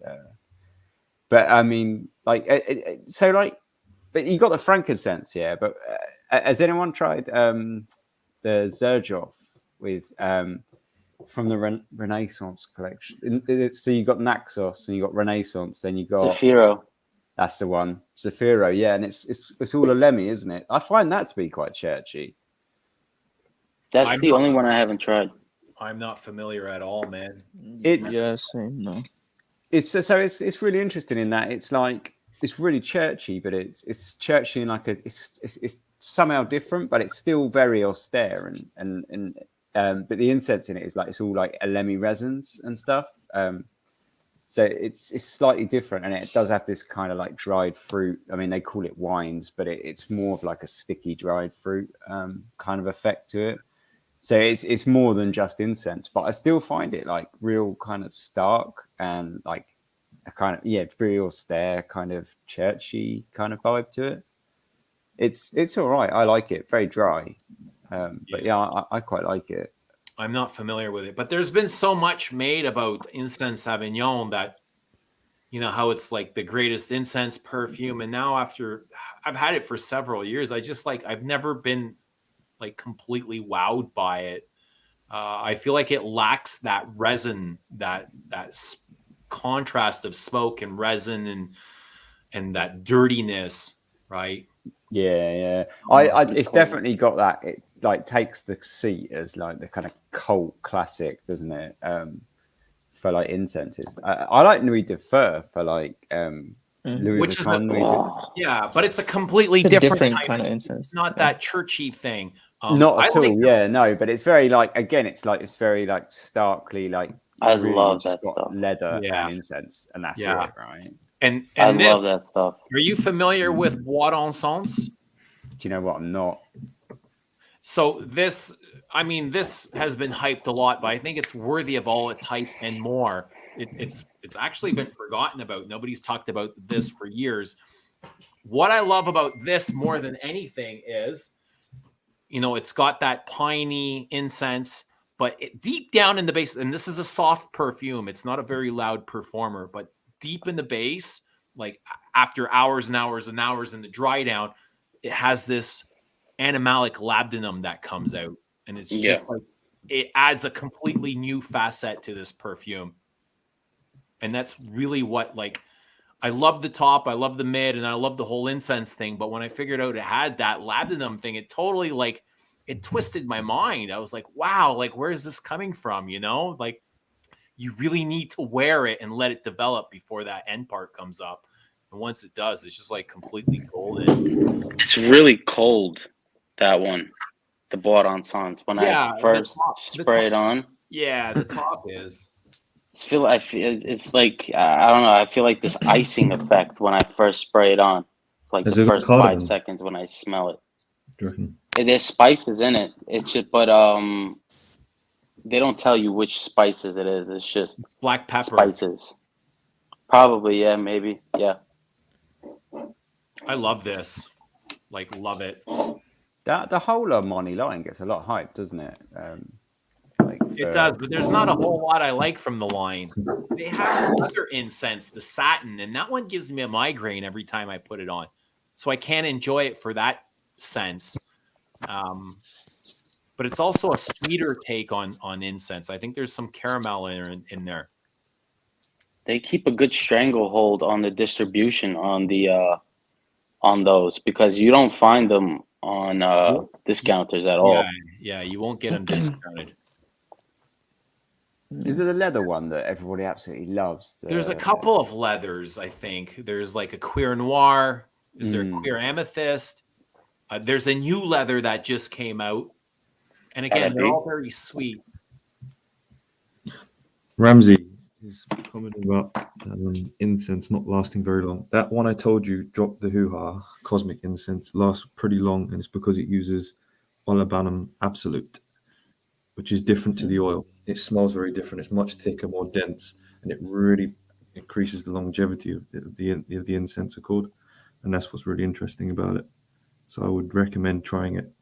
So from like a nerdy perspective of like making perfume or whatever, like I made perfume once with a incense that I basically made by burning incense, putting a t-shirt over the top of it that I smeared in coconut oil and then dripped it into water, and so that it like captured the smoke smell. Fucking disgusting. It was a great idea. I thought it was going to be brilliant, and like for months I like stewed this like watery like perfume oil, and it came out just smelling so rancid. I mean, it was great. It was like pure perfect incense smoke, but it was just smelled like ash. T-shirt tincture. yeah, it was proper rancid tincture, man. But it was a nice idea. So, guess what I got this week? I caved in and bought vanilla diorama. Oh, what possessed you? Did you smell it beforehand? No, blown by, but I was just like, oh, come on. Like, you were looking for stimulation, weren't you? I was feeling reckless, and like, I just was like, oh, this Dior line has got to improve somewhere, right? It's got to get better sometime. So I just sprung on it like a small bottle. Did you get it? Oh, the 40 ml. Yeah, I just got the 40 ml. Oh, you know all right. I think it's got its problem. I don't mind it. Like I think it's all right, but I think it's like for me. It did make me feel like Dior at least back on the right going in the right direction. Right. But it's still like it's not there yet. If you know, like. But I didn't mind it. I think it's like perfectly easy to wear and like kind of fun to wear as well. Right. I liked. Like it reminded me of L'Une Feline in the start with that kind of dusty, smoky-ish kind of vanilla, like the big kind of bold sort of boozy vanilla. But But then it kind of like later on, it's like really weird, like classical, but like old lady-ish kind of thing with that patchouli and sandalwood base like underneath it. And it was like, oh, vanilla and patchouli and sandalwood. Yeah, I smell like an old lady. But what did you think about the sweetness factor? I didn't think it was too over the top. I've definitely smelled like things that I felt were more sickening. I didn't think it was too bad. I didn't think it was juvenile. Like I felt like it's, it's fun and it's throwy, like a bit of a throw on, or I wouldn't wear it to a funeral, but no, it's much more youthful, right, and sweet. I shouldn't say anything. I wasn't loving it. Yeah. I mean, if I'd have bought more than a 40ml bottle, it lacked the substance that I want from a perfume. It lacked interest. Like when you look at what Chanel had done, something of a very similar theme in Le Lion, there's absolutely no comparison. Like, Le Lion and Diorama. And I wanted to like it as well, but I mean, it's not a horrible perfume, but it's just it doesn't satisfy my interest. If it was in a regular line, if it wasn't a Privé release, like I feel like they would be able to hit a home run with that. Yeah. If they could move it at 100 ml for $120, I think they would sell so many of those, because I do see like a lot of people that do like it. I hear people like it. The name sounds childish, kind of, to me. Sounds like my. It was inspired after like a dessert, wasn't it? That's right. Yeah, I was about to say it sounds like my it's another little gourmand. sister's favorite ice cream or some shit. Yeah. Yeah. I don't know. I was underwhelmed, and I was expecting so much from Dior, but. See, I went in the opposite, where I was expecting nothing after the recent releases. So like it was for me, it was like, okay, I'm glad I did, because I didn't pay retail for it, and I was glad I didn't pay retail for it. But at the same time, I was like, yeah, it's okay. I'll wear this for sure. See, and perception is everything, man, and nothing at the same time. We're all gonna love and hate different things, and that's okay. Yeah. That's what makes this so fun, right? I mean, the last thing that I smelled, the last of their like most modern releases was Rouge Trafalgar, I think. So compared to that, it was like, oh, thank fuck, it's a perfume that actually I would like it's better. It's more than just rose water. Yeah. See, I liked Rouge Trafalgar better than really. See, because I like Rose Kabuki though, and that one gets absolutely panned. But I quite like Rose Kabuki. I think it's a nice perfume. I mean, it's nothing groundbreaking, but it's just a nice, clean, like sparkly rose. But I gotta say, it's refreshing to hear this, because I know what your tastes are like. And you don't accept a lot of easy perfumes. Your tastes are you're probably a lot more critical than I am, right? So when I hear you say you like something like Vanille, it's refreshing to hear honesty. And that. Yeah. I mean, I'm a snob completely. Like, don't get me wrong. Like, I definitely am. Like, right. Things have got to smell like piss or shit, or I'm not happy. But absolutely. But I do love like something you can just bang on and be like, this is fun and easy, and it's just nice. Right. And not everything needs to smell like Mousse Kublai Khan or leather, right? There are things we're going to like that are easy and simple.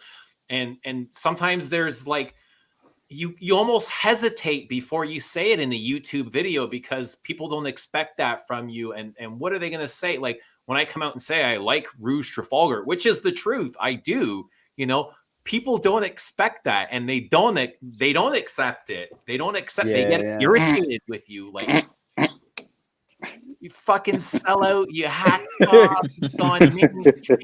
No, like I haven't changed. I'm still me, but I like this perfume, and that's okay. Like I'm allowed to, and you're allowed to not like it, and we can have a conversation and a debate, right?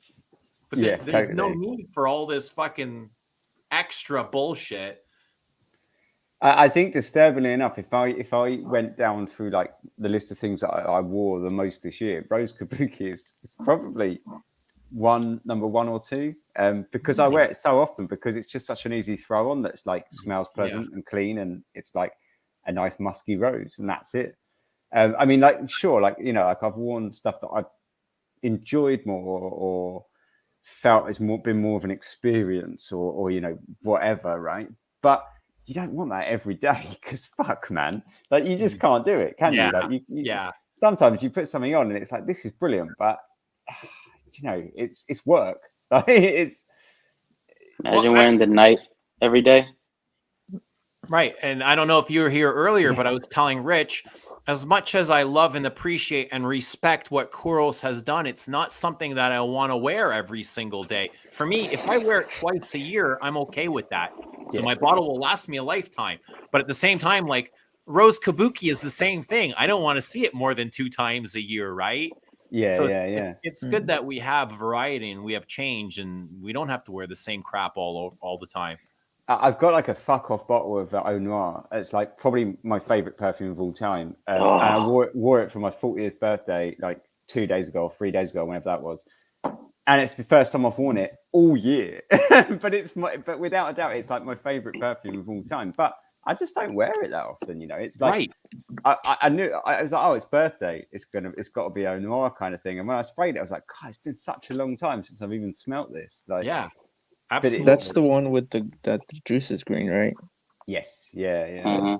I haven't tried that. See, I'm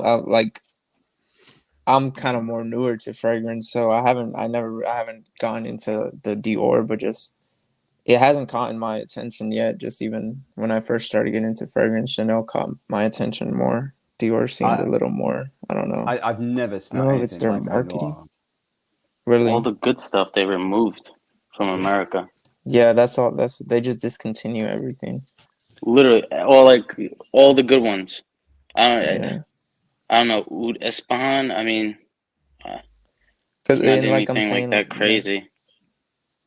Yeah, and like I said, like I'm newer to fragrance, and like just seeing, like even when I started off, you know, just seeing it kind of just from the outside. Even you know, people that aren't into fragrance that look at Dior, I feel like their marketing and just everything just kind of needs to be better. I don't know.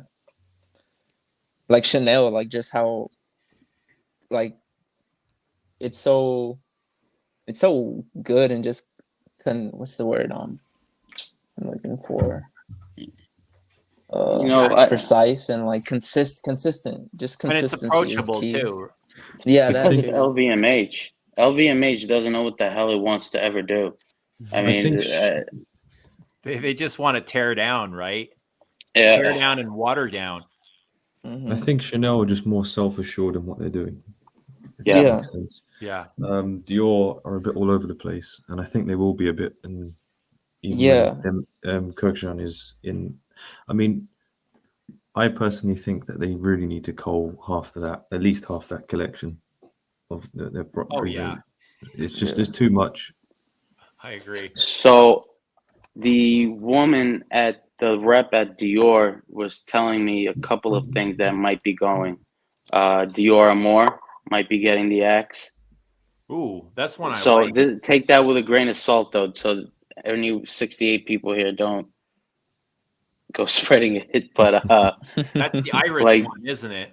Yeah, that's the one. Yeah, I have that. You like that one? I like it. I think Lucky is getting the boot, and I think a bunch of them already. I think Belle de Jour maybe is already gone. I think there's a Jasmine one. Yeah, that's on the way out.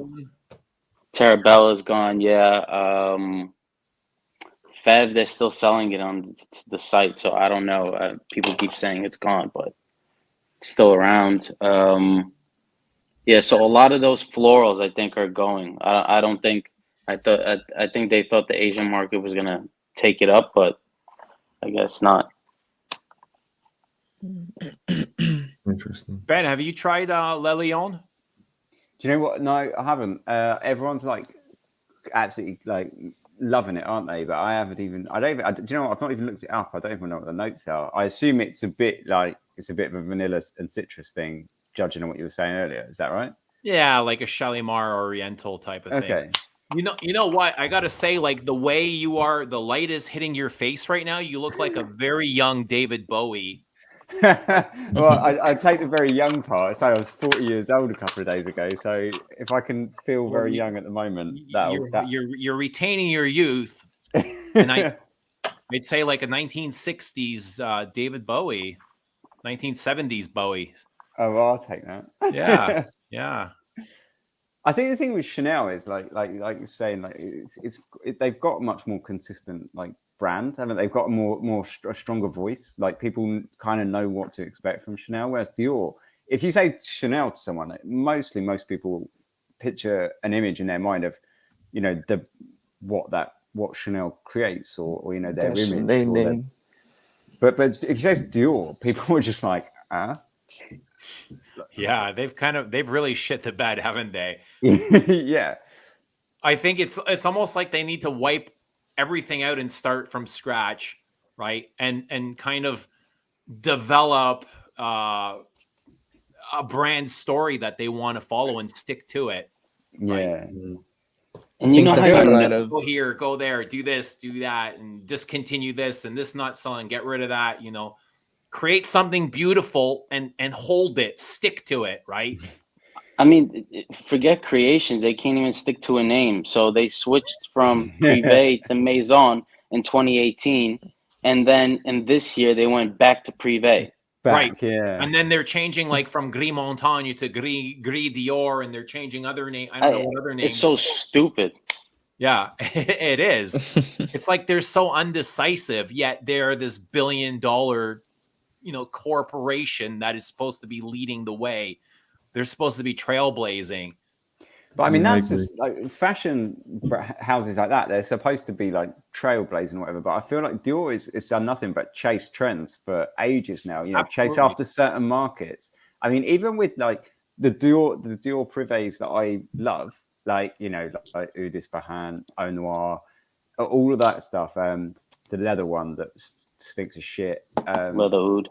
That's the one. Yeah. You know, they were all just chasing what was already there. Do you like that kind of like, oh, let's go with like big heavy orientals and like, you know, big smelly numbers. Like they're again, there's just chasing a market that was already established. And then with all this like more recent stuff, they're just trying to chase a market that's already there.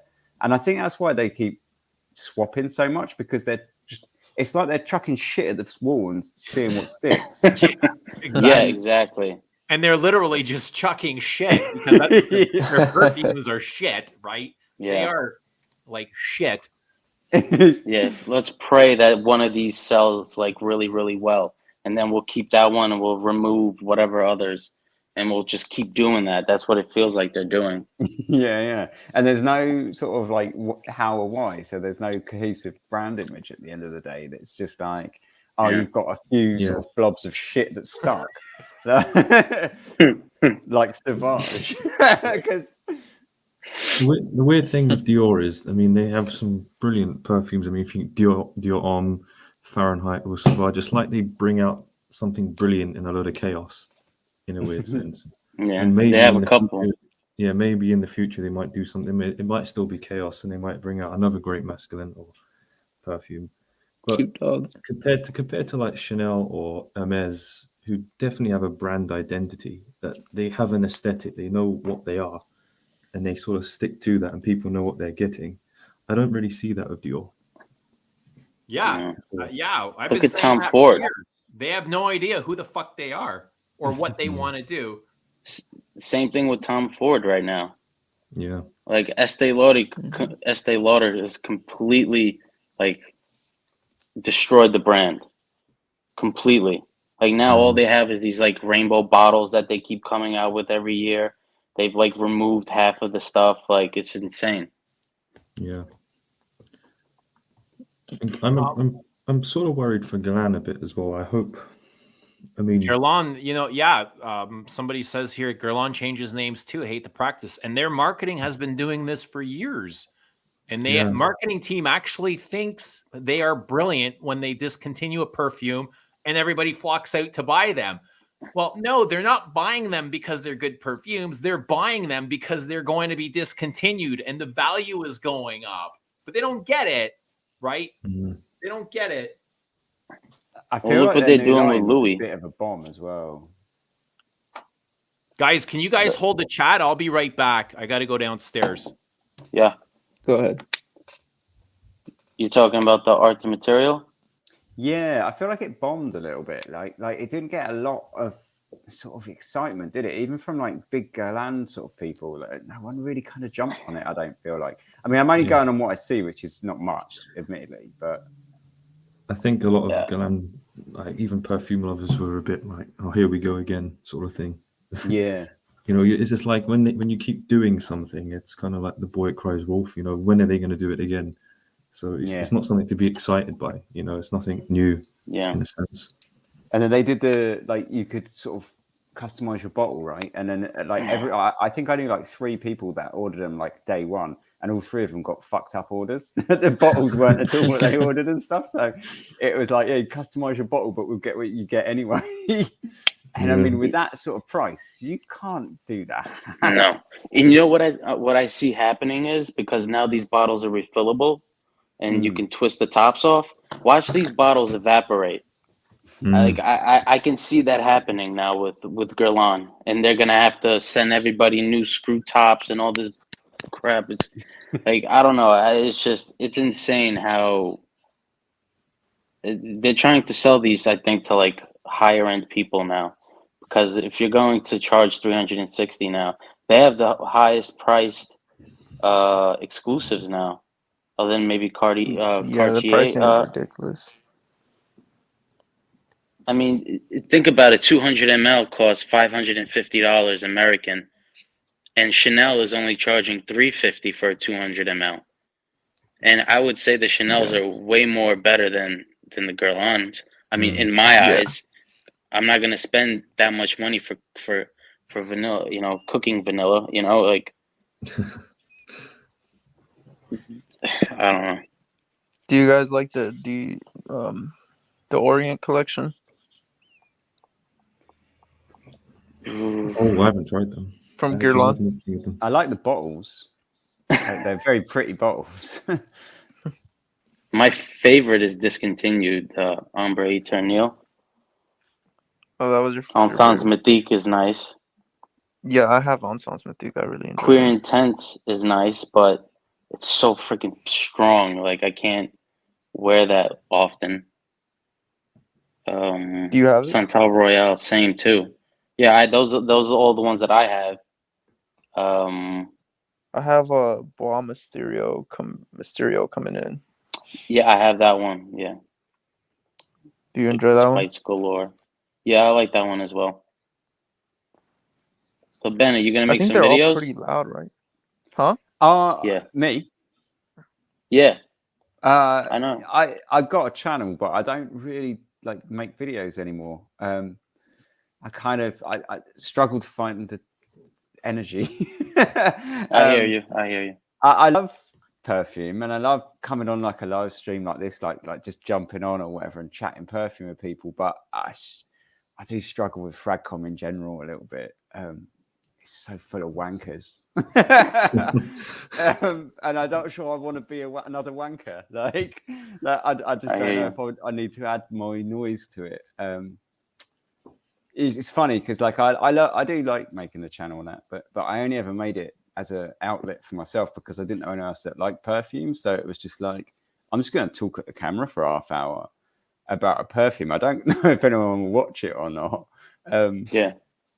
And I feel like nowadays, like it's just not very. It's not. I don't think it always was a bit boring, but I think even more boring now, where everything is geared towards top 10s and top 10 of shit in 30 seconds per perfume. I mean, I was watching a video the other day. I won't talk about names, but I was watching a stream the other day, and there was a guy on there, quite a big YouTuber, and he was going, "Oh, don't waste anyone's time. I do 10 perfumes in 8 minutes." And I was thinking, well, that's fucking useless then. That's 8 minutes of you're wasting my time for 8 minutes. If you like, what the fuck are you going to tell me?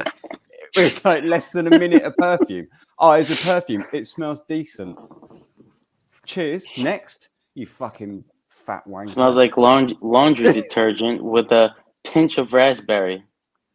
Even that's too long a review if you're going like 8 minutes for 20 like frags or whatever he was going on about. It's cringy, man. Like, yeah. So I don't know. Maybe I'll make videos though, just to keep it in a simple answer. Yeah, I mean, you have fans, that I watch your video, so. Oh, really? Yeah.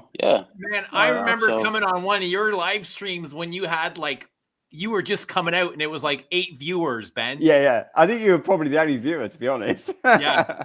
And I was watching Ben doing a live stream. And I think there was literally 8 viewers, and he put out the link, and I'm like, yeah, I'll go talk Perfume with this guy. Right? Yeah. I was just streaming by myself, wasn't I, until you came Yeah, on. and there was another big live stream going on that I just found so fucking dull, and I was like, I can't watch this, right? But I think my taste was much more aligned with yours. And that's why I like sort of say, rather than make videos, just come and crash Eugene's stream every now and then, because I feel like at least these streams, I just feel like it's a bit more my medium, where we talk about perfumes for half an hour and bore everyone to tits. But that's what I quite like, talking about the ins and the outs. Yeah. Rather than just top 10s in 5 seconds. That's not my vibe. So you had mentioned your Christmas scent was gonna be cocoa, Eugene. Yeah, mine is most likely. What about you guys? What about you? But Rudy? I'm kind of erratic, and that can change. I got dinner. Oh yeah, I was about to say, did you get some food? I see you about to grub up. Okay. Yeah, man. What you get? And I got you should go Indian. eat. I'm kind of Oh, obsessed with God. Indian. Oh shit. That, You about to eat good. oh, Hey yo, Rudy, your dogs are really cute, man. is that a pit bull? Yeah, I want Yeah. a pit bull too. It's bigger than a staffy. It looks like a pit bull. He's a big boy. So I have a bull Ben's- mastiff. Give me a ball. Ben's channel is called Talking Sense. It'll definitely put you to sleep if you have trouble. Didn't But you have 2 YouTube channels, don't you? So the other one's not real. It's my podcast, and I just dump. It's like a almost like a archive dump, just for SEO purposes, because it's more of a podcast than a YouTube thing. But yeah, I mean that's my actual job. That's why I struggle to make videos much these days, because my creative time goes into the podcast. So Oh, you have a podcast. yeah, actually, to be honest, talking frags, I mean, this is a bit kind of earlier, but I've got a podcast that I do as a job, but I've been asked to do on about Perfume in the new year, starting in the new year with a couple of other people from Instagram. That'd be awesome. Yeah, it should be quite interesting. So I like that. I like podcasts as a medium because people are a bit more open to long form chat and sort of that long form format, which I kind of vibe with a bit more. Yeah, it's nice because you drive and you can listen. Yeah, You kind of expect it.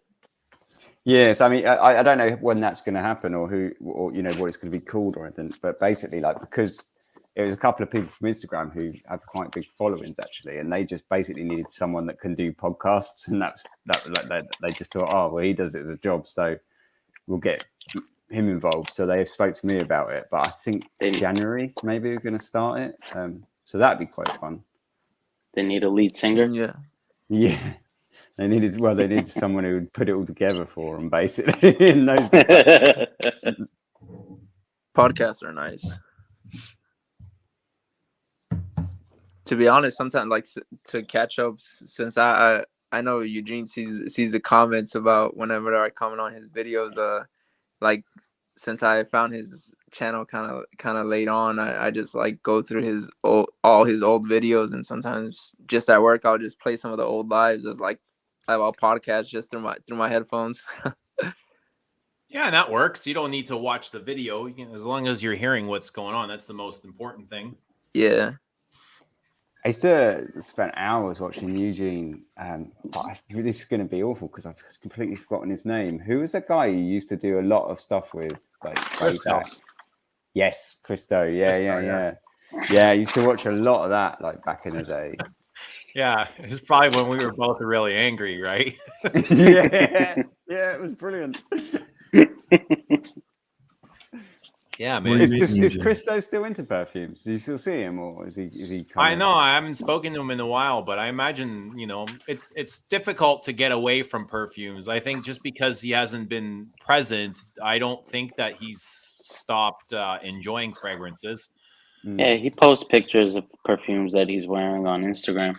I see. Oh, cool. Yeah, no, it's quite difficult to get away from fragrance.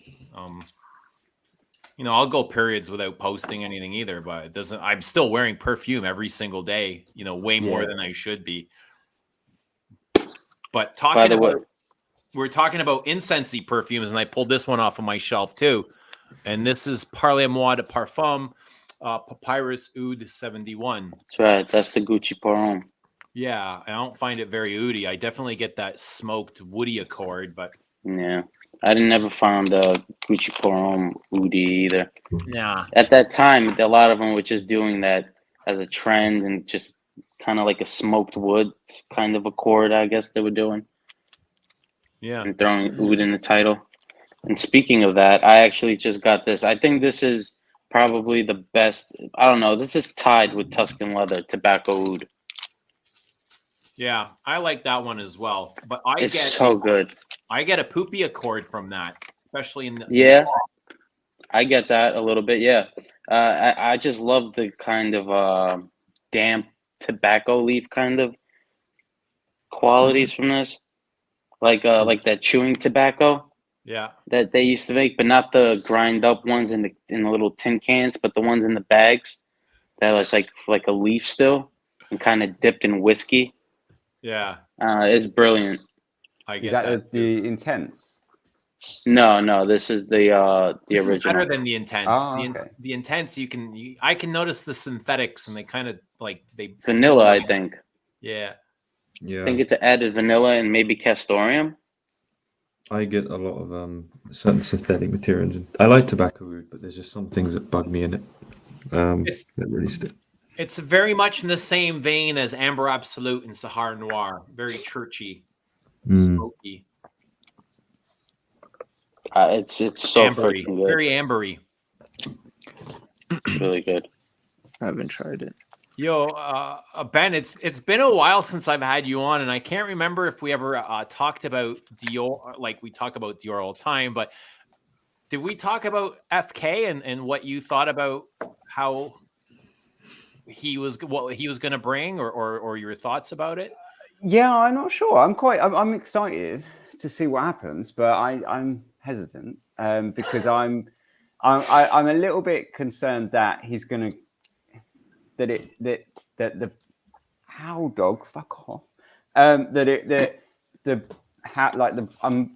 bit worried that they're going to end up kind of pigeonholing him into giving him briefs that are just going to continue the way they're continuing, if you know what I mean. Or get worse. I have a belief that they're going to get worse than they already are. Yeah, I mean, it's always nice to think that they're going to bring him in and just give him creative freedom. But I don't think a brand like that would ever do that. I think they've got they've probably got a roadmap, surely, or they've got a plan, and I would have thought he just has to sort of fit into that plan. So I'm not overly excited. Right. They need to sell a certain amount of perfumes every year, and he's got to fit that criteria, right? Right, yeah. Almost like a police officer has to give out so many tickets every month, right? right. And they're going to be like, Francis, you got to sell 10,000 bottles this month. So he's going to start pushing out, sweet. You think fruity floral. Think Sauvage is done? Absolutely. No, I don't think Sauvage is done. I think he's going to expand on Sauvage. One could hope. Did you guys try the elixir? That's the worst. That's the worst version of all of them.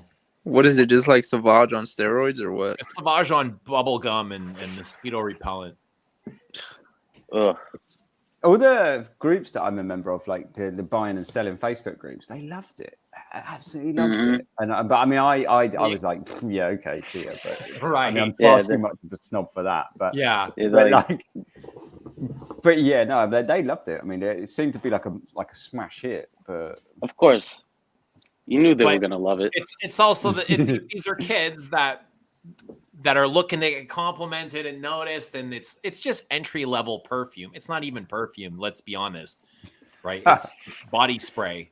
I call it the Phoenix X of the. It's like the least perfume interesting world. thing that you could possibly wear. Yeah, It's when they Axe create made this into stuff, perfume. it's like, what will be the least offensive thing, and let's put it in there, right? But then I find like that Sauvage vibe to be offensive anyway. Right. That horrible kind of clean. I guess it's like ambroxan, isn't it? Like that. Oh, I don't know. It's just. But you know what my issue? That like it gave ambroxan a bad name. Like I love ambroxan, and if you smell it on its own, that's not the part that sucks about it. In Sauvage, it's not the ambroxan. It's Right. I don't know, whatever they're doing to make that body wash accord mixed with pepper. It's so gross. I don't know. I agree. Probably, I don't mind probably- ambroxan either. I like the soapy, waxy aspects.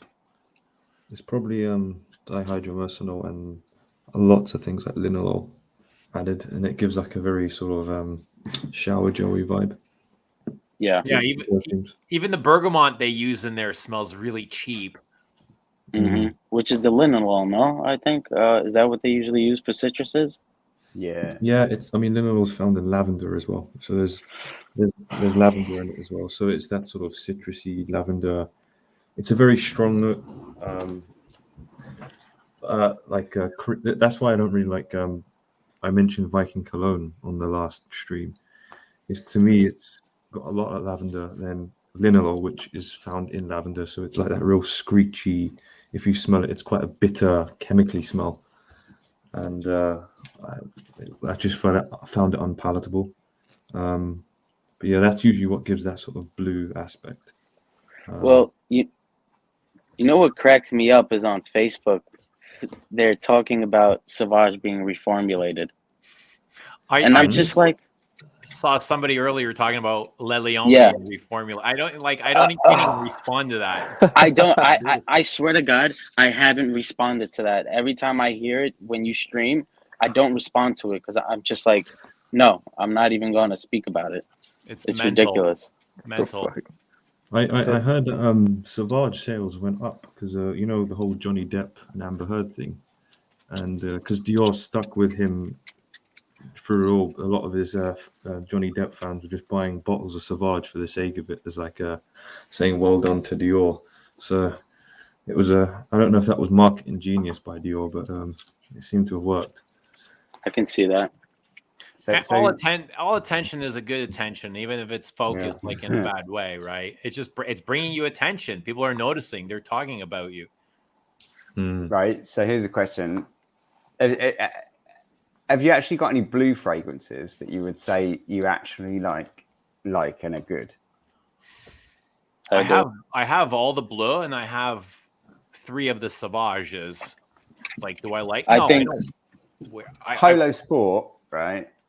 Yeah. Polo Sport, yeah.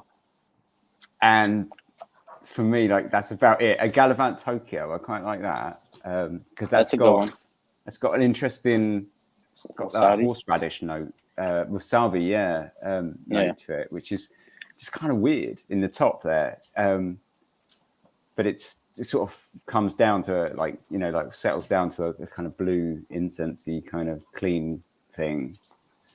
But yeah, I mean, there's not a lot of blue fragrances that I love. That's a massive one, isn't it? I'll say that. Elysium, it's just it's not even so much, but like it doesn't really have that body wash kind of smell. It's just a melange of citruses, kind of some vetiver in there as well. I think it's like one of the more well done kind of blue fragrances. Is it Just a take on sharp edges on that one? I think it's more similar to the EDT because that's the most EDT has the most citrus in it, I would say. but I think they're not that similar. You kind of get that if you quickly smell it. I feel like you would get a resemblance to blue, but I don't think so. The closest I have to a blue fragrance was it was a gift for me years ago. Is it Versace Pour Homme? Alberto Maria's. Yeah, I that's the one that hardly smells ever like wear it. Allure. Yeah, I hardly ever wear it though. Allure Sport. That's the closest to blue I'm getting. That's probably the best Versace fragrance they have. If I had to like, if you told me I have to wear one Versace fragrance, it would probably be that one. Mm. Like it's nice for the gym. Like a couple of sprays Yeah, of that to the gym. Like I think that's okay. I don't mind Dreamer. Dreamer. Oh, okay, yeah. I'm thinking of all the new ones. Yeah, Dreamer's ancient, isn't it? Or not ancient, but I think it was 1999 release, or I know it was in the 90s sometime. probably. I'm not sure if it's a lot like a nostalgia sort of thing, but I mean, it's definitely a nostalgia thing. But there's all everyone's got that little spot for blue jeans as well, right? It kind of blue jeans. I wore a lot of blue jeans when I was in middle school and stuff like that. Yeah, me too. It was like $20 a bottle. It was like Yeah. Yeah.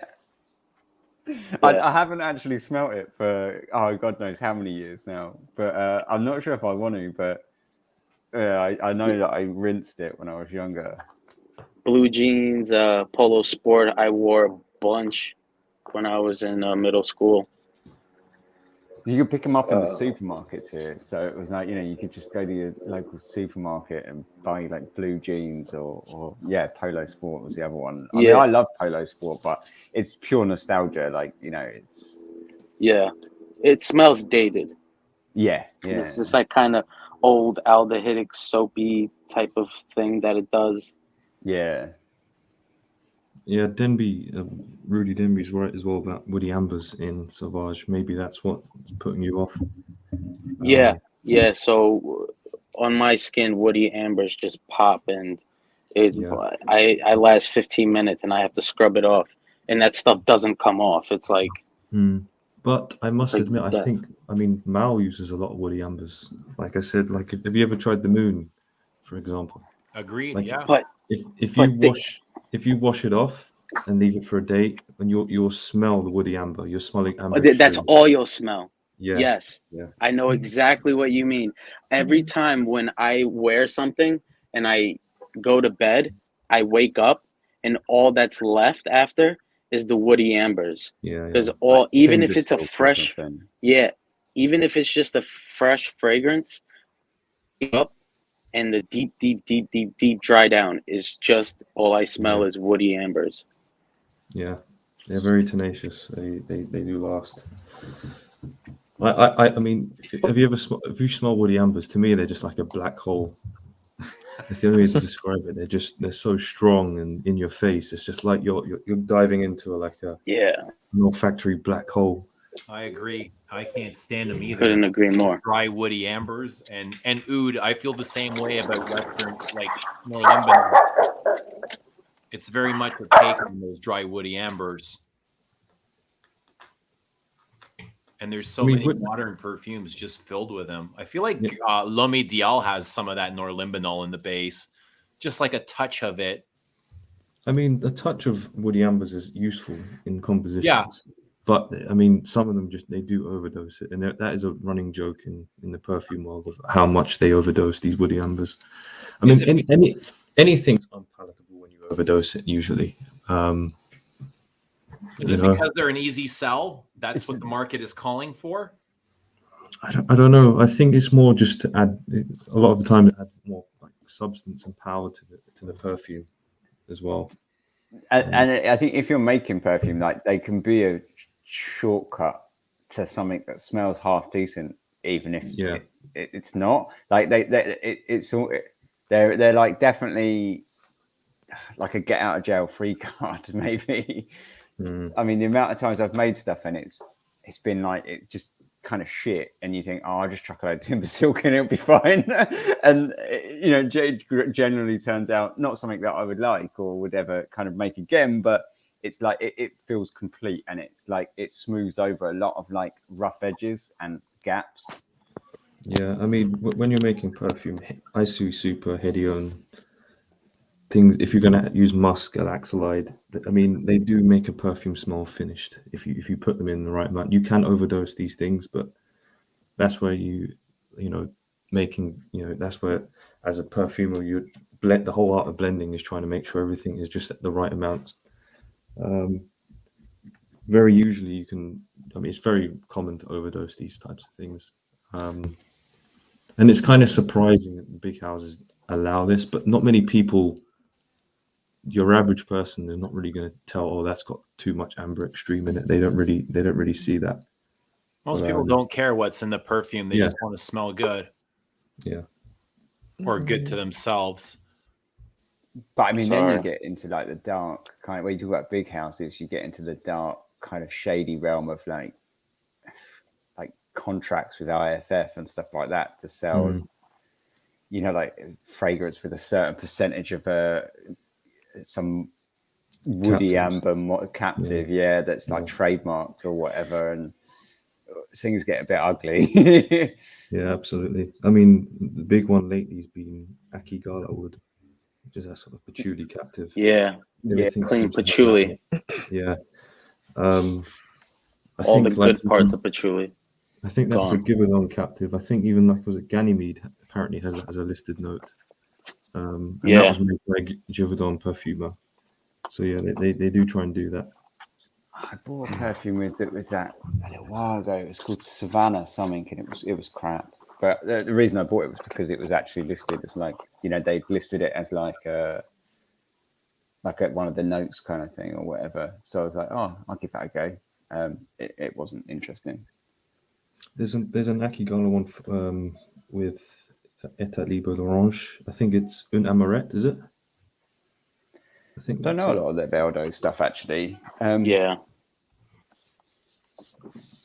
not too familiar with the brand either. Have you all tried Synthetic Jungle? Yes. Oh, yeah. I like it. Love that stuff. Think? Did we talk about Synthetic Jungle recently? It's been a while since I talked about Synthetic Jungle. My bottle came in probably like 2 weeks ago now. Right? How are you and like it? I think I watched your video and you were kind of iffy. You weren't sure, and you're like a little bit too green for me. And did you change your mind, or you still feel that way? So the perfume just changes from the top towards like the mid, and especially the dry down. Like you get that huge blast of. I almost get more basil than galbanum. Which is kind of giving me that kind of fresh stem feel. But that goes away probably 15, 20 minutes in. And then the florals start to come in, the oak moss. And it's just, I love when perfume changes like that. When you can give me something completely different from the top, it keeps me thinking. And I love that. So I remember I still had a sample. I threw it on again, and I was just like, I gotta have this. And News Paris had it, and I think they screwed up pricing on it because I got it for pretty cheap, and they didn't charge me shipping for under $200. Because as soon as I purchased it, the price went up $30. They probably caught it right after. Yeah. So I scooped it up with free shipping, even though it was under $200, and I got it for $190 and 6 samples. So, what about you guys? Yeah, I've tried it. I really enjoyed it as well. I find that, like Rudy said, it changes for on the surface. You would think it wouldn't be such a complex fragrance, but it really does change a lot. And it is a little bit pissy, I think, because of that oak moss in there. Just slightly, though. Have you tried it, Jura? Yeah, I liked it. There's a humidity to it I really find quite enjoyable. Like it's almost like you're in a sort of like a botanical garden. It's quite humid. Like there's a misty, there's a dewiness to it, and very crisp. And to try and achieve that, I think is quite interesting. Technically, I really enjoyed the Muguet in there, the Lily of the Valley. Yeah. And it was, dry and slightly leathery. And in a way, it was like the slightest hint of barnyard. And I thought, is this dirty, or is this just the way like Lily of the Valley is? And I kept thinking, but then I was like, no, there's other perfumes that are much more dirtier than this. I wouldn't consider this like dirty. That's just kind of like the thoughts I was having, like almost like subconsciously. It wasn't even a conversation I was having in my head. It was just like in the background, but I definitely got some kind of very slight saddle barnyard effect to it. And then I went to go pick up my son one day, and he hugged me and he's like, "What smells like shit?" And I was like, "Holy fuck, don't tell me." It was like, "Smell it." I was like, "Yeah." Got excited. It smells like shit. I was like, "Yes, it's fucking shit." I was so You're like, it's not at just that me. moment. I was like, "Yes, this." I went from love to even a bigger love, like eternal love. Absolute love of the highest order. It was like I liked it as for what it was before, but when he kind of like he validated that shittiness, it was just somebody else. But even though it's like this, just the slightest hint of vulgarity, it's not even shit. It's just something that's not. It's not accepted to smell like this, right? Naturally. Yeah. I kind of got like florals that are just starting to die in like a vase, and like Yes. that in the water in that vase you also haven't changed, so it's just I want to say like a wet dog. I don't know. Yeah, it's just like a wet, For weird like smell a little. like a wet dampness, like in the florals decaying. Like that's kind of what I got. Do you get much of the blackcurrant in it? Later, J-Bone. Yes, I get a lot of fruitiness. There's aspects of it that remind me of Le Parfum de Trace, especially in the dry down. So it shares some of that earthy fruitiness with Parfum de Trace. That's a nice fruity chypre. It's probably the blackcurrant. I always get really disappointed with blackcurrant, like when blackcurrant's listed, because I really want like a Ribena fragrance. But they always sort of end up being sort of blackcurrant leaf and things like that, don't they? So they're more green than sort of like fleshy fruit. But I'd love to find like a real kind of, I mean, you've got like is it the Vagabond Prince Enchanted Forest? Like that's nice blackcurrant, I thought. But like too often I sort of smell these like fragrance of blackcurrant and then just come away really disappointed. You know what it is though? Frederick Malle, I think the guy is a genius. He knows that certain notes that, if you overdose can get obnoxious and smell, synthetic, but when he can balance it to the point that it smells natural. Like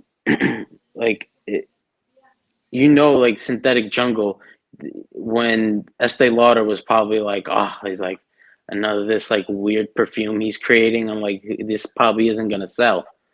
And I have to respect the fact that he still makes stuff like that, because how many brands make perfume like that still? So I almost felt like I had to buy it so they can see, okay, people do like this kind of stuff. People are buying it, and who knows, they'll keep creating this, kind of perfume, and other brands will. You wanted to support his artistry, and Exactly. I heard saying that it's not selling very well, and I believe that, because green perfumes aren't very popular.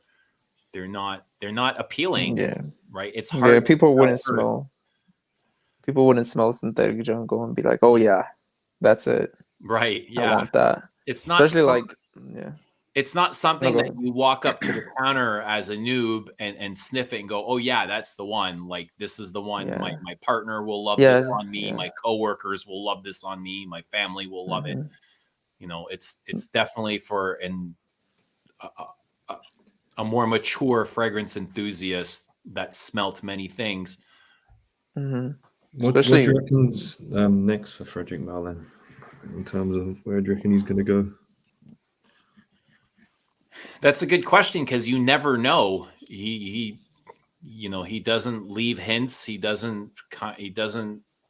I don't know. It's like he's every time I've expected something, he's always really surprised me. Yeah. You know, even We with got Rose two and green. Leather, And we Queer got and two Rose. green perfumes, kind of. I don't know. Some people yeah, I say was gonna rose and say queer than green. to me it almost feels like they got the greenness from Rose and Queer a little bit in Synthetic Jungle to my nose a little bit. There's Just a little there's some kind of slightly. similarities there, slightly, yeah. It's like if like you added rose and some leather accord to Synthetic Jungle, it would smell really, really similar to Because Rose I and think Queer. they're all using the same palette of materials from IFF. Yeah. So, there's going to be some note that's going Same to resemble smells a little something. bit, yeah. Just like we were talking about before with French Lover, Vetiver Extraordinaire, and Oh yeah. Angelique Sur la Pluie. I actually, I got Angelique Sur la Pluie as well recently, like about a week, Oh, what a 2 weeks ago. gorgeous perfume. That's a Yeah, piece it's of so art. good. Yeah, it's Yeah, amazing. That's nice light whisper. absolutely gorgeous. I think it might be one of Jean-Claude's like greatest hits. It's really good. If you're gonna make a Jean-Claude Elena greatest hits, that would be in there. Yeah. Bigger Out Concentrate is another one I got as well. Sounds like a Christmas album, like Jean-Claude's greatest hits. Yeah, definitely worthy of one. Oh, back since Jura mentioned Christian. Oh, go ahead. So Eugene, I actually this before. So I got Rose 31, right? Right. Are you getting similar? I'm getting the same kind of this orangey vetiver earthiness kind of from this as in vetiver extraordinaire, and they both Estee Lauder. I don't know about that. I don't ever remember making the connection, but I do get a lot of woody vetiver and pepper from Rose 31. And it's a very churchy perfume as well. A lot of frankincense in there. Yes.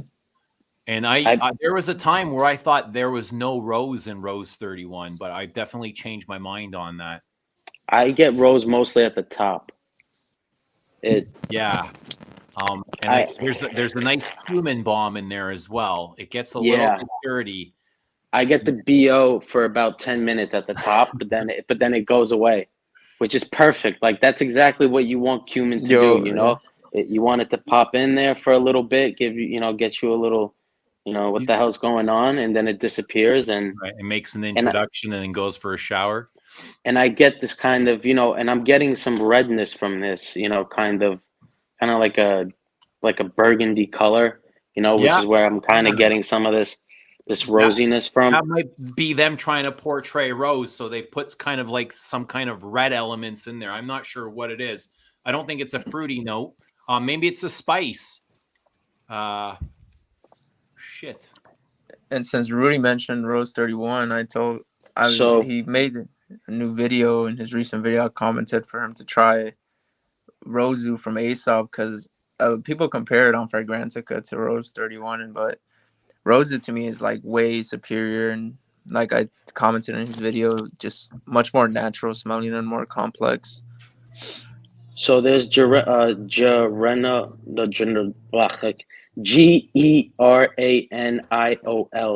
I don't know. There's that.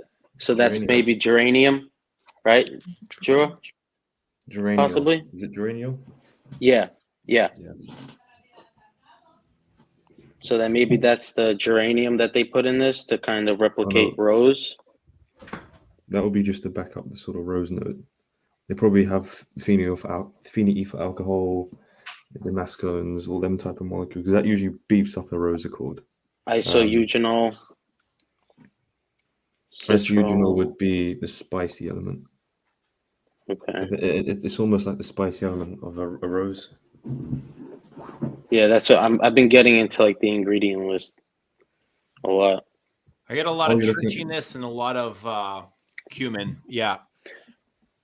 Some of that Gaiac I get in there as well. I kind of get that Gaiac that's in Gaiac 10. I think there's a listed oud note in there. Yeah, I think so. But my only problem is that freaking Fragrantica. Fragrantica is like, I don't know. It's like the weirdest notes just pop up out of nowhere on that site. People get to vote in the notes that they get. I think it's a voting system. It's so stupid. Let's make this a 12-hour stream. That's a fucking Joey Cannoli did like a 30-hour stream last week, eh? Yeah, he did. Insane. Fuck. Yeah, I mean the What's Fragrantica that, thing. Ben? Oh no, sorry, go on. It's just a recent one that I picked up, Mask Milano Mandala. Right. It's another churchy incense. It's quite nice. Okay. Cardamom in there, isn't it? Yeah. think. It's a bit more to it than just like the kind of basic church incense, but it's nice. But I got this as well at the same time. And now I like challenging perfumes, but holy fuck, man. Times Square. Monte Cristo by Mas Milano. The vetiver. I'm not sure what it is. It's a lot of cumin and spices, and it's like, it's difficult. I've worn it like 2 or 3 times now, and every time I don't know. I'm not sure if I love it or not. It's got Hyrax, Styrax, Gaiac wood, patchouli, cedar, tobacco, benzoin, celery seeds, labdanum, ambrette seeds, rum, and Kabirov. What the fuck?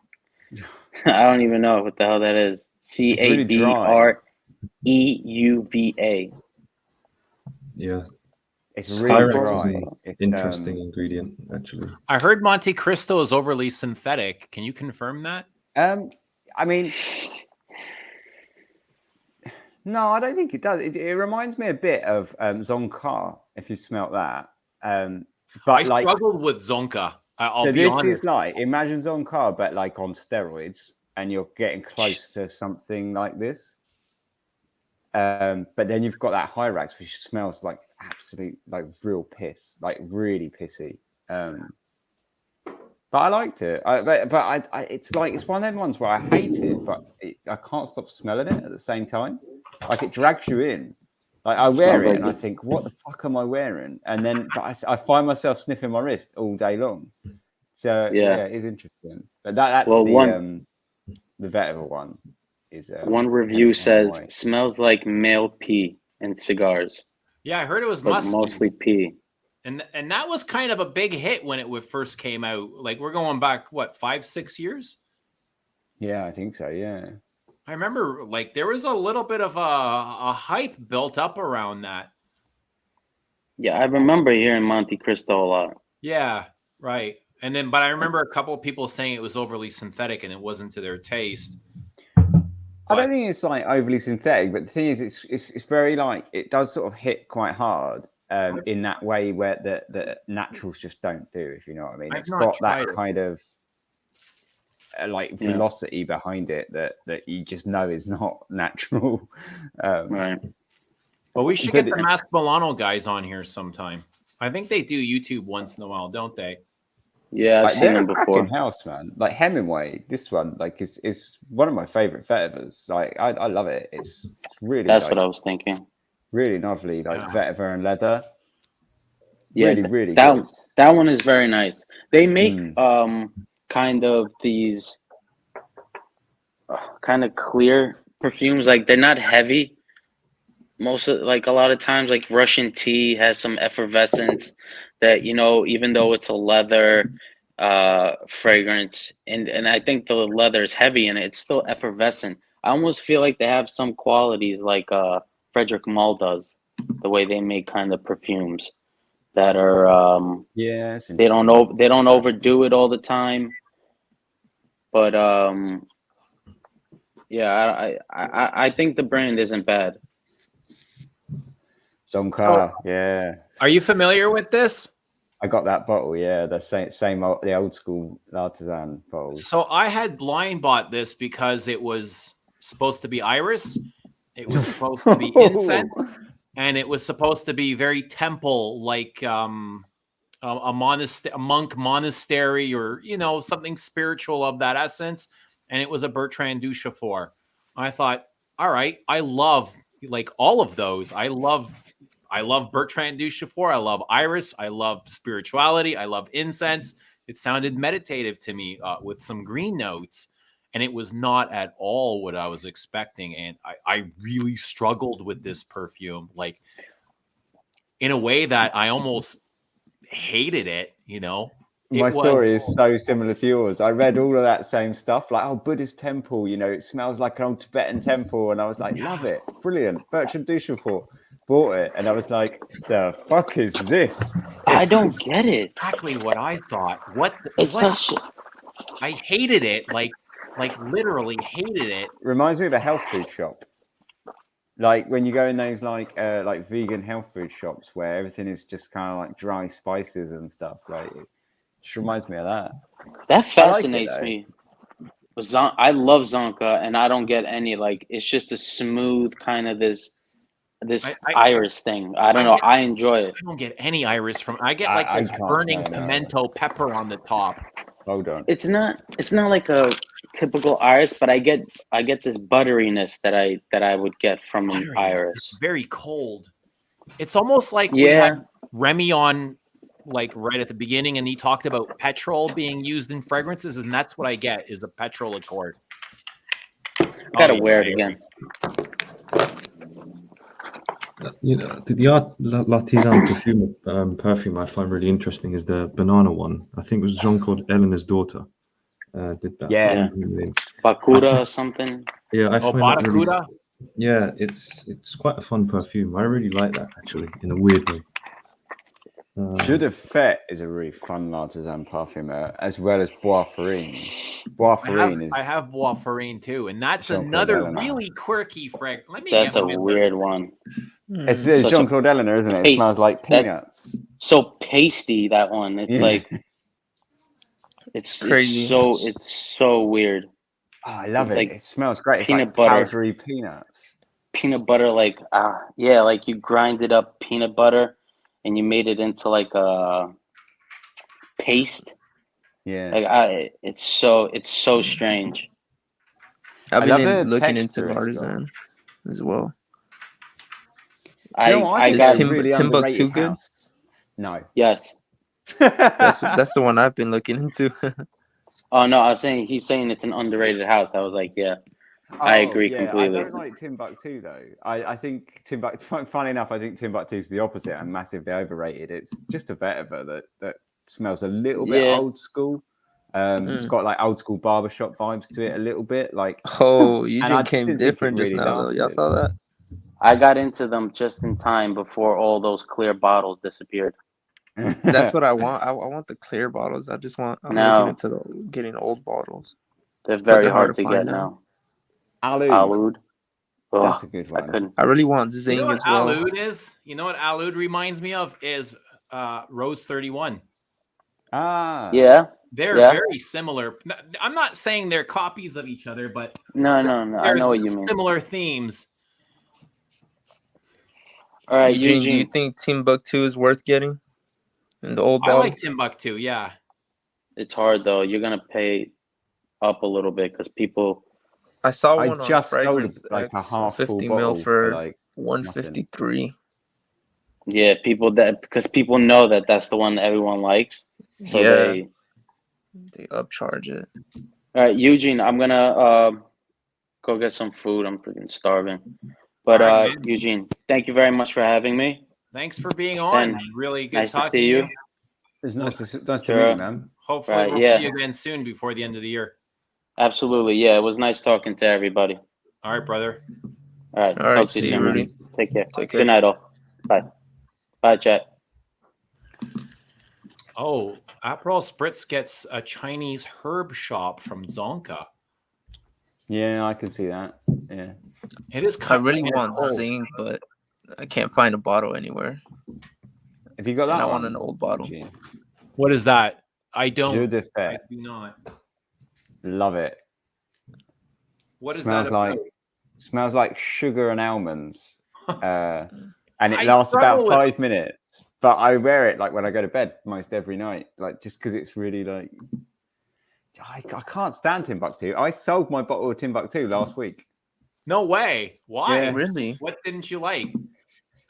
It's got too much of that kind of classic cologne vibe to it, like barbershoppy kind of element underneath Okay. it. And to be But I honest, like barbershops. I wonder I if don't that's mind that. vetiver. Yeah, I liked that, and I didn't mind it, but it also just didn't last very long on my skin because, so I just thought I just found myself not ever wearing it because it just didn't last too long. So it was Yeah. like that kind of double whammy of it, like not being like my favorite thing ever, and also just not really lasting. And it's like I could wear something else that I would enjoy and will last more. So I just never ever wore it. So I just sold it last week. I like this, and I agree. It's not a long lasting perfume. After 6 hours, it's like a complete skin scent. I can still pick it up, but it's very soft. And I'm okay with that. But if you're looking to be for honest, I struggled to get it past about 2 hours, 3 hours, and I was like hardly picking it up. So I was like, I don't know. I mean, I bought like just a half bottle, like cheap. So I just, it was just didn't do anything for me. I only wore it a couple times and moved it on. But yeah, because I saw, like I was telling Rudy, I saw a 50 ml bottle of that Timbuktu in the old bottle for 153 US. Wafarin. Fucking high. This is like peanut butter, fried peanut butter, or like sesame seed oil, right? I really like the texture it's got, like that kind of Very powdery and dry. Yeah, really powdery. Really bizarre. This is a Jean-Claude Elena. Who would have knew? Like, I know, he doesn't right? typically do things like this. You know, where's the citrus? Where are the cumin, the clove, the cardamom? The kind of sparkly, like damp, wet notes or whatever. Right. Yeah. Right. It's much heavier than his aesthetic. Very quirky, very dry, balmy fragrance. Really good though. Odd, you know. I think I've probably only worn this like maybe like twice, but I love it. Like you smell the bottle, and it's brilliant. But I can't think of a time I've worn it. Deep fried bread. Yeah. Or I think wasn't it based off some tree that they make like bread out of or something? like something, some tree that if I remember rightly, it was like some tree and that they use it to make bread or something like that. I might be mixing up two different stories there, but yeah. All right, guys. Well, I'm gonna head out. I'm gonna grab something to eat too and head to bed. Everyone's getting hungry, eh? It's that time of night. Yeah, I haven't ate, man. Look at That- David Bowie here. He's in the middle of the night, and you're a Rose too, right? It's middle of the night for them. I still got 20 minutes before the cricket starts, so you know. I think Mike V commented that the stream might carry on and Rich might be back to join us soon. Okay, I mean, I've got some juice left. I can keep going. I don't think I've ever gone longer than 5 hours, though. This might be the longest I've been on. Hey. But if you guys are still good, I'm good. Yeah, I might stay for another 20 minutes and then. Yeah, all right, it's cool. Brye, thanks for coming on. Yeah, thank you, Eugene. Thank you for having me always. All right, man. We'll see you before the new year, hopefully. Yeah, definitely. You guys stay safe. Nice speaking to you. You too. All right, thanks, man. I think I'll night, come guys. back for Christmas Eve, do a Christmas Eve stream. Just a lot of people sitting at home doing nothing, right? A lot of people don't have family, so. You ever tried that? Which one's that? Hold on. On loop. I yes, and again, like I have that right here. Very quirky. Yeah, like is it the aniseed kind of thing, isn't it? Yeah. So I have this, and here's another quirky one. That's Faux d'Absinthe. Well, I don't have that one. Oh, What's that one man. like? I know one of them is a barbershop foam. It's a very barbershoppy fragrance. But these, I think both of these smell outdated to me. Yeah, Maison Luke, I feel like it is a bit dated now. Like but then I feel like every fragrance I've got that's got that quite heavy like anisey in the top it does have that. I don't know if it's the anisey that makes it feel dated or if it's just every perfume I've got with that kind of vibe. Because the other one I would say that sort of slips into a similar ballpark is it is very licoricey, right? Spicy. Yeah, the Lita Lempica. I love anise. I like it, yeah. I'm a big fan of anise because it adds a nice contrast of sweet and spice. It's really nice. I forgot how nice this was. It does have it has a bit of a kind of like dated vibe, but it's nice, isn't it? It's Time to Musk Up. I think it's nice. It's worth a shot. Batacada is probably my favorite Larsen Parfumeur. Who? Perfume. Batacada. I don't have that. It's like a beachy thing, but it's also got like this. It's got like a skin note apparently, which is basically just like ambrette seed, I think. But it's quite. Yeah, I like it. It's definitely. I think I did a review for it on my channel, and I said it smells like worn swimsuits if you take like a swim costume out of a bag and smell it, like after you've been at the beach all day. Yeah, like it's got that kind of like sunscreen and kind of worn human skin vibe to it. It's nice. I like it. I think it's good. Interesting. So Faux d'Absinthe, is that the one that you have? No, I don't have that. Go on, give us that. What's that one like? Which one did I spray? Faux or because I'm getting a lot of licorice or anise from here. I think it's Faux that I sprayed.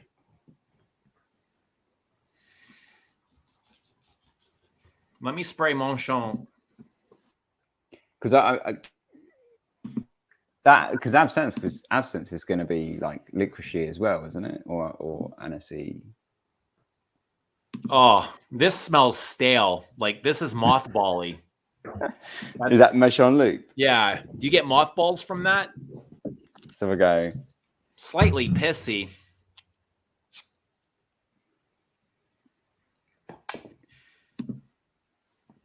Yeah, I suppose. Stronger than I thought, actually. Stronger than I remember.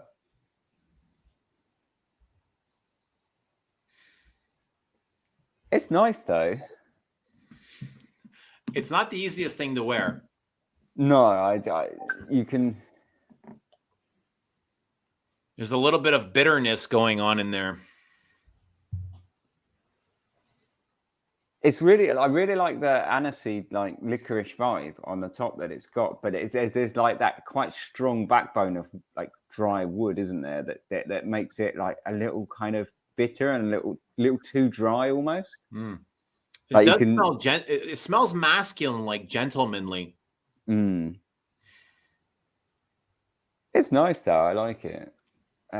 It's nice and dry, no sweetness.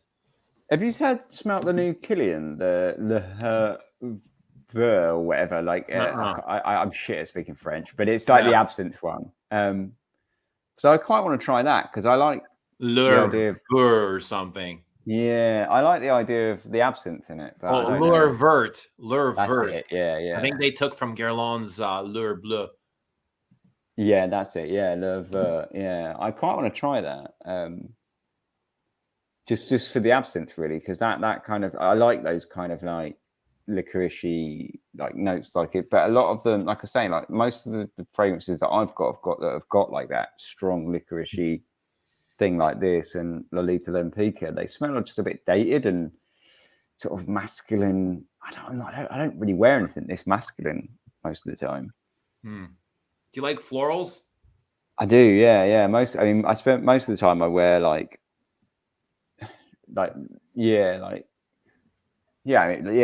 florals and actually quite a lot of things like conceptually, L'Artisan is a great house, but they're not an easy wear.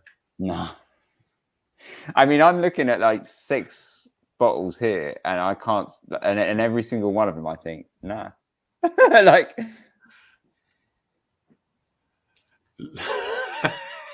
they make my ears bleed too. But thanks for pointing that out, Eva. You're a Lurvert. Zing. What do you think of this? Have you smelt Zing? I've not got Zing. No. I think this is something you would love, considering That's another one of their like classics, isn't it? Like everybody loves that. This has been discontinued. Oh, really? Yeah. So I get that. I get a barnyardy, saddly, leathery thing and some sweetness. And I love what this is in the opening, but I wore this recently. I remember being so underwhelmed with the dry down. It was just like non-existent, you know? Does it have like anything in common with Zoncar? Because in my head, I guess it's just because they're both like No. I always put Zing and Zoncar like they should be. No, they don't smell anything alike. And as dirty as this wants to be, I find this easier to wear than Zonka. Zonka is like I almost want to chuck up, you know, when I wear Zonka. It's just like the dryness. I feel like my gut is turning dry and turning inside.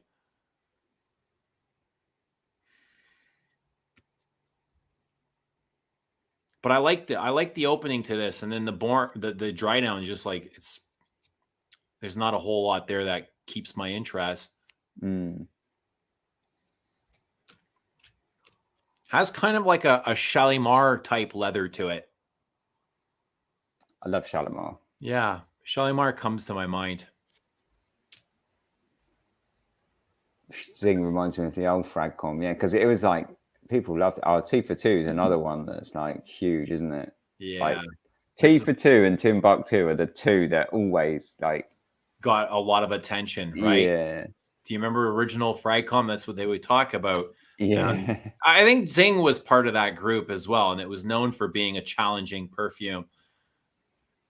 You know, it was always that. I think they used to say it was like eating popcorn at not the zoo, the circus, eating caramel corn at the circus, right?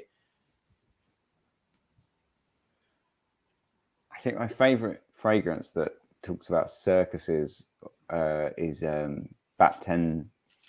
Is it Baptême de Feu? By Serge Luton, yeah. It's based really on a dry and quirky as well. I love it. It's not something you would smell every day. It's a really I don't know. It's an original scent, Baptême de Feu. Isn't that based on like it's based on a fairground or something, isn't it? Or a shooting at a fairground or something, like a mass shooting at a fairground or something. I don't know the backstory of it. I don't know. I mean, like most Serge Luton stuff, the backstory is quite abstract and bizarre anyway. But I think he goes on at some point. He does talk about a mass shooting at a fairground or something. Oh shit! Right? Yeah. They'd cancel him if he did that today. I love it. I think Baptême de Feu is brilliant though. I really like it. That big kind of pissy jasmine in there, and like weird kind of coppery metallic note, and sort of gingerbread floating in. I really like it. I just tried that last week for the first time, and you know, on initial smell, I was like, "Oh man, what is this?" I'm not sure if I like it, but on my drive home, I just kept going back to it. Right? Yeah, like, yeah. All right, it's starting to open up and develop, and it's starting to become palatable. But the opening, I thought, was like it was typical Luton's, outrageous, right? Weird, bizarre, like very different. I think it definitely takes like 20 minutes, 25 minutes to kind of like start kind of opening up and becoming something that like that's when the florals I think start to really blossom in that mid and you start to kind of catch the jasmine in the middle there like a bit more like right. I don't remember any of the notes or what the perfume was even about, but I remember the opening was a little much. So that's all right. 2 for 2. I might head off to bed now. It's getting very late here. I'm falling asleep periodically here. And, but yeah, thanks for having me on the stream again. And Jura, thanks for joining us. We will see you very soon, I believe. If you're still going when I wake up, I might join again. Come back. Maybe Rich will be here. Yeah. But anyway, I'll let you guys carry on. With All right, thanks. On. Anyway, thanks, guys. We'll talk to you soon. Cheers, man. It's me and you then, Eugene. Uh-oh. And then there was two. You like tea for two? I have not smelt it. Like, Oh, no. like it's one of them ones that, because it's like it goes. Because to be honest, I very, very, very rarely buy fragrances like retail. Perhaps like 2 or 3 times a year. Mostly, I just buy like secondhand. So you've got to be like proper on the ball to get like tea for two or something. Like, because people like snap it up as soon as it sort of gets put up on the groups, and that's someone like snaps it instantly. So I've never smelled it. I've never got around to it. I think they do a fine job of capturing that chai tea, that spicy chai tea. Oh, okay. In an Oriental accord, right? Is it like milky, creamy kind of chai? Slightly, like not overly milky, not milky like Dries Van Noten from Frederick Mull. Yeah. I think it's nice. I like it. It's a nice spicy fragrance. I didn't realize it was so like, you know, it was that kind of take. I thought, you know, tea for two. I was like, oh, is it? I kind of, I haven't looked it up even, but I just assumed it would be like a tea fragrance. But it's much heavier than what you'd expect from a tea fragrance. Like tea fragrances are usually light and easy to wear. This is very heavy.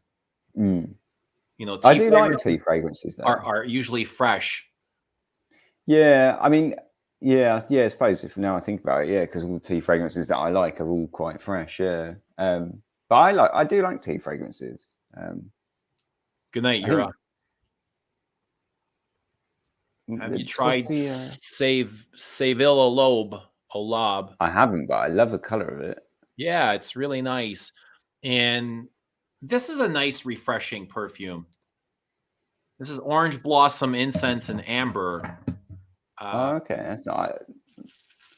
And it's probably one of the more approachable artisans, but it's still very well done. Yeah. A little bit of greenness coming from a soapy neroli. I do like this. It has a nice kick to it, a nice effervescent punch, you know? This will wake up. Yeah. Like if Jura was here and I sprayed some on, he would have stuck around because he'd wake up, right? It's one of those that gives you a jolt. It's like drinking an energy drink. I got that Enchante loop on my arm and it fucking stinks. I'm not sure I'm too into it, to be honest. I haven't smelled that for a while. What's your favorite tea fragrance then? Oh shit. Favorite tea. I like the Bulgari, the Jean-Claude Elena, the Eau de Vert. Yeah, that's it. Yeah, that whole line is actually all right. Ote Rouge is really nice. It's like tea and fig. I don't know it. What else? I guess Guerlain's Neroli Out Renoir is a nice tea fragrance. What else? I'm not sure. I like I Am Coming Home by Florico. And it's not a brand that I particularly like. I think they're a bit shit, but I Am Coming Home I think is really nice. I'm not familiar with it. It's just ginger and tea and I think like orange. But the way the ginger and the orange blend together is quite like masterful in a way. It's like you know, like because they're quite similar tartness in the middle. You're not quite sure like where the ginger starts and where the tangerine. I think it's ginger and tangerine, like where they kind of blend. It makes a really interesting top, and then underneath is just a kind of quite typical tea sort of note that, you know, if you like the Bulgari teas, it's kind of similar to that. I like ginger a lot. Yeah, me too. It's nice. It's really in this. It's like a really like raw, spicy ginger as well. It's really nice. Yeah, it adds a lot of effect to a fragrance. Same way in Nice, right? Yeah, yeah. A little goes a long way. Yeah, totally. Saffron Troublon. I have not smelt that, but that Luca Turian's entire review of Enchante Loop, Wet Dog. Do you know what? He's not far off. It's like I'm smelling my arm now, and it's like I'm trying not to think, but It I does smell don't. like when I give my dog a bath. That's- It does actually yes. smell a bit like when I bath my dog. Yeah, and wet dog is very specific. If you've ever Yeah. dried your dog off with a towel and you get that smell on the towel, Yeah. it's eternal. You're not getting that scent off the towel. I've got some towels with like I dried off a dog with, and I'll keep those, or I did keep those just specifically for the dog, and that smell doesn't come off. Yeah. Oh, that's it. Ginger tea and cardamom, not ginger tea and orange. It's cardamom, yeah. Still got that same kind of tartness in the middle there. It's really nice. You know what I get a tea from is Chanel's Eau de Cologne. Have you tried their Eau de Cologne from the exclusive line? I get a tea accord in there, even though it's not listed. But to me, it always reminds me of fresh tea.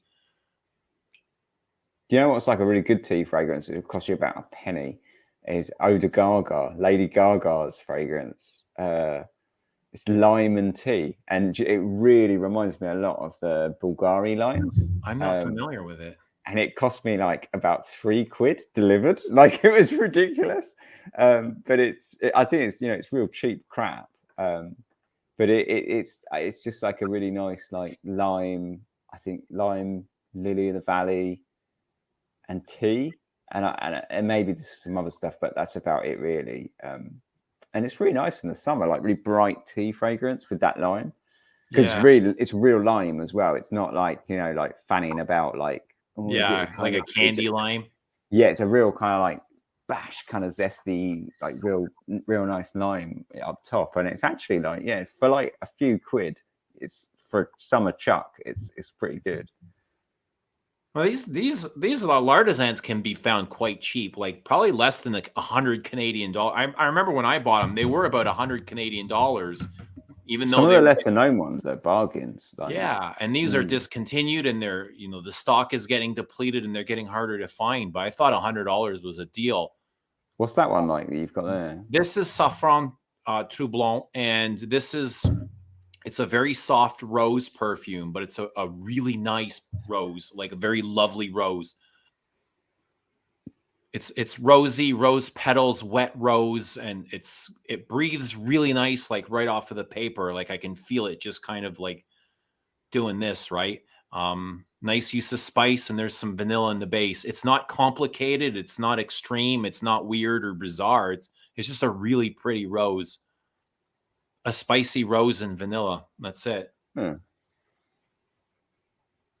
But this is one of the ones when they complain about Lardezan performance, this would be one of the ones that has like a lower lasting.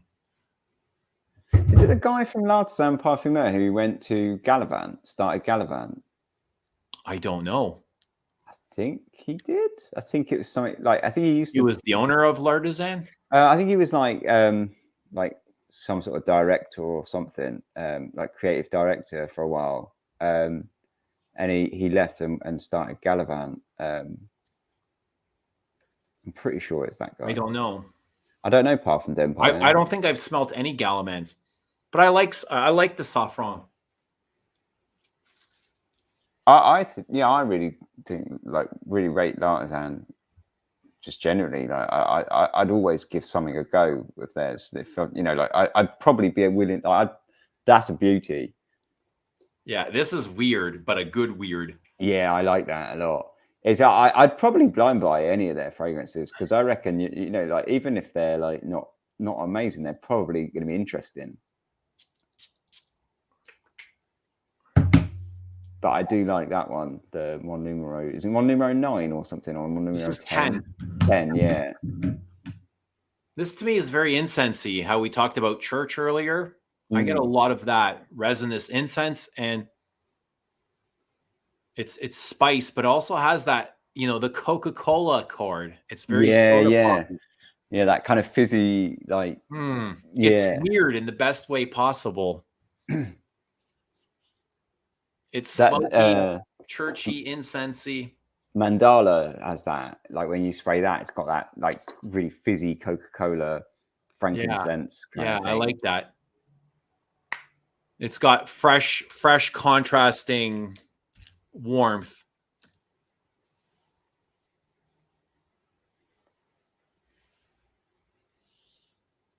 Okay. Have you tried this patchouli patch? I have not. That's old, isn't it? I think this is a Dusha 4.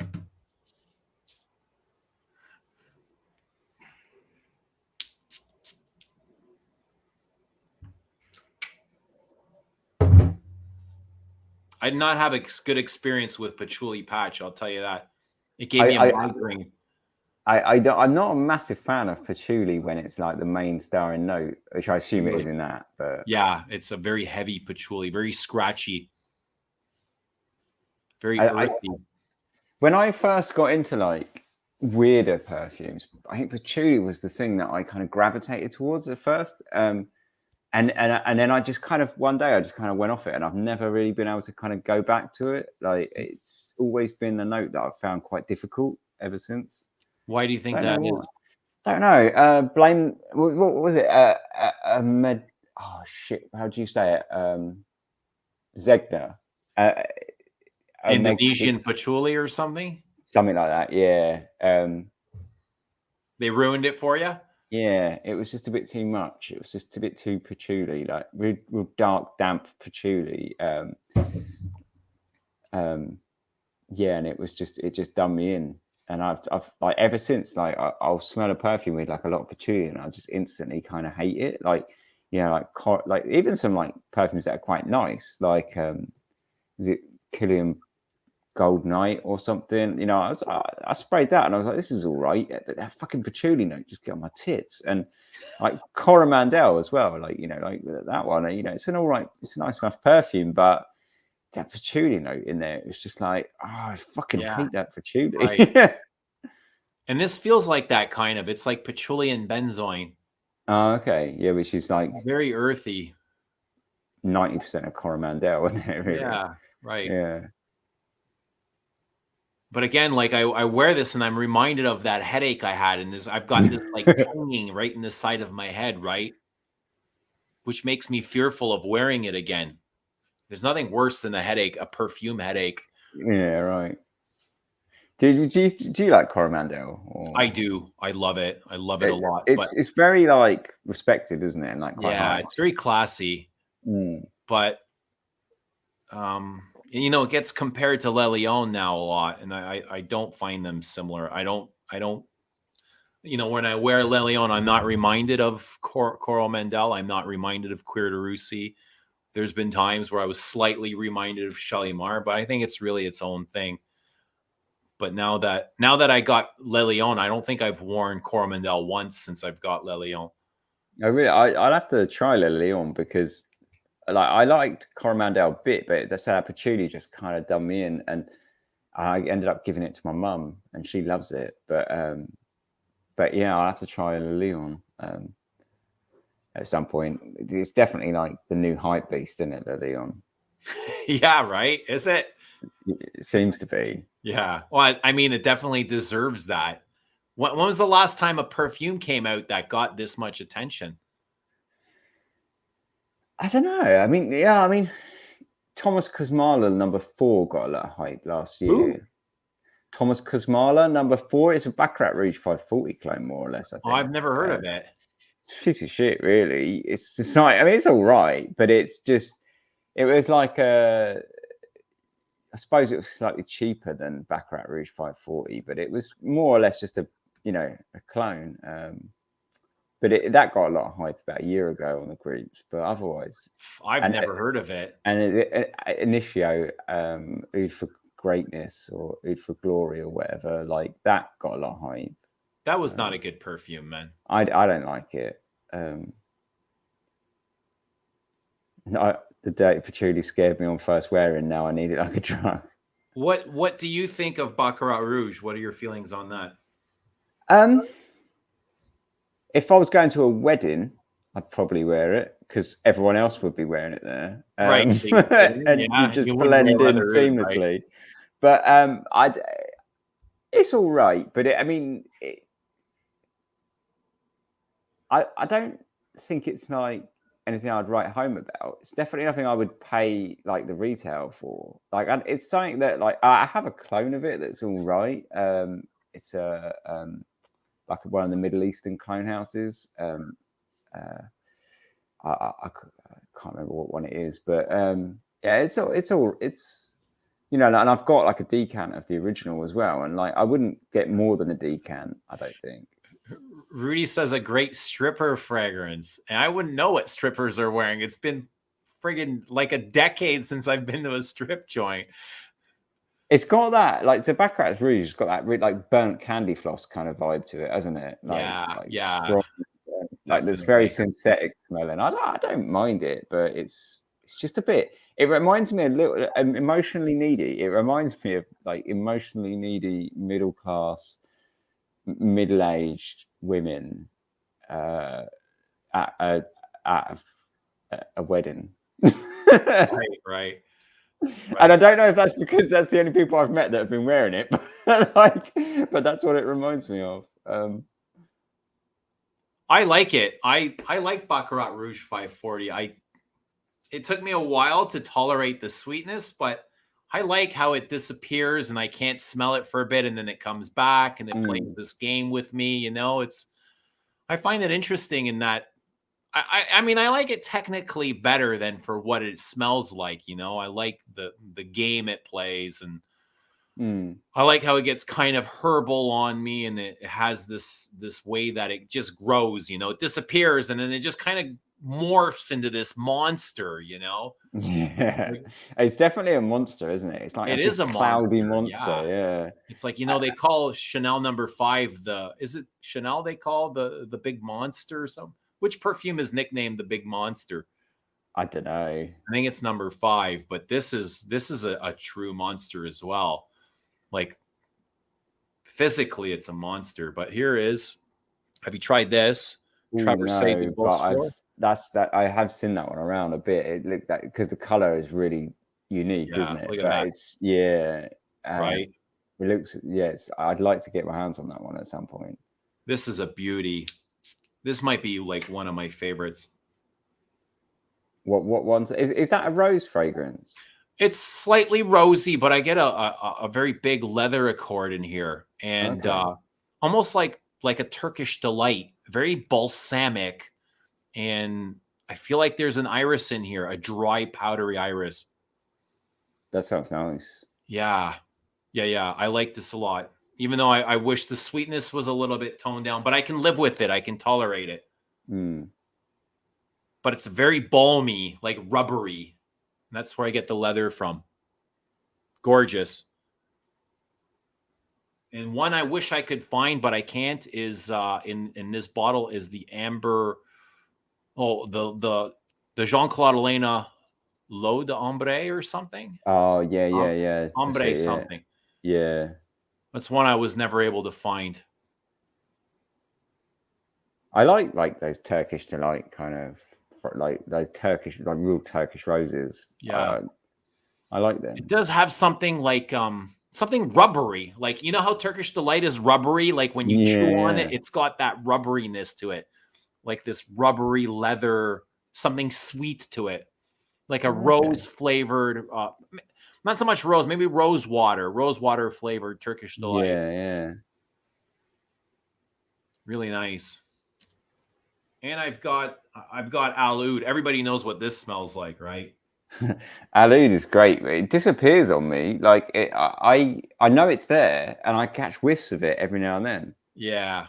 But it disappears. It's like you sound like the Baccarat Rouge 540. It comes and goes on me. I've got a different bottle to you. Have you got the limited edition bottle? I don't know what this bottle is. Yeah, it might be a limited. Yeah, because mine's just plain. It's great. You know, for something like this, I think I prefer Rose 31. If I'm going to wear this, Le Beau, or I would reach for Rose 31 first. I do like Anooj. But yeah, it's nice. I like that dry, smoky, incensey wood note. I don't get any sweat from it because I know that one of the kind of the big. Yes, that's probably like why I compare it to Rose 31. I get the cumin, but I think it's stronger in Rose 31. Yeah, I don't ever like. I don't feel like it smells like sweaty kind of nastiness on me, because I know that's a big kind of criticism against it, is that it just smells like BO or whatever. But I haven't really got that. It's like you can smell the spices, but it doesn't remind me of BO or anything. No, but you get the cumin. Cumin doesn't get that necessarily nice... mean it's going to turn into unwashed body parts or BO. I mean, I don't care if it does, to be honest. Like, the more the merrier, but saves me having to have a shower, doesn't it? Just spray, have an Italian shower and spray on some more Anooj or Rose 31. I tell you, the nicest cumin fragrance I think I've smelled is I can't do French. Les Indémodables by Serge Luton. It's one of the seal bottles, the black bottles. Like yeah, I know which one you're talking about. And it's properly like, just like, I think on Fragrantica, I think cumin is the only note listed. But I mean, there's definitely more going into it than that. But I feel like Serge likes that cumin note because he's got it. I think it's Serge Noir. It's a clove cumin in what is the Fleur d'Oranger? It has a huge cumin in it. It's like sweaty, hairy armpits. That's what it smells like. Yeah. But on a woman, right? They're feminine, sweaty, hairy armpits. I do like. I like it a lot. I love L'Indémodable, or what I should look what it's called. But that I do really like that. That really. Do you like Declaration? Yeah, I do. Yeah. The Jean-Claude Element, like Cartier Declaration. Yeah, no, I do like it. Lot. So I get it. Almost like this. Like when I smell this Al Oud, I'm reminded of Declaration. I'm reminded of Rose 31. Oh, really? Yeah, those very woody, dry cumin bombs. Quite spicy. Yeah. Is it Declaration? Cartier Declaration. There's a Soir version as well, isn't there? Is it? Oh yeah, there's many flankers, but my favorite is the original, the EDT. Yeah. I think that a couple of years ago they released a Parfum that isn't as good, but it's very heavy and dense, and I like the EDT. I find it very airy. Yeah, no, I've only tried the EDT. I say there's the Soir version that I've heard is quite good, but I've not smelled that one. Yeah, and then they have a rose version as well. I think they have a low or something, a citrusy version, a blue version. I don't know. It's like they try everything. Yeah. It was their pillar for a long time, wasn't it? One of their masculine pillars. We have 50 people here, almost 6. Like we're going on almost 6 hours in. L'Indémodable. That's the. I've not tried it. I have not. It's the cumin Serge Luton thing. It's great. Who's all out there? Say hello in the chat. Let us know we're there. I'm really curious who's here. Absolute Paula Soir is the best MFK. I like that as well. That's the pissy one, isn't it? Yeah. I like that. Yeah. Do you like Grand Soir? It's okay. Yeah, I bought it and sold it. So, but it wasn't so much because I didn't like it. It was just that I wasn't wearing it, and it was going for a good price at the time. Like a lot of people wanted it, and I could just sell it for like the same as what I paid for it, even though I sort of used a bit. And I was like, oh, fuck it, I'm just going to get rid of it. It didn't do too much for me, but it's nice. I did think it was nice though. I liked it enough to buy it originally, like in the first place. But I just sold it on later. It was a bit, nothing to write home about. I would say sort of something similar. Yeah, Paula Soir is my favorite MFK. I think it's not as easy to wear as Grand Soir, but I'll tell you, my first wearing of Grand Soir, I hated it. Absolutely, really detested it. I thought, I did not like it at all. How comes? What was it there in it that got? Because I thought it was quite pleasing. It's quite crowd pleaser, isn't it? To me, it was green and just overly spicy. And then I hated it so much. I was like, I got to wear it again tomorrow. Like, and then I wore it again, and I was like, oh, my perception completely changed. I was like, oh shit, wow, okay. I really like this. Like, I guess it kind of made more sense to me. I love that when that happens though. Yeah. When you wear a fragrance, and like, I remember the first time I smelled Nuit de Feu by Louis Vuitton, I fucking hated it. I was like, this was such a disappointment, and I was just so disappointed. Like, I just hated it. And then like over about a week, I was just like, oh, but I want to wear it again. And I sampled it like 3 times in the end, and every time it was like something that I really like about this. In the end, I just ended up having to spring and buy a bottle because I love it. Yeah. But I really fucking hated it at first. I love it when that happens though. For me, it was pretty much love at first. I loved it when I sprayed at the boutique. I was like, oh yeah, you're coming home with me, baby. I loved it. Got a loud compliment from a pharmacist who had a mask on. So that's grand swag because it is massive as well, isn't it? Again, that one, like. Yeah, Absolute It's not shy. is really pissy. It smells like, you know, when you go into a car lot and you park your car and you go into the staircase, and that's where like the homeless guys, like they go and they urinate. That's what it reminds me of, is that really damp, stale staircase piss in a very cold parking lot. I love that. I fucking pissy fragrances. I just love them so much. To say, the Monte Cristo is definitely the pissiest fragrance I've smelled. And I struggle with that. I've got to be honest. But it's not the piss that I struggle with. It's the spices mixed in with the piss. Spicy piss, eh? Yeah, it's a bit of a double whammy. But like the pissiness is beautiful in it. I love it. You know what? I'm surprised nobody's tried, or somebody should try, is like an asparagus piss accord. Like, you know, that smell after you eat asparagus and you urinate it all out. It's like, I don't know what's in there. It's like all the nutrients come out, but it's like, oh, it's overwhelming. I think there's a reference to it in the movie, in like one of these comedy movies, asparagus piss. See, I'm quite amazed that Nuit de Feu got 3 compliments. I'm amazed it gets any compliments, because I feel like it's not a particularly easy fragrance to like, really. It's not. Dude, it's not. there's a certain poop accord in there. Like, no, it's not an easy beginner fragrance, but it's really smooth and well done. Any new discoveries? What do you think are some of your favorite 2021 releases, or worst? Or I'm trying to think like what's I've bought that's actually from this year. I think probably Vanilla Diorama is the only new thing I've bought like this year, actually. That's from this year. Have you tried Toba Color? I haven't yet. I'd like to, because that gets a mixed bag, right? The reviews seem like quite mixed on that one. What do you think? I have it. I don't mind the dry down. I'm not crazy about the opening. I think it does get better as you wear it. Okay. But it's a loud perfume. I think they're going to sell millions of bottles of it. It's tobacco. Tobacco is very popular. Yeah. I don't know. I think it's just too sweet. It's not the greatest wear. Okay. Have you tried Purple Oud? I have that as well.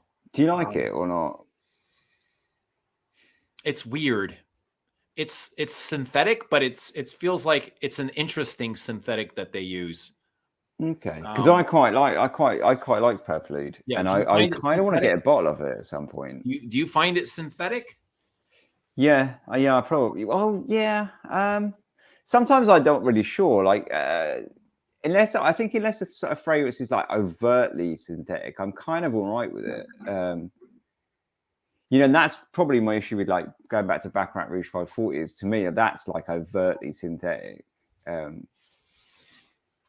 I didn't mind it.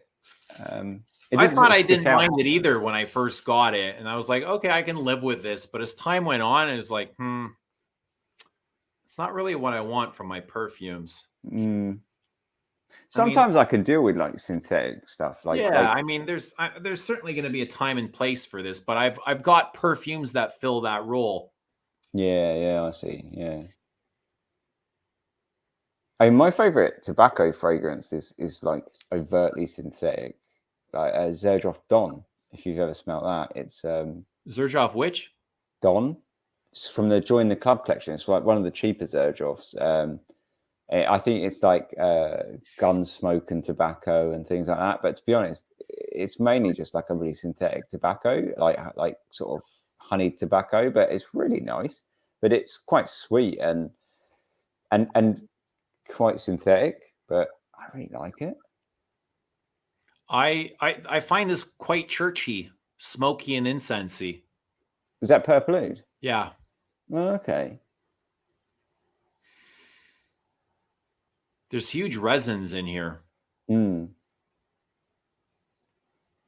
want to get. Yeah, I sampled it a couple of times. I keep meaning to sort of like keep an eye out for a bottle, but I not at retail. And who says best newish fragrance, Cristal Eau Verte? Oh man, that's got to be at least 10 years old. I'm thinking.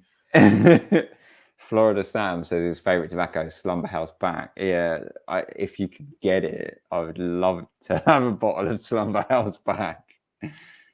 Best releases. I'll do a video later this year, before the end of the year. My favorite and worst fragrances of 2021. Yeah, I'll have to go through like my collection actually, see what I bought that's from this year, because I forget, to be honest, what I buy. Like I got to sort my bottles out and figure out. I think I've got them right here. Synthetic Jungle, the Shalimar Flanker, Paris Edinburgh. I like that. What else? I'll have to go through my bottles and have a look, but those are just a few. I gave the whole fucking video away and in 10 seconds. And that's it. What'd you think of H24? The MS one. Yeah. It didn't do much for me. Yeah. Again, like it got quite a lot of hype. Like a lot of people really interested in it. It didn't do a lot for me. I only sampled it on like a card sample, admittedly. Yeah. And I didn't even put it on skin, but it didn't do a lot for me. See, that's another one that uses the Ambrox or a form of Ambrox, and I liked it, but it's then they went and put something in there that purposefully smelt synthetic and smelt like it was a mainstream designer fragrance. And I think without that, it would have been much better, because it does have a green floral accord, slightly soapy, slightly interesting, Yeah. But I mean, if they had taken something out of there, it would have been better. To be honest, like, without sounding cuntish, but like, have you smelled anything from MS since Jean-Claude Ellard left that's been any good? Because I'm not sure I have. I thought Gallo was really good. Gallop. Oh, I've not smelled that. That's a really good rose leather. A lot of people compare it to Frederick Mull's Rose and Queer.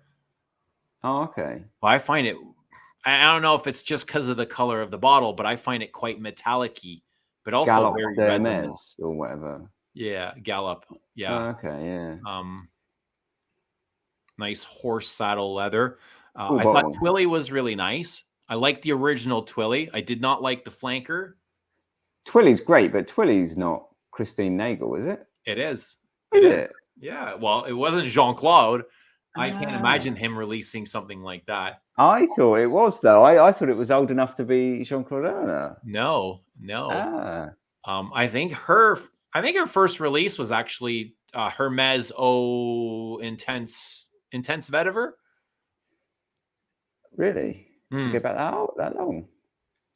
And then she did a couple of the Hermes. She did 3 Hermescences and then like 2 oils inside of the Hermescence range. So it's like 5 in 1.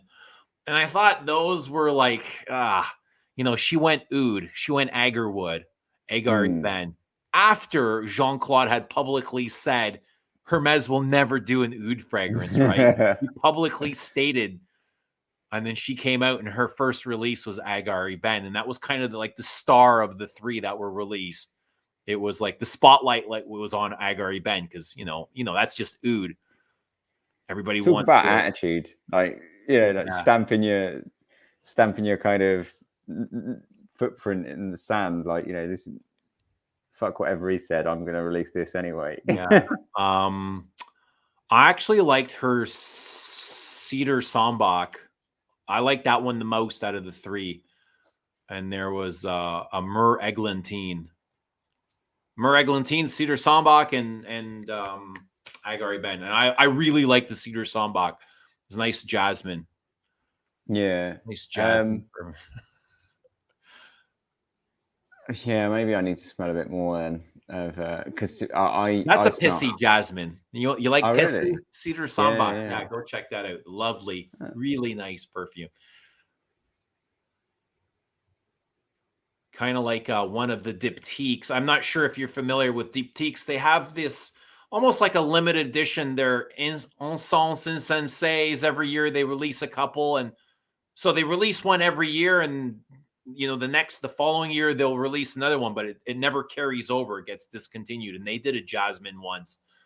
Okay. It was very much in that. It was a Sambach jasmine, pissy, incensey jasmine. So it's a lot like that. I like that. I like pissy. Bought Kyoto from them this year. That's a new one that I bought, like a new release. I bought. So yeah, I saw the whole Kyoto release, and I went to the department store probably 2 weeks after I'd first, and it was gone. Like no testers, no bottles, anything, and it was a limited release. They're not coming back, and I was so disappointed. I was like, I really wanted to try it, you know, just the whole Kyoto thing. Yeah, but it's bollocks. I sent mine back. No way. Didn't even unwrap it. I tried the sample when I got it, and I didn't like it that much that I just sent it back. It was really boring, really, really boring. Wow. Just a boring rose fragrance with nothing else really going on. Really? There's like, if you really searched around, there was a little bit of incense in the background, because that was originally what kind of like I thought. You know, you obviously got the Kyoto vibe and everything, the red bottle and all the like the furoshiki cloth and stuff. It was all really nice. And I was like, oh, that's great. But what really drew me was like the rose and the incense, you know, like that to me was like, that's an interesting combination that you don't necessarily always see that much, right?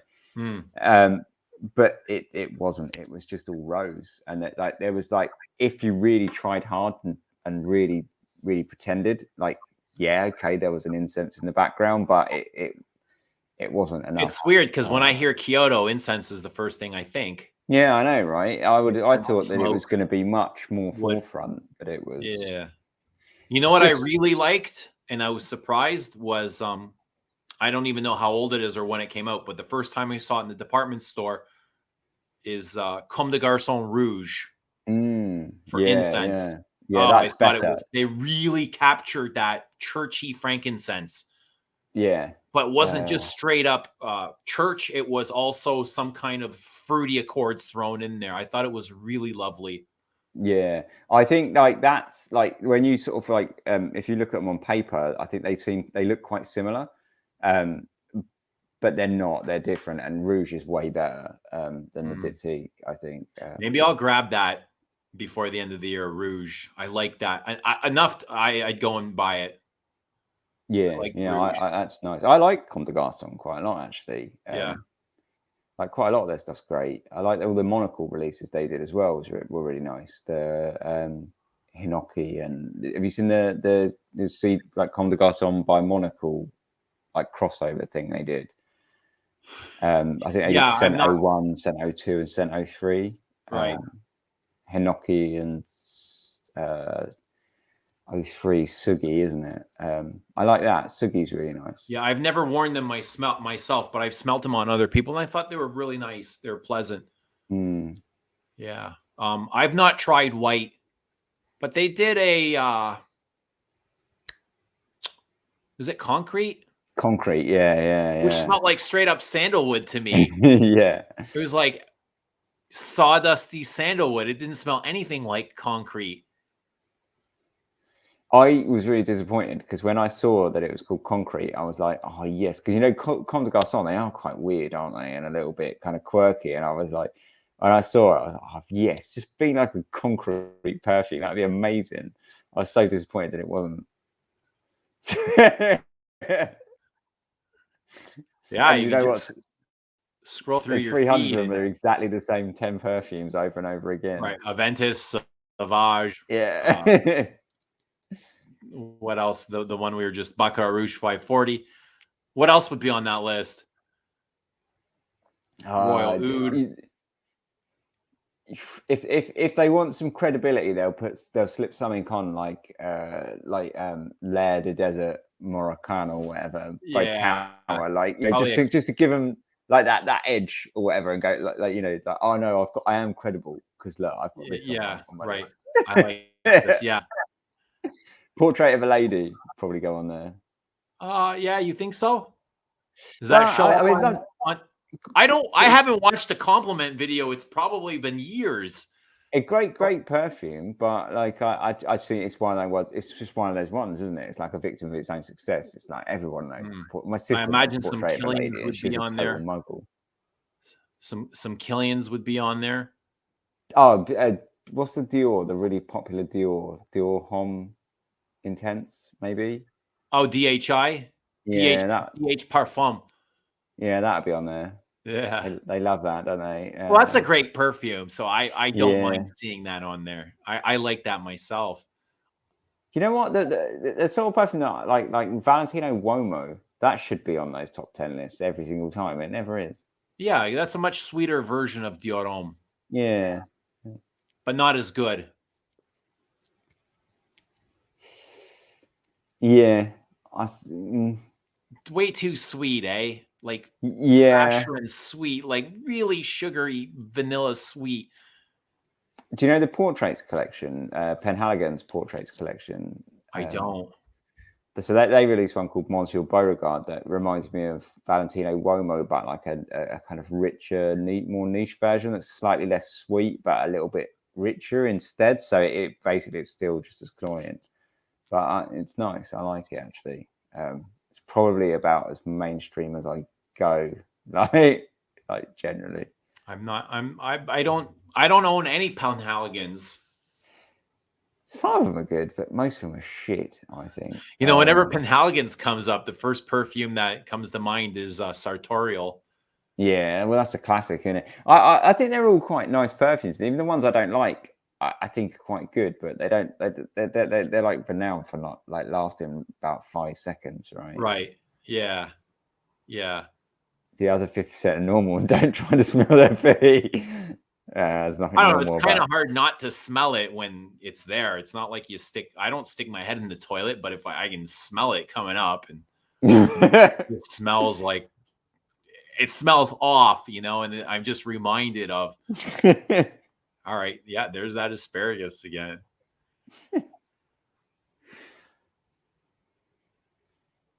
So, go on. Any other plans to pick something up before the end of the year? Yeah, I want to get of all the things, Roger Amber Dove. Amber. Amber Roger Dove Amber Oud.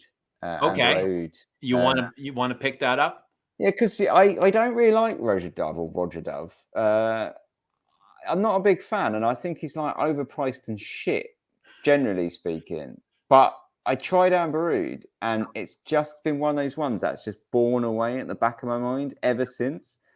And I just know that I'm not going to be happy until I've got it. So there's that one that I do want to pick up at some point. It happened to me too. Yeah. With Amber Oud, or I bought it blind, regretted it. I was like, fuck. Like the second I sprayed it, I was like, just another rose oud perfume. I wore it a couple of times, and I was like, oh damn, this is not a typical. This is addictive. A really nice one too. I really liked it. When I first smelled it, I was like, no, I'm not talking Amber Oud. I'm talking oud, the original oud. So it's a rose oud. Oh, okay. I'm not sure. Yeah, Amber Oud. I don't know Amber Oud, but I got the oud. It's a rose oud, and it's really lovely. And then from that, I bought musk oud. Oh, okay. And that's not smelled beautiful musky, as well. I quite like it. It's a cumin bomb, very spicy. Okay. It has that sweatiness going on. How fetty is a Brose fragrance? Did someone say? How what? Confetti, which is a Penhaligon's fragrance. I'm really surprised that would be like a Brye fragrance, because it's quite weird in a way. Not the most normal. It's nice though. Is that the rose oud? No, it's. Do you know what I think?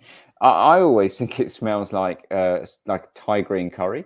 Oh, but I've never heard anyone else repeat that, so I don't know if that's just maybe my own associations. But I like it. It's got like a creamy kind of coconutiness to it, and it's got like a spice to it as well. Plus, it's got these kind of citruses. It just, to me, it just reminds me of a spicy, like a Thai green curry, and even I feel like it's got that steamed rice kind of vibe to it as well. But I've never heard anyone describe it in this way, so I don't know if I'm way off here. But I like it. I think it's really nice. It's really pleasant. It's easy to like. I gave a decant of it to a friend of mine when he was going to meet his like girlfriend's parents for the first time. It's that sort of fragrance, you know. I was like, this will smooth the way. Like, but it's nice. Shit, I wouldn't even know what I'd wear in that situation.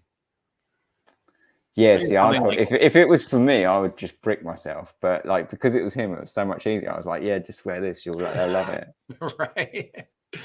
Right. It's not something you want to wear like Frederic Malle the Night or Dior leather oud. Musk Kubla Khan in the bell jar for me. Do you know what? I smelt Musk Kubla Khan in the bell jar, and I was so disappointed. I thought it was going to be like this pissy, spicy, sweaty, sleazy thing. And to me, it was just like a kind of nondescript floral. I don't know. You didn't get any dirt from it? None at all. I thought it was really clean. So I wonder if it just didn't, if like I just couldn't smell the musk in it or something. Maybe it's been changed. I don't know if it's that or if it was just, you know, sometimes like different musks, sometimes you just don't smell them, do you? Like you can be completely nose blind to certain musks. So I don't know if maybe it's something to do with that, but I found it just really clean, like a clean floral. Pissy. I find it more poopy, and it's like poo and caramel or something, and furry musks. I definitely get that furriness. You know, the hair. Yeah. I wanted all of that. It is. It is all of that. I was really disappointed. I think I reckon it must just been my nose or something. But it just smelled like clean white musk to me.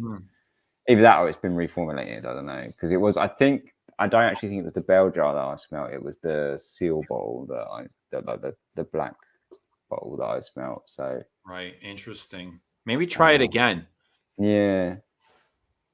Do I turn my nose up to Anooj? No, I like Anooj. But you know, I really liked actually the Black Iris, Interlude Black Iris. I really like that. I tried that one. But I loved it. The second flanker I think I tried, Anooj Interlude Black Iris. Yeah, I liked it. I thought it was good. I thought it was a really good take on Interlude. I thought it was. I actually ended up keeping Black Iris because I bought Black Iris day one. Funny enough, I actually bought it at retail like day one as soon as it came out. Because I was like, I liked Interlude and I really like Iris, so I was like, this is fucking match made in heaven. So I bought it and I ended up keeping the Black Iris and selling the original because I just wasn't wearing it anymore. Really? I no longer have my bottle of Interlude, but that's something I would repurchase just to have. Interlude 53, that's the bastard concentration version, isn't it? That's like the second flanker, the third version of Interlude, right? Yeah, isn't it something silly like 50? Isn't it like a 53% concentration or something daft? Yeah, that's insane. They're doing something 40 reflection 46 or something like that. Something like that. Yeah, this is like fucking insane, man. Yeah. Why do you need like that strong of a perfume? Well, it's interesting anyway because I mean, generally speaking, like the higher you go up in concentration, the less actual kind of like the less projection you get from it because you know it doesn't have like the molecular structure to like lift off your skin very well. So yeah, right. I don't know. but it's You know, still a very heavy perfume. Even if you come close to somebody, it's just like so concentrated. Yeah, I haven't smelt it. And it gets everyone loves it. Like everyone thinks it's brilliant. But then you never know. Like, is it because it's so expensive and they're just justifying to themselves? Like, I don't know. Silver Oud, Anooj Silver Oud. That was one this year that I liked. Not tried it. We don't have access to Anooj here. Like, there's Really? no, there's no counter. There's nowhere I can go to smell them. Oh, that's sad.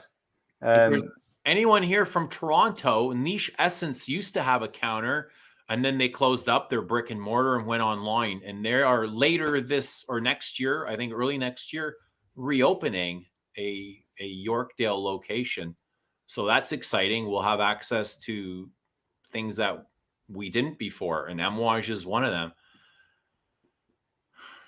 And I haven't smelt the last 10 or 15 Anooj releases, you know. I think Bracken is the last thing I smelt. So that, yeah, I mean, they've been getting a little bit, I think a little bit of hate, haven't they, since they've changed director, haven't they? I don't know if it's hate, but I don't even know if their direction has changed a whole lot. I see flankers and I see like these heavier concentrations of things that I don't need 50%. I know even at 20%, it's too strong. Yeah, all he's done are John flankers. Yeah, exactly. Yeah. I wasn't aware of that at any shade. This is the first time I hear of this. I've never heard of that, but I know that. But yeah, I'm not familiar with that at all. They've made a lot of flankers. What was it that he said? Yeah, they're opening a Yorkdale location. Let me. I really liked Silver Oud this year, but it was the problem with it is like I only had a decant of it because it was so overpriced. It was like 50 mil. They only sold it in 50 mil bottles for like crazy price. So it's the Bayview Village Mall. What did I say? Yorkdale? No, I don't know. Wherever Bayview Village is. That's close to Yorkdale, though, isn't it? But yeah, I haven't smelt a lot of them. This is still happening. They did a, what's their exclusive line called? Anooj. Yeah, they have their, they have their regular signature line and the Opus. Is it the Opus line? Oh, the Opus line. Yeah. Opus. So some of those are like Opus 9 is. I quite like that one. Yeah, and they Opus did that Rose. 7. I really want to try that Rose, and I think it's the Opus collection, like the last one they released, Rose and Incense. It's a library collection or something, isn't it? A library Opus or something like that. But yeah. Isn't that the same thing? The Opus Library Collection? Yeah, it is. Yeah. I think it's called the Library Collection, but then they're called like Anooj Opus 7 or Anooj Opus 9 or whatever. Yeah, I tried. Like 9 was the one that I really was really hyped to get hold of because it gets a lot of a lot of the reviews on Fragrantica are like smells like shit, smells like death. See, but I thought it was all right. I have no experience with any of those. I hear so many people saying good things about. I have no idea what they smell like. Yeah, I've only tried to smell the one. It was in a red bottle. I think it was Opus 9. It's hard to keep up. How many are there now in total? I think they go up to at least 11 that I know of. Wow. I think, but I don't know. See, I'm not knocking the brand, but I don't think it's for me. Like, I don't need 50% constant. Like, Interlude was insane. Interlude is after 6 hours, it wears you. It feels like I'm wearing a knapsack full of books. It's really heavy, and I want to wash it off. It just becomes overwhelming. It's a burden. It's that thick and heavy. I don't think a fragrance needs to be that loud. At least it's not for me. It's not to my style. I like much lighter perfumes. Like Interlude is just like completely obnoxious, right? Yeah, that to be honest, that's one of the things I liked about Black Iris over Interlude is that it was slightly less like and now like it wasn't quite so fucking massive. Right, you can breathe, right? Yeah. I mean, I like interlude. Like I've always liked interlude. I really like that kind of that style and that real dry, like woody and incense. I really like interlude, but to me it was a bit obnoxious. Like I'm not like, I don't really like, I wear my perfume quite close. Like even if I can, I generally just tend to spray like maybe like 1 or 2 sprays on like a single wrist. And that's pretty much all I ever wear. Like partly it was because my old job, like, just became a habit, but partly it's because I just wear my perfume close. So like some of the big bastard interludes, Amouages are a bit too much for me, because I spray them and it's like, fucking hell, people smell you. Like if someone can smell me before they can see me, that's a problem.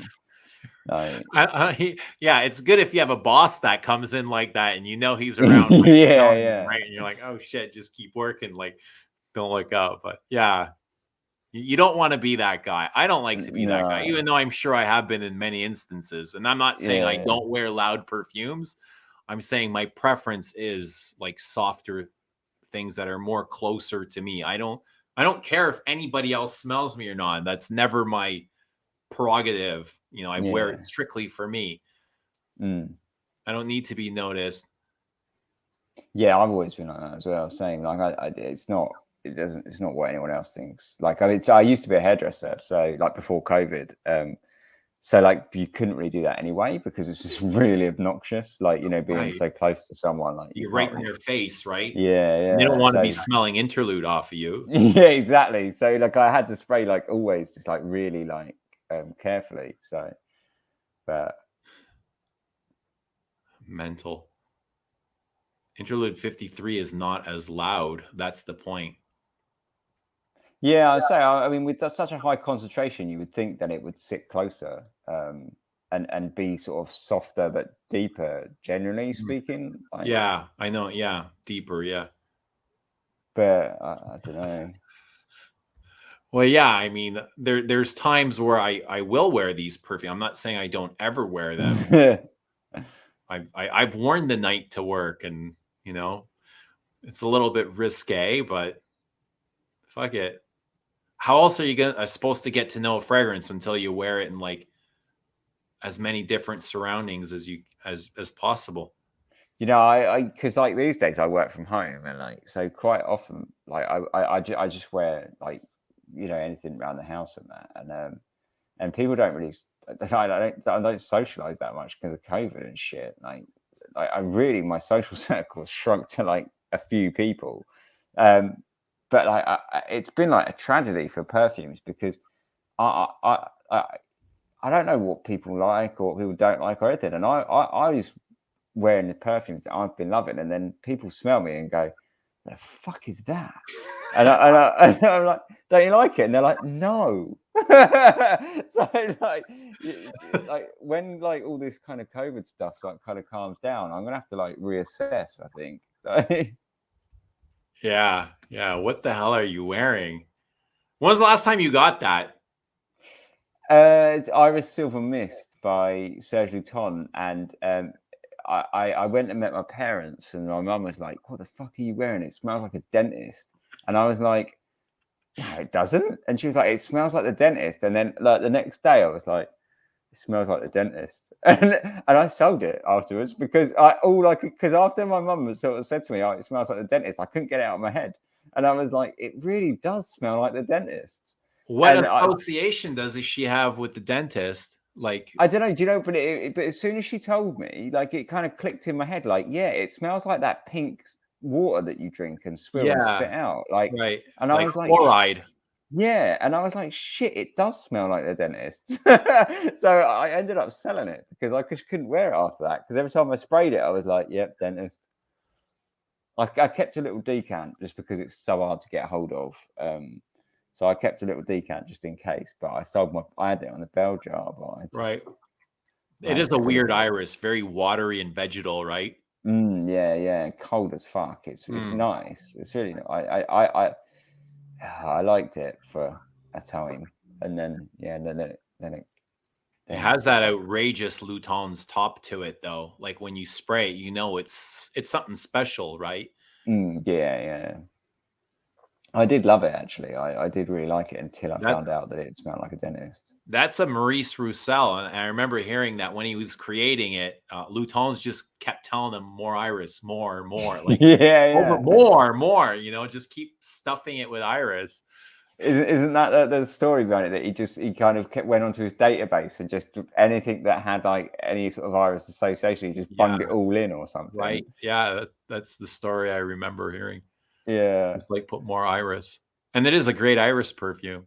Yeah, it really is. I did like it. I sold it because, say, it just reminded me of the dentist after my mum mentioned it. But I loved it for a long time until that happened. But yeah, that really shattered, like, because I really liked that for a really long time, and I wore it this year. And it's funny how somebody says something, and in this split second, your whole philosophy on that perfume can change. Yeah, and I couldn't get it out of my head either. Like every time I sprayed it, I was like, "Yeah, it smells like that pink water." Shit. Interesting. Hopefully it doesn't ruin it for me when I go wear it next. But yeah, right. Just spread the love. You're like that fucking Ben.